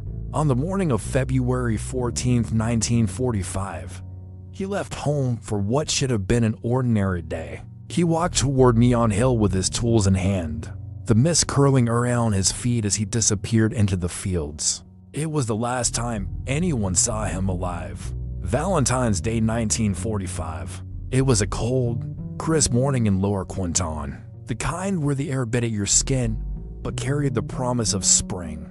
The village was slowly coming to life. Smoke curled from chimneys, and the distant sound of clinking milk bottles signaled the early morning deliveries. Charles Walton, as he had done for years, prepared for his day's work. At 74 years old, he was still strong, though his body bore the marks of time, hands weathered from decades of working the land. Deep lines etched into his face like the furrows of a plowed field.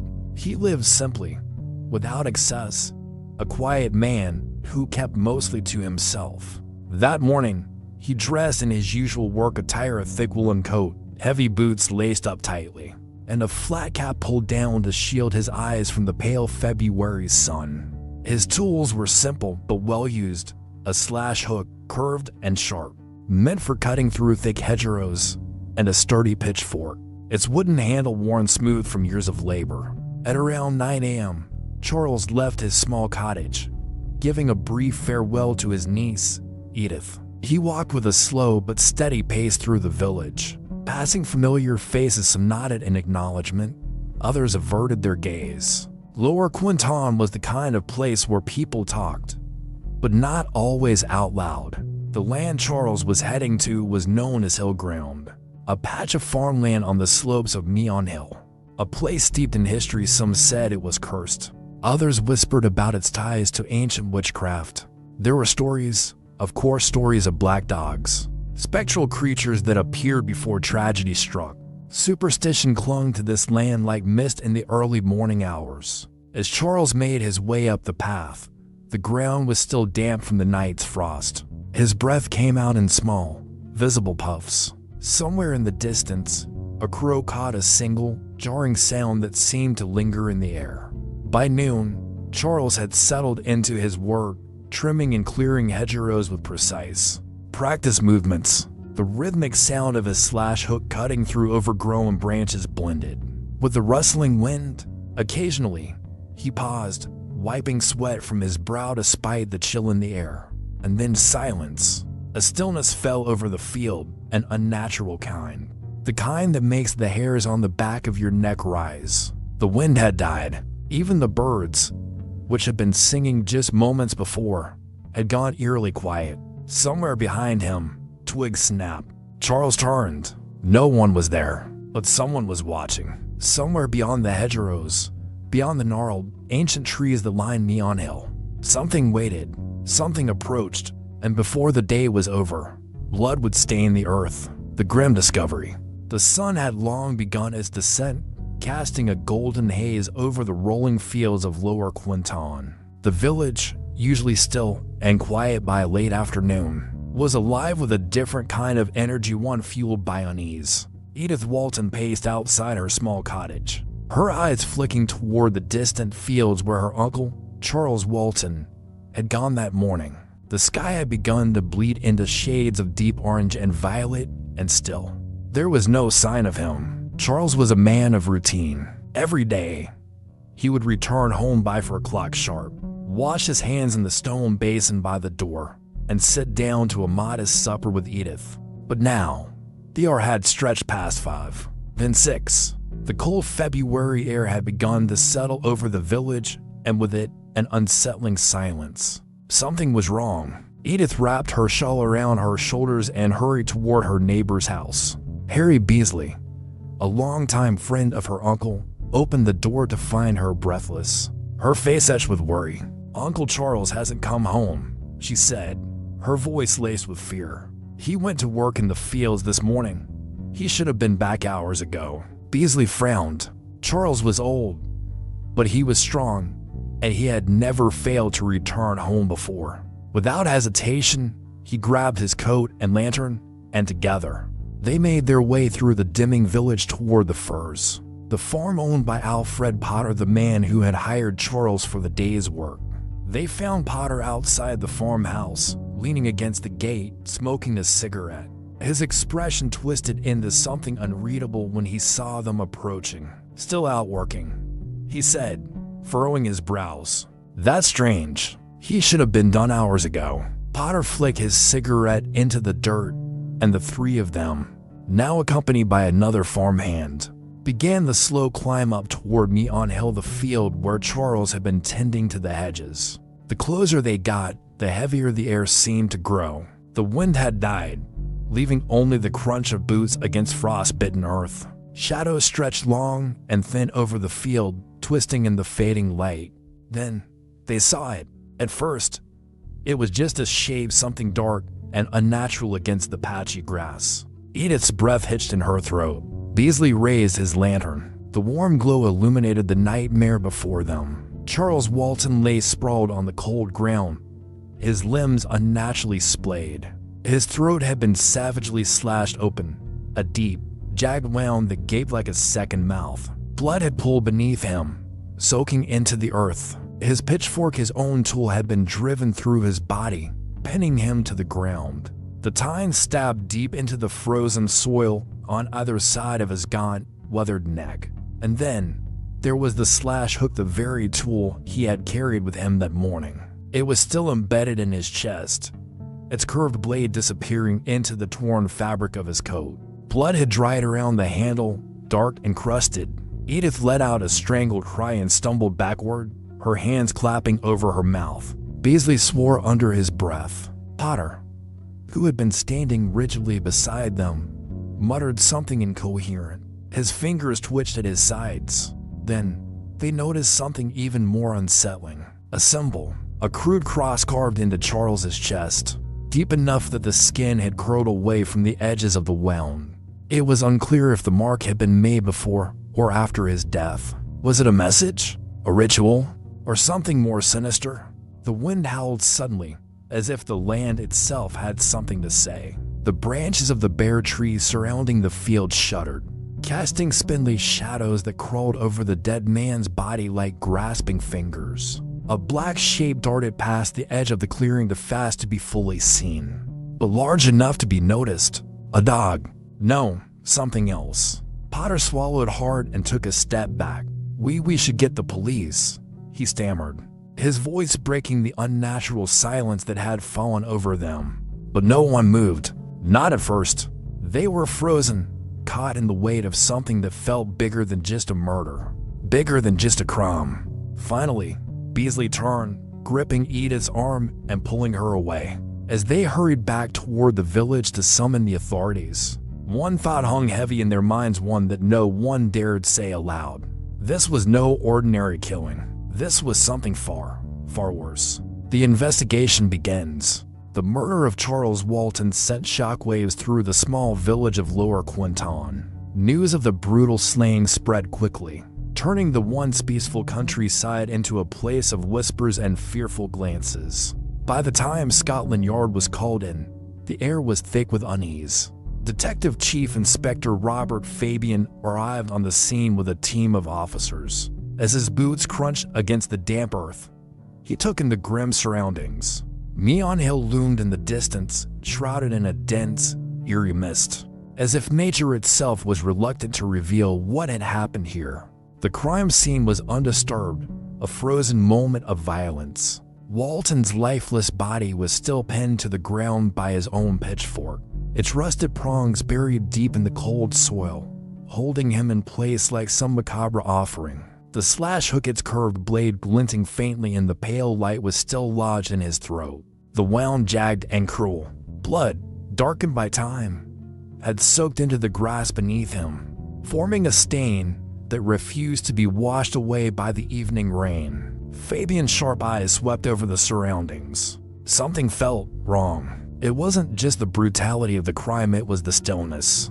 No birds sang in the trees. No animals stirred in the fields. Even the wind, which had howled through the village that morning, seemed to hold its breath. Turning to the group of villagers who had gathered at a distance, their faces pale and drawn, Fabian took a measured step forward. "Who was the last person to see him alive?" he asked, his voice calm but firm. Alfred Potter, the farm manager, stepped forward hesitantly. His eyes darted nervously as he cleared his throat. "I saw him around noon," he said, shifting uncomfortably. "He was cutting hedges over there." He gestured vaguely toward the nearby field. "Seemed fine. Nothing unusual." But Fabian noticed something peculiar. Potter's hands were trembling, and sweat glistened on his brow despite the crisp February air. The detective made a mental note. Nervousness wasn't proof of guilt, but it was always worth investigating. As the forensic team moved in, Fabian crouched near the body, examining the scene up close. That's when he noticed something odd. Walton's shirt had been pulled open, exposing his chest. The old man's frail skin bore faint scratches, almost like symbols or letters. Could it have been the remnants of an old wound? Or was this something else entirely? A soft gasp came from behind. One of the officers had discovered something a few feet away, a small wooden cross, half buried in the mud, as if it had been dropped in a hurry. The officer turned it over in his hands, his face unreadable. "S." Fabian cut. "S." And then came the strangest revelation of all. Just a few nights before the murder, multiple villagers claimed to have seen a large black dog roaming near Meon. A shiver, suspicions and theories. Alfred Potter stood at the edge of the field, his arms crossed tightly over his chest. His eyes darted back and forth as he spoke, his voice steady, but something about his demeanor felt off. When questioned by Scotland Yard, Potter claimed he had seen Charles Walton working in the field around noon on the day of the murder. He described a normal afternoon, nothing out of place, nothing suspicious. But then, inconsistencies began to emerge. At first, Potter stated he had merely glanced at Walton from a distance. Later, he changed his story, saying he had actually spoken to the old man. The timeline of events didn't quite add up, and investigators noticed something else whenever Potter was questioned. His nervousness increased. Beads of sweat formed at his temple, and his hands fidgeted. Betraying an anxiety he tried desperately to mask. Detective Chief Inspector Robert Fabian had been in the force long enough to know when someone was hiding something. Potter's shifting statements raised immediate red flags. More concerning was a detail that seemed minor at first. When Edith Walton and the search party found Charles's body, Potter had been strangely calm. In fact, it was he who pointed out the peculiar position of the murder weapon, the pitchfork driven into the ground, almost as if he had seen it before. But was that enough to accuse him of murder? Digging deeper, authorities uncovered an unsettling detail. Potter had been skimming money from the Furs farm. He had been underpaying his workers while reporting higher wages to his employer, pocketing the difference. Charles Walton, a quiet but observant man, may have discovered this deception.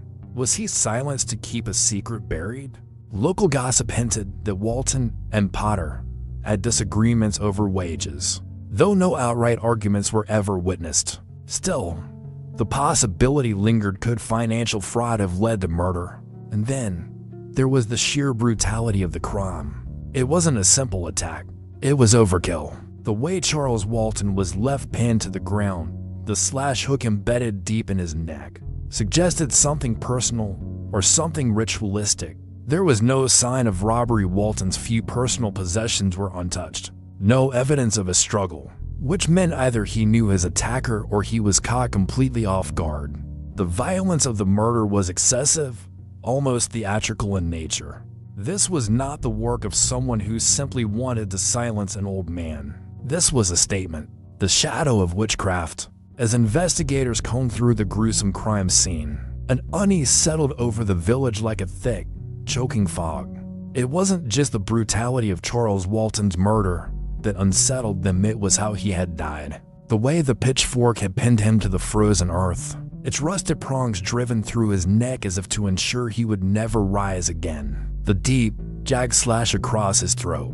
The walking stick, slick with his own blood, lying mere inches from his outstretched fingers, as though he had fought desperately, uselessly to fend off something inhuman. And then there was the symbol. It wasn't officially recorded in the police reports. Some said it was nothing more than a rumor, a grotesque embellishment whispered from one frightened villager to the next. But those who saw the body that day, those who stood in that field, staring down at what was left of the old man, would never forget it.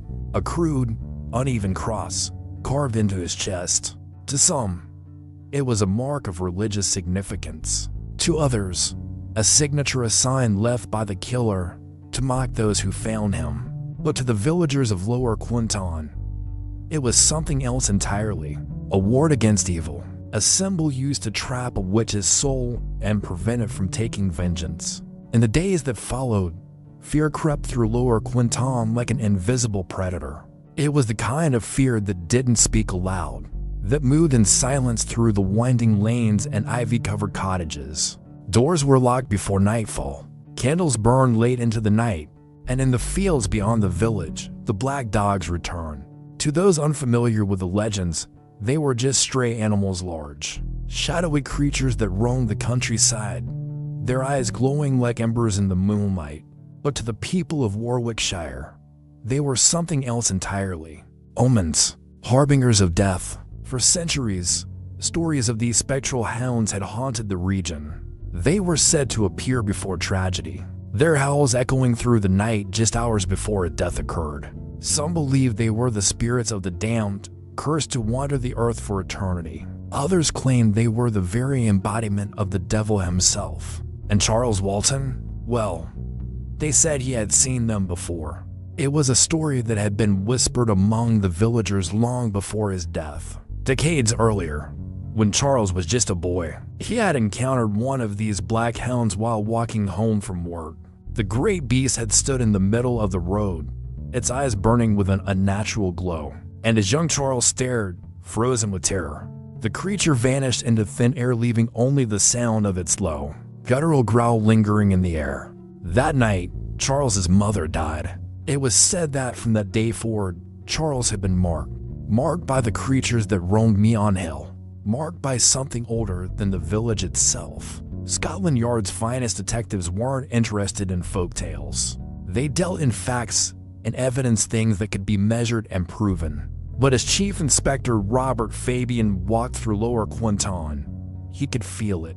The fear. It clung to the village like a sickness. And no matter how many questions he asked, no matter how many doors he knocked on, the answers never changed.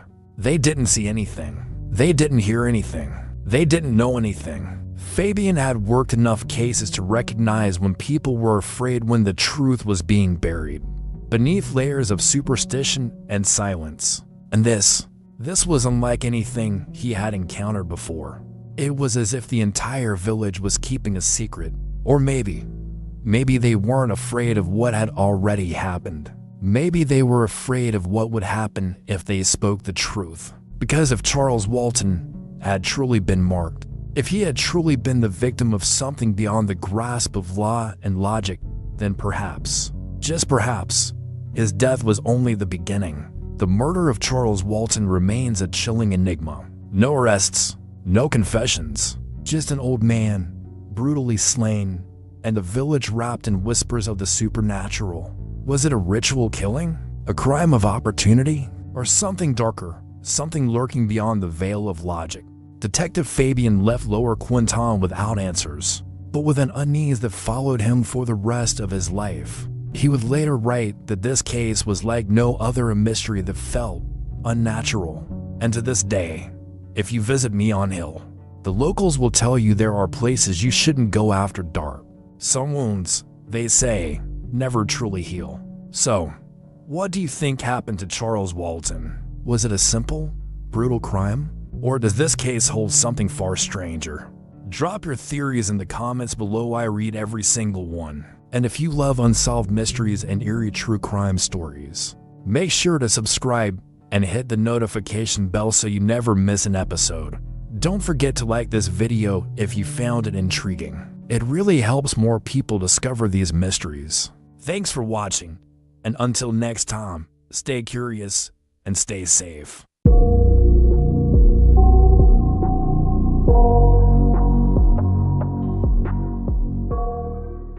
What if everything you thought you knew about someone was a lie? A devoted mother, tirelessly caring for her sick and disabled daughter. A young girl, trapped in a body that constantly failed her. A community that rallied around them, showering them with love, donations, and even a brand new house. But behind the smiling photos and charity events was a nightmare no one saw coming. A daughter who could walk, a mother who wasn't who she claimed to be, and a murder that shocked the world. This is the story of diva Gypsy Rose Blanchard, a case of deception, abuse, and desperation so twisted that it still haunts people to this day. Stay with me until the end, because this case isn't just about a crime. It's about the horrifying truth hiding in plain sight. And trust me, you won't believe how it all ends. Before we dive in, don't forget to hit that like button. Subscribe if you love true crime stories. And let me know in the comments, do you think justice was truly served in this case? One day this will be real. And now it finally is. The illusion of illness. Imagine a little girl, fragile and pale, seated in a wheelchair. Her oversized glasses resting on her small face. Her mother stands behind her, a reassuring hand on her shoulder, smiling warmly at the crowd gathered around them. The little girl's head is shaved smooth, as if she had just undergone another round of chemotherapy. A feeding tube snakes out from her nose, connecting her to a bag of liquid nutrients. This was the image the world saw of Gypsy Rose Blanchard. A sick child, a warrior battling one disease after another, a daughter fiercely loved by a devoted mother.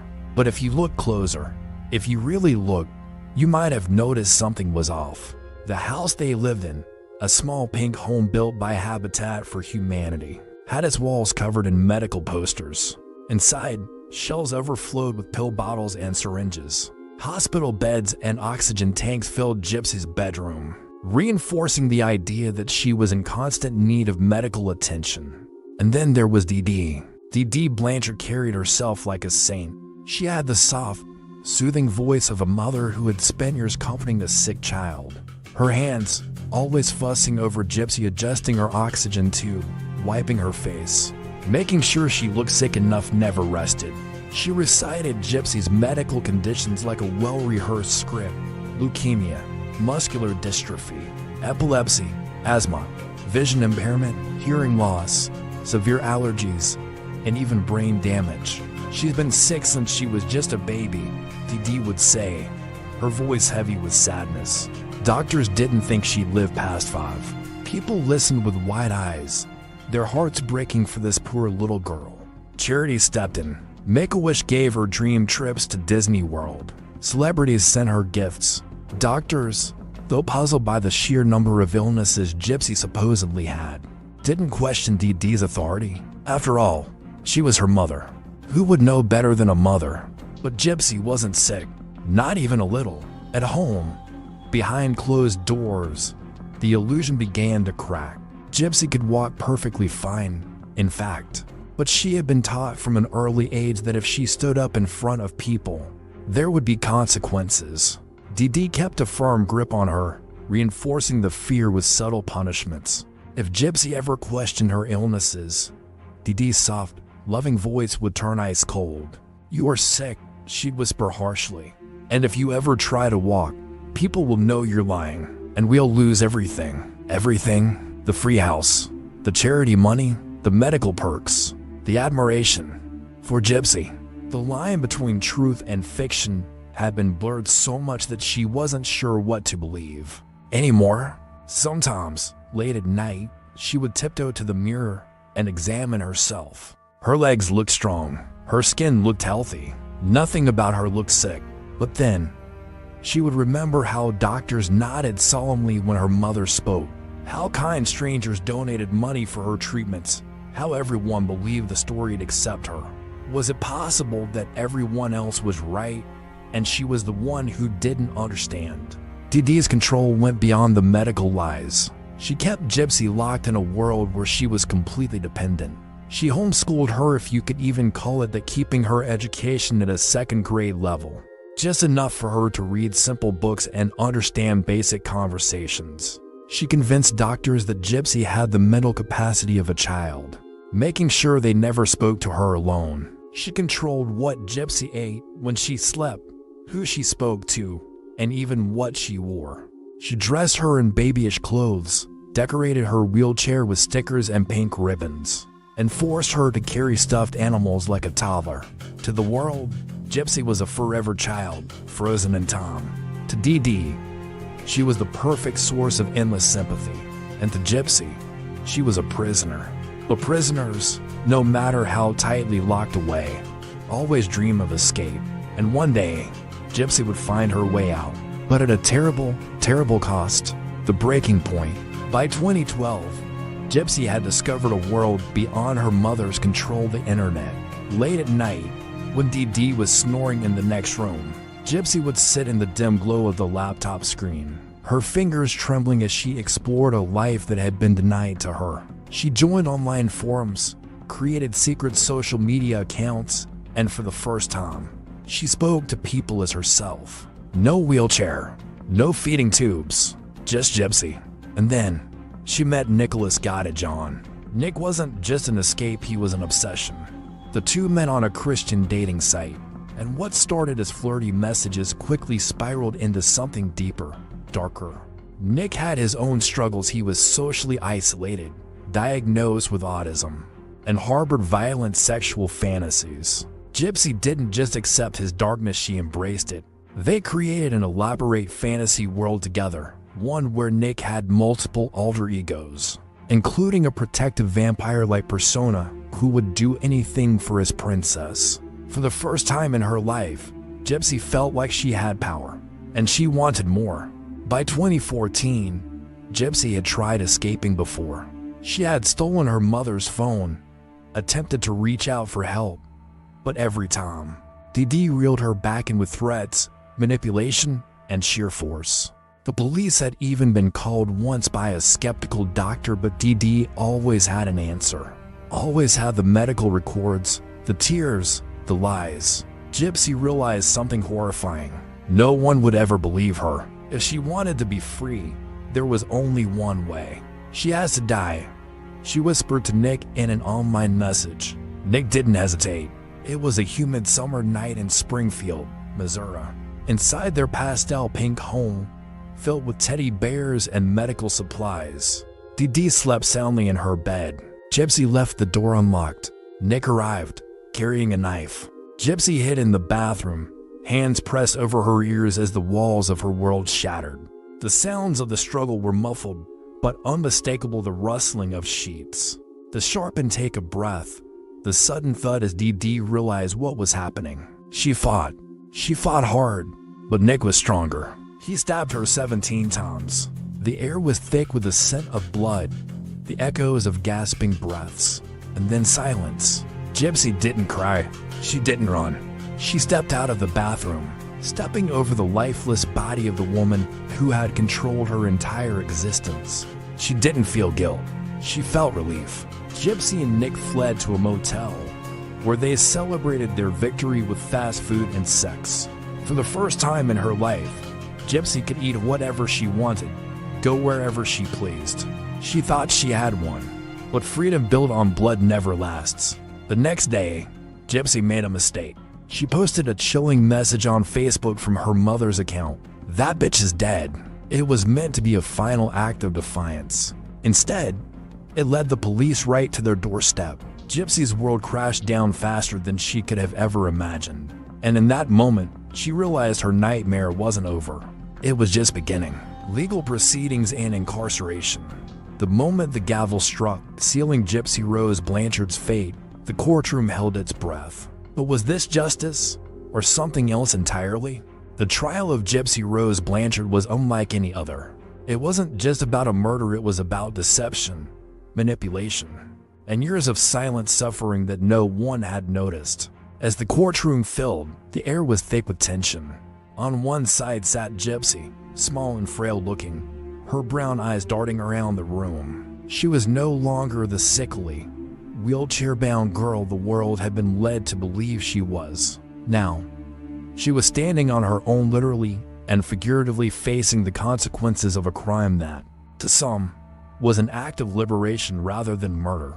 On the other side were the prosecutors, armed with evidence, blood-stained gloves, a knife, chilling text messages, a trail of digital footprints that led straight to Gypsy and Nicholas Godejohn. The state painted Gypsy as a cunning mastermind. She wasn't the victim here. They argued Dee was. They laid out the facts in stark detail. Gypsy had plotted her mother's murder for weeks, manipulating Godejohn, an impressionable young man with a troubled past, into doing the deed. She had asked him to come to her house, leave the lights off, creep into her bedroom, and take a knife to her sleeping mother. Text messages between the two lovers were displayed on massive screens for the jury to see. The words were disturbingly casual. "Gypsy, when you do it, just be quick and bring the knife. Nick, I will do anything for you, my love." Gypsy's fate hung in the balance as these words echoed through the courtroom. Gypsy's attorneys countered with a different narrative. This wasn't premeditated murder, it was survival. They described Dee's iron grip over her daughter's life, the fabricated illnesses, the forced medications, the unnecessary surgeries, a childhood stolen, a body weakened, a mind manipulated. Doctors took the stand to confirm the unthinkable. Gypsy had been perfectly healthy all along. Her wheelchair, unnecessary. The feeding tube, a cruel facade. The shaved head, just another part of Dee's grand illusion. The jury sat in stunned silence as medical records were presented, showing how Dee had managed to fool entire hospitals, convincing surgeons to operate on a girl who didn't need surgery. It was abuse of the worst kind. But was it an excuse for murder? When the jury finally reached a decision, Gypsy sat motionless, her fingers twisting in her lap. The courtroom was silent, everyone holding their breath. Guilty of second-degree murder.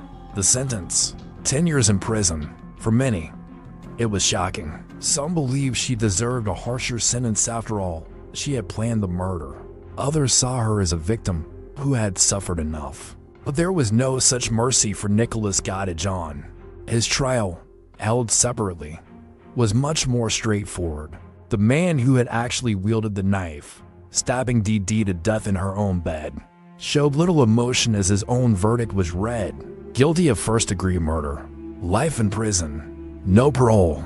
Ironically, Gypsy's time in prison became the first real taste of freedom she had ever known. Gone were the feeding tubes and the wheelchairs. Gone were the endless doctor visits. In prison, she could walk freely, eat whatever she wanted, and speak to whomever she pleased. And she thrived. For the first time in her life, Gypsy had autonomy.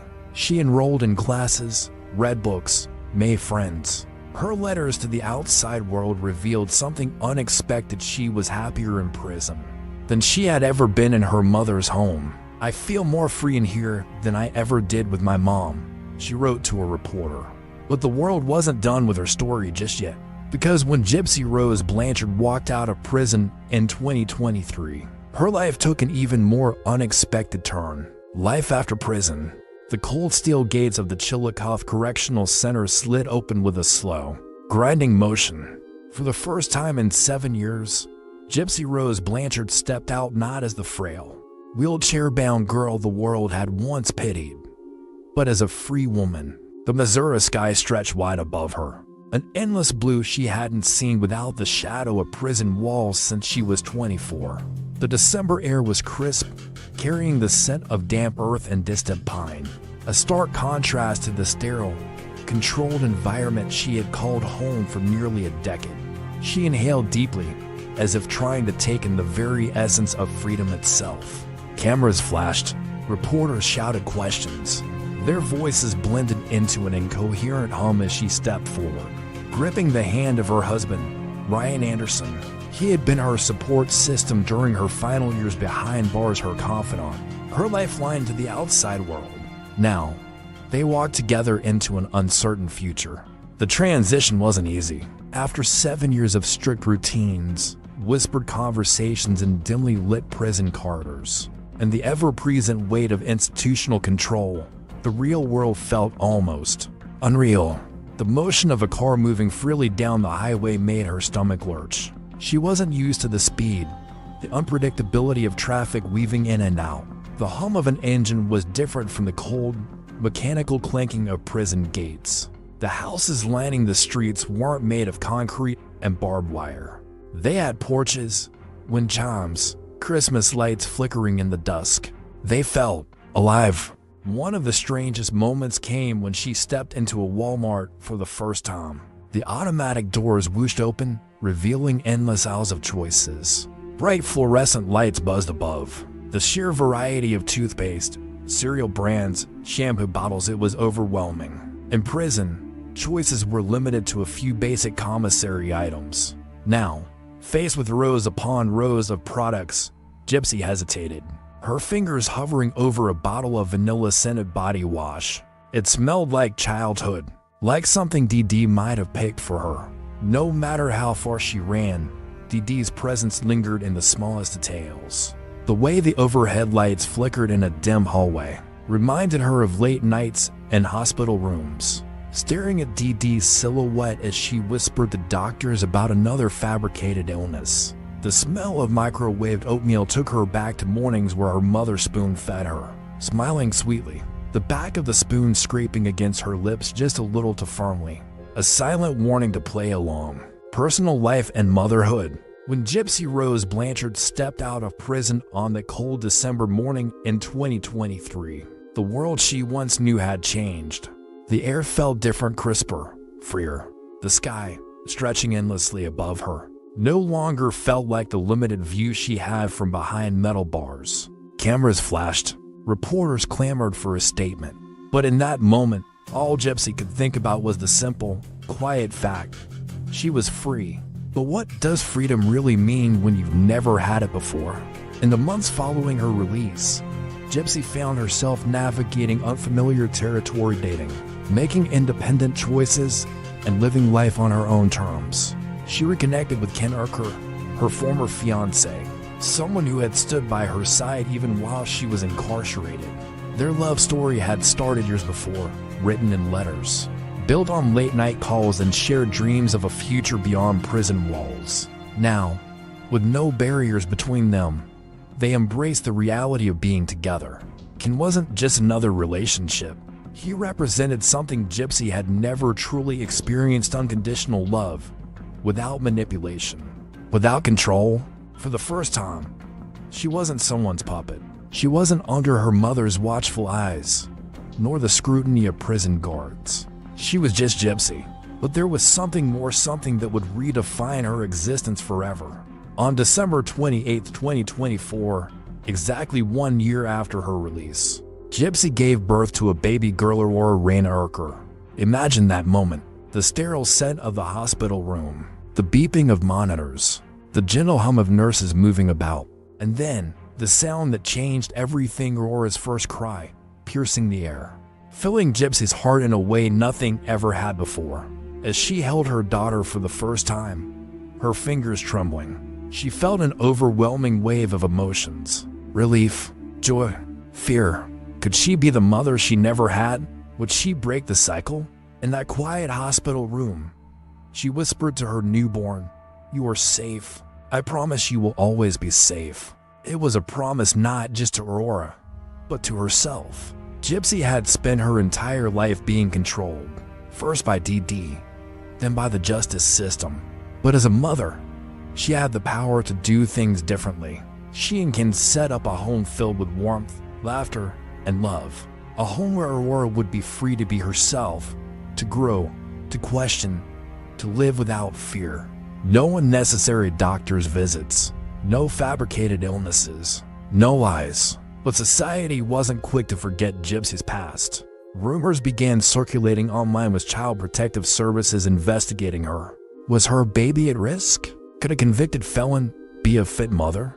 Gypsy addressed it all with the same clarity she had fought to gain over the years. Aurora is safe, healthy, and loved. I am not my mother. The world watched. Some still doubted. But for Gypsy, there was only one truth: Aurora would never know the pain she once endured. As she settles into motherhood, Gypsy knows challenges lie ahead.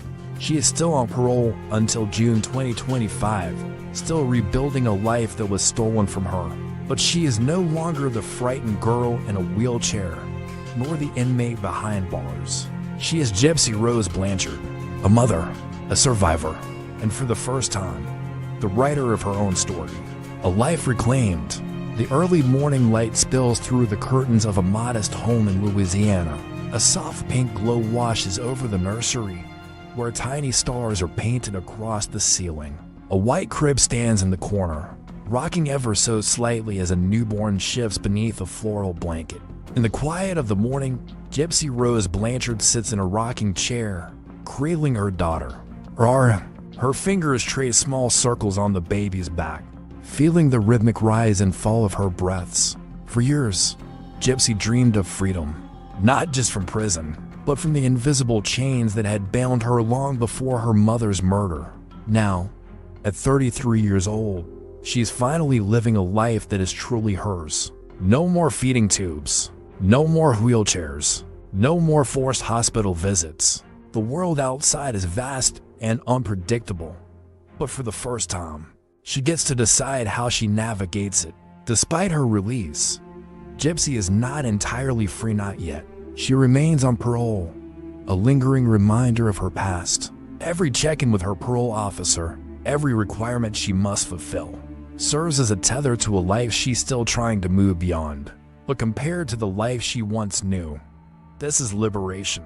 The internet has not been kind to her. Some call her a survivor. Others label her a murderer. Each time she scrolls through social media, she is met with a tidal wave of opinion supporters urging her to embrace this second chance, critics questioning whether she deserved it. Then there are the rumors. In late February, whispers spread across TikTok and YouTube that Child Protective Services have been called to check. on her baby. The claims painted her as an unfit mother, stirring up memories of her own childhood trauma. But Gypsy was quick to respond.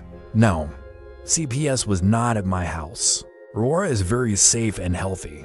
Please don't spread lies. Her words are firm, but the shadows in her eyes betray a deeper truth. This is the price of her notoriety. No matter how much time passes, her name will always carry the weight of the past. June 2025 looms on the horizon. Just a few months stand between Gypsy and the end of her parole. In interviews, she speaks about it with a mix of excitement and nervous energy. A whole new world is about to open up. She imagines the day she no longer has to check in with authorities, no longer has to live under any form of restriction. The simple things: traveling without permission, making spontaneous plans, living life without a legal shadow will finally be hers.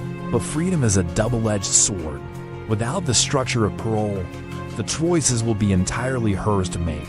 And for someone whose entire life was dictated by another, first by her mother, then by the justice system, stepping into complete independence is as terrifying as it is exhilarating. Gypsy has spoken about wanting to use her experiences to help others, advocating for victims of Munchausen by proxy, sharing her story to prevent others from suffering as she did. Whether she will fully step into the role remains uncertain. For now, her focus is on being a mother, on creating the kind of childhood for Aurora that she never had, one filled with love, freedom, and honesty. But the past does not fade so easily. Everywhere she goes, eyes follow. Every decision she makes, every misstep, is scrutinized under the relentless gaze of the public. Some believe she should have spent more time in prison. Others see her as the ultimate example of resilience. Who is Gypsy Rose Blanchard, really? A victim? A survivor? A criminal? The answer depends on who you ask. But for Gypsy, the answer is simple. She is free, and for the first time, she gets to decide what that truly means. So, here we are at the end of a story that is still being written. Gypsy Rose Blanchard is no longer the frail, wheelchair-bound girl the world once knew. She is a mother, a woman rebuilding her life, a figure forever caught between victimhood and infamy. But the question remains, can Gypsy ever truly escape her past? Her name will always be tied to one of the most disturbing cases of medical abuse and deception in modern history. Every move she makes is under scrutiny. Every choice she takes sparks debate. And as she inches closer to complete freedom, the world will be watching. Was justice served? Has Gypsy paid her debt? Or does the shadow of her crime still linger? Should she be left alone to live her life? Or is this the price she will always have to pay? Let me know your thoughts in the comments.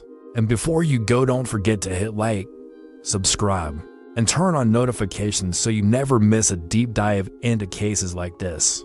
Until next time, stay safe, stay curious, and always question the stories you think you know.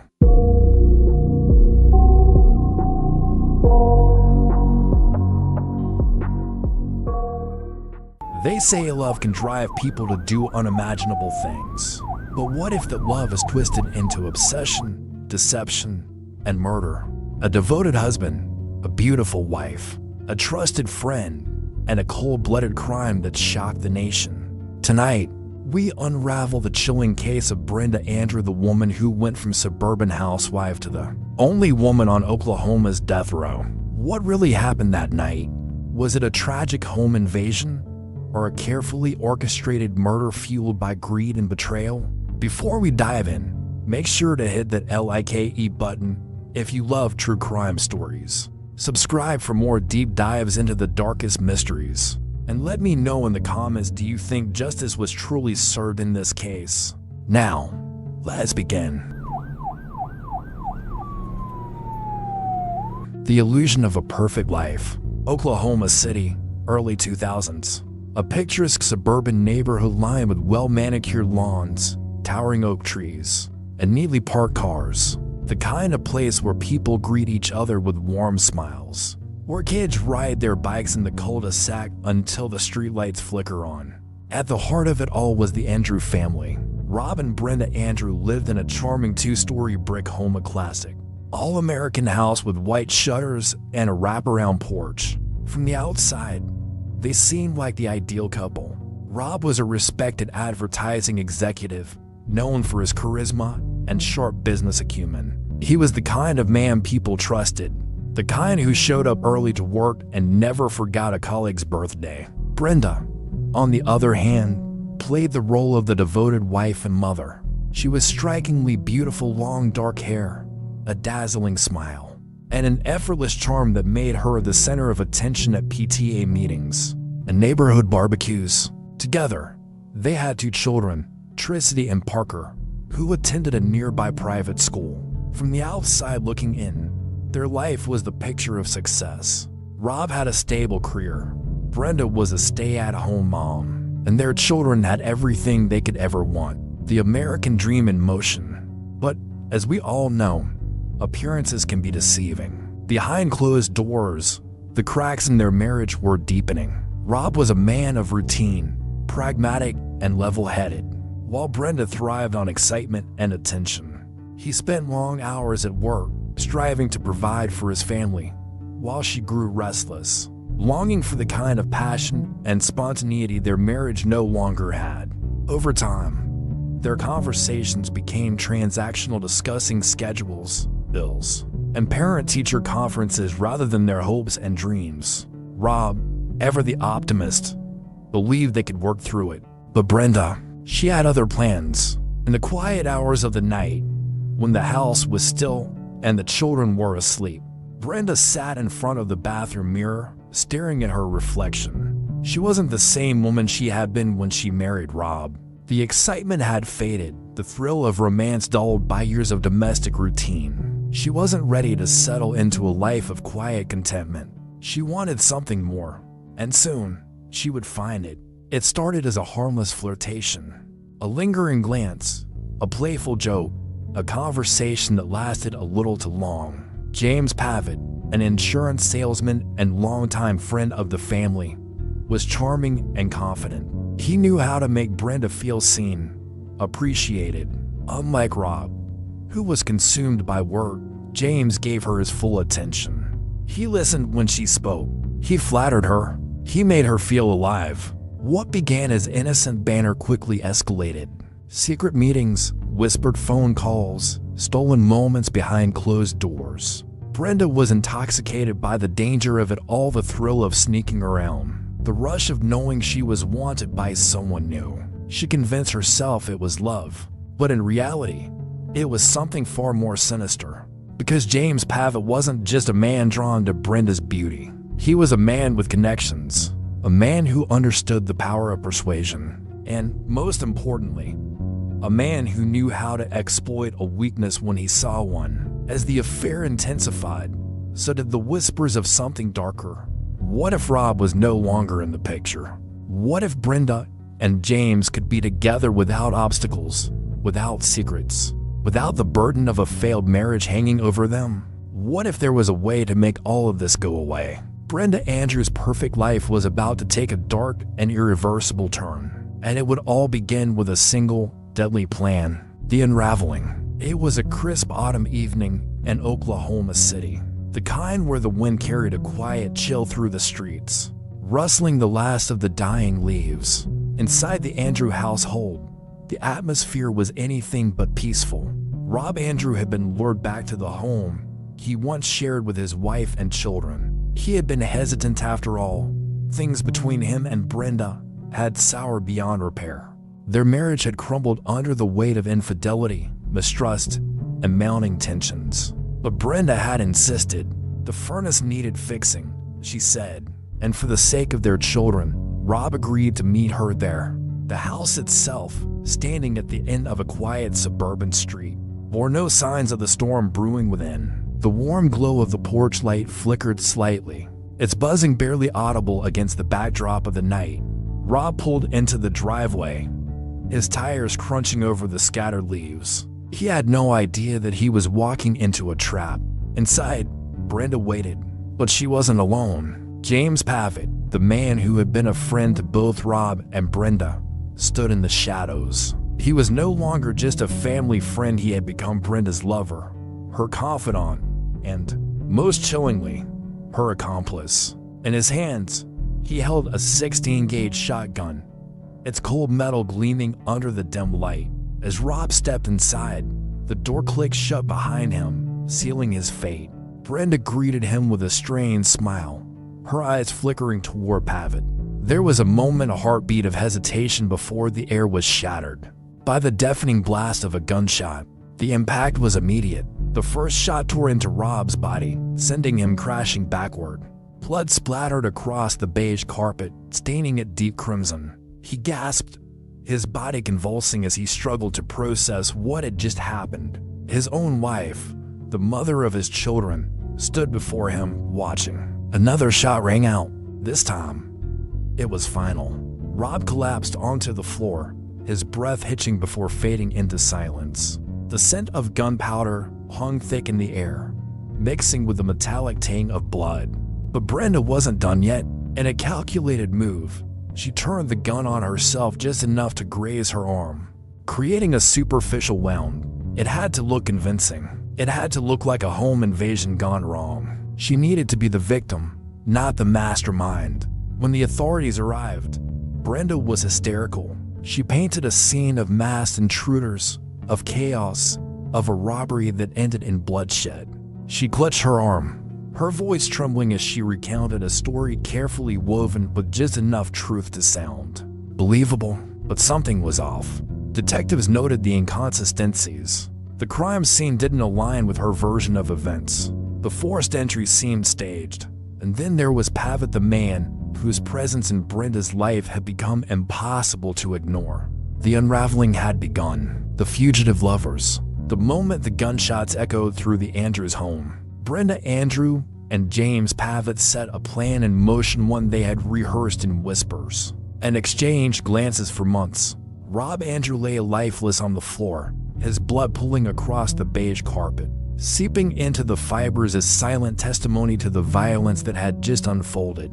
But Brenda was different. She was wounded, but only just enough. A superficial gunshot wound to the arm. A carefully curated injury meant to sell a story of masked intruders. A chaotic break-in gone wrong. Police arrived to find her shaking, her voice breathless as she recounted the horrors she had supposedly witnessed. But beneath the performance, behind those tear-filled eyes, something was off, and investigators sensed it. As detectives started peeling back the layers of their alibi, Brenda and Pavitt felt the walls closing in. The insurance money, $800,000, had been the prize. But now, with suspicion mounting, their freedom was at stake.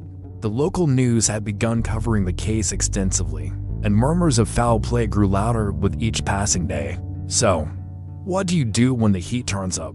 You run. On a cold December morning in 2001, Brenda packed up her two children, threw a few essentials into a bag, and vanished. Pavitt was by her side, the two of them now fugitives on the run. Their destination?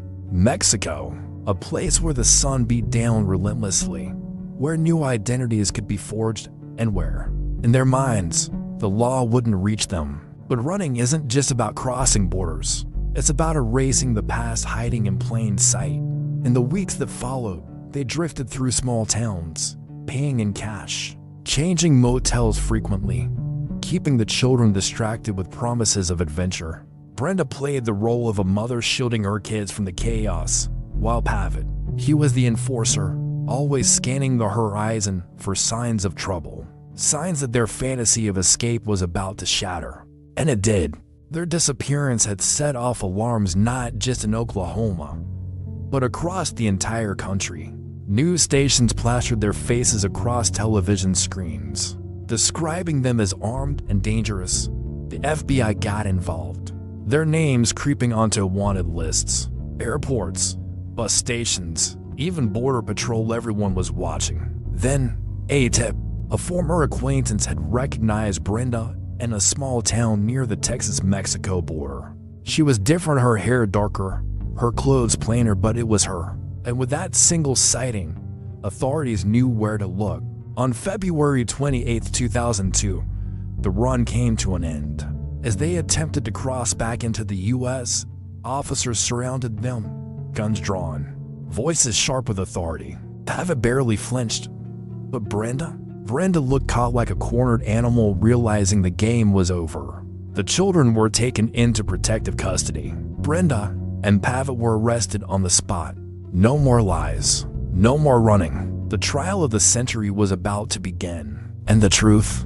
That was about to unravel in ways no one could have predicted. The trial and conviction. The courtroom was packed. Rows of spectators leaned forward in their seats, their eyes shifting between the prosecution table and the woman at the center of it. All Brenda Andrew, dressed in a modest blouse and skirt, her once blonde hair now a dull brown. She sat stiffly, her hands folded in her lap.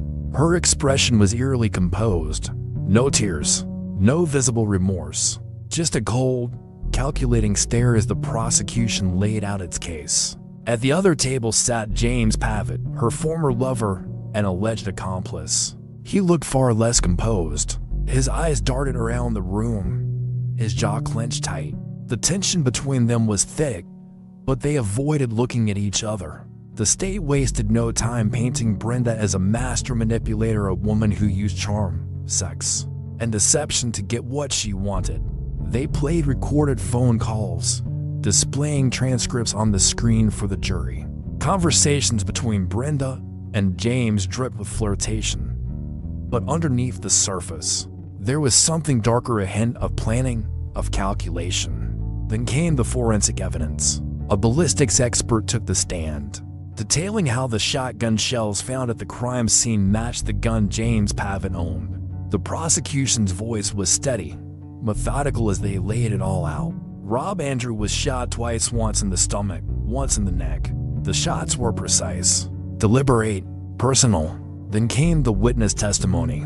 A neighbor described the eerie quiet of that night, how they had heard a single loud bang, then nothing. Another spoke of seeing Brenda and James together days before the murder, whispering in hushed tones at a local gas station. But the most damning testimony came from Brenda's own children. Her teenage daughter took the stand, her voice barely above a whisper as she recounted the moment she realized her father was never coming home. The prosecution didn't have to ask about her mother. The look in the girl's eyes said it all. And then there was Brenda herself. When she took the stand, she didn't cry. She didn't beg. Instead, she did something far more chilling. She performed. She spoke calmly, explaining that she had been a victim, too. That she had loved her husband, that she had been held at gunpoint by masked intruders, just as she had told the police. But the jury wasn't convinced. The prosecution replayed her own 911 call-in. That was when the facade began to crack. "My husband has been shot," Brenda's voice echoed through the courtroom speakers. But there was no hysteria, no raw panic, just a detachment. It was as if she was reciting lines from a script. And then, the final blow, the motive. Rob Andrews' life insurance policy was worth $800,000, and just weeks before his death, he had removed Brenda as the beneficiary, suspecting she was up to something. But Brenda didn't let that stop her. The jury deliberated for only 6 hours. When they returned, the verdict was unanimous. Guilty. Brenda Andrew and James Pavitt were sentenced to death. As the judge read out the sentence, Brenda's mask finally slipped. Her eyes widened, her lips parted slightly, but just as quickly, she recomposed herself. As she was led out of the courtroom, shackles clinking with each step, the cameras flashed. Her face would be plastered across news headlines for years to come. The Black Widow of Oklahoma. The controversial appeal. In January 2025, the U.S. Supreme Court revisited Brenda's case, focusing on claims that her trial was tainted by sexist stereotyping. Her defense argued that the prosecution's emphasis on her sexual history and attire was irrelevant and prejudicial, potentially influencing the jury's impartiality. The courtroom was eerily silent as the justices of the United States Supreme Court filed into their seats, their faces unreadable. The tension in the air was thick. This was not just another appeal. It was a case that had divided public opinion for decades. Brenda Andrews sat stiffly at the defendant's table, her once glamorous appearance replaced by the dull uniform of Oklahoma's death row. Her blonde hair, now streaked with gray, was pulled back neatly, her hands clasped together on the table. She looked composed, but anyone watching closely could see the subtle movements, her fingers tapping lightly, her breathing just a bit too measured. This moment was everything. The defense attorney stood, adjusting his tie before addressing the highest court in the land. His voice was steady but urgent. "Your Honors, we are not here to argue Brenda Andrews' innocence. We are here because this case was tainted by gender bias. The prosecution painted my client not as a murderer, but as a seductress, a temptress, someone who deserved to die not for her crime, but for who she was perceived to be." He let the words hang in the air, watching the justices absorb their weight. Then, he continued, flipping through a thick case file. "Look at the language used during the trial. The prosecution repeatedly called her manipulative, cold-hearted, the ultimate femme fatale. The jury was shown pictures of her in bikinis, her detailed accounts of her past relationships, none of which had anything to do with the murder. They weren't convicting Brenda Andrew for killing her husband. They were convicting her for being an immoral woman." A murmur rippled through the courtroom. Reporters scribbled furiously, their pens scratching against their notepads. The audience was a mix of legal analysts, crime enthusiasts, and even Brenda's surviving family members, some staring at her with quiet rage, others with cautious hope. Then, it was the prosecution's turn. The attorney, a hardened veteran of the justice system, adjusted his glasses before speaking. "With all due respect, Your Honors, this argument is a distraction.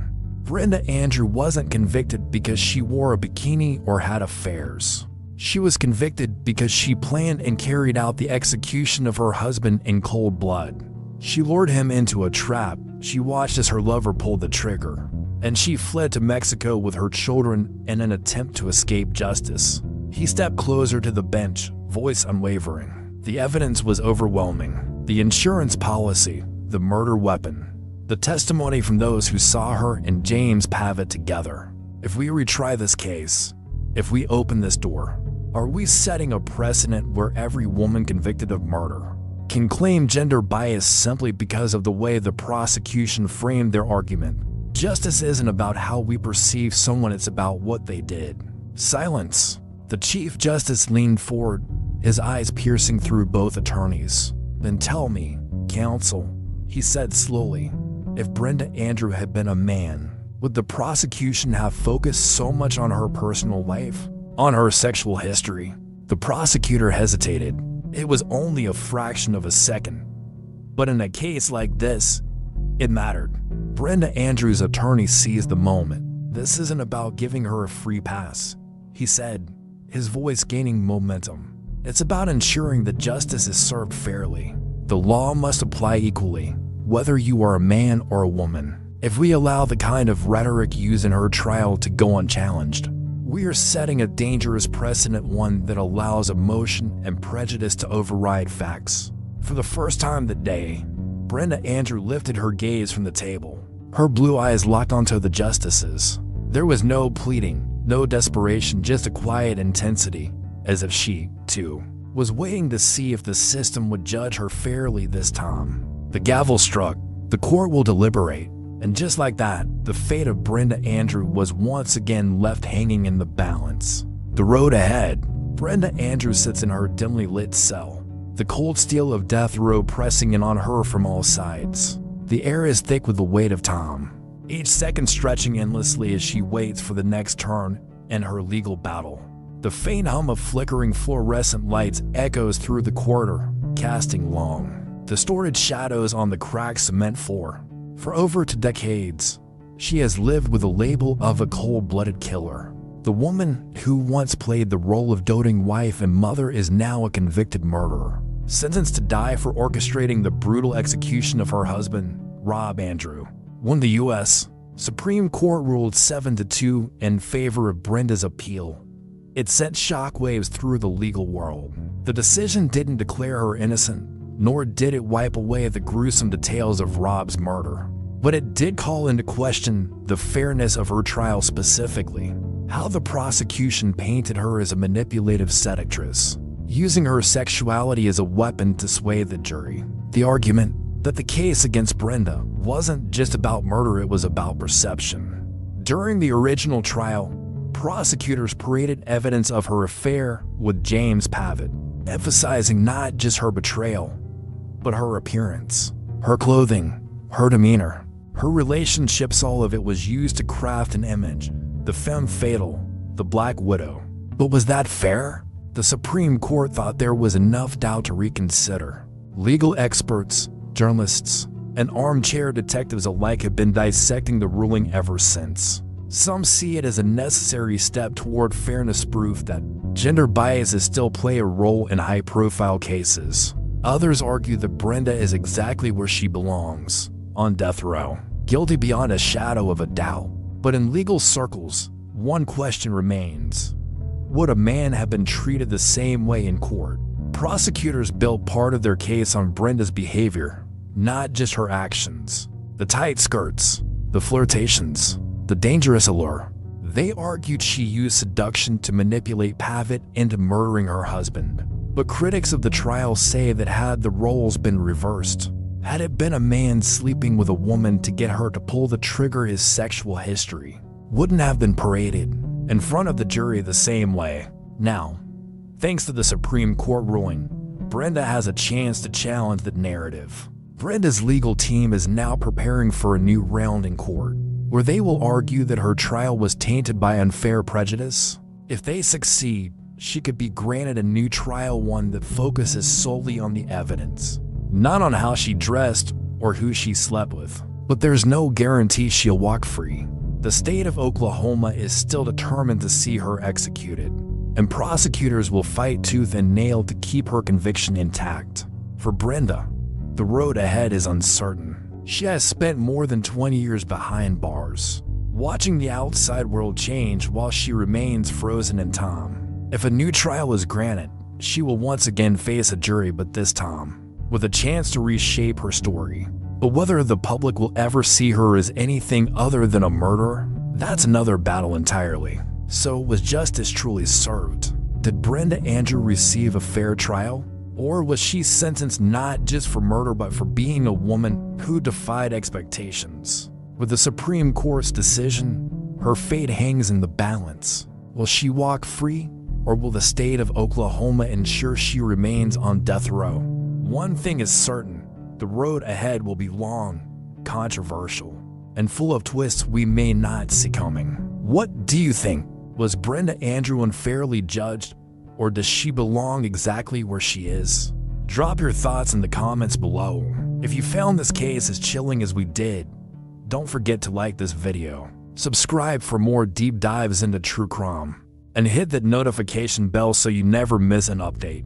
Until next time, stay safe, stay curious, and remember, sometimes the truth is far more terrifying than fiction.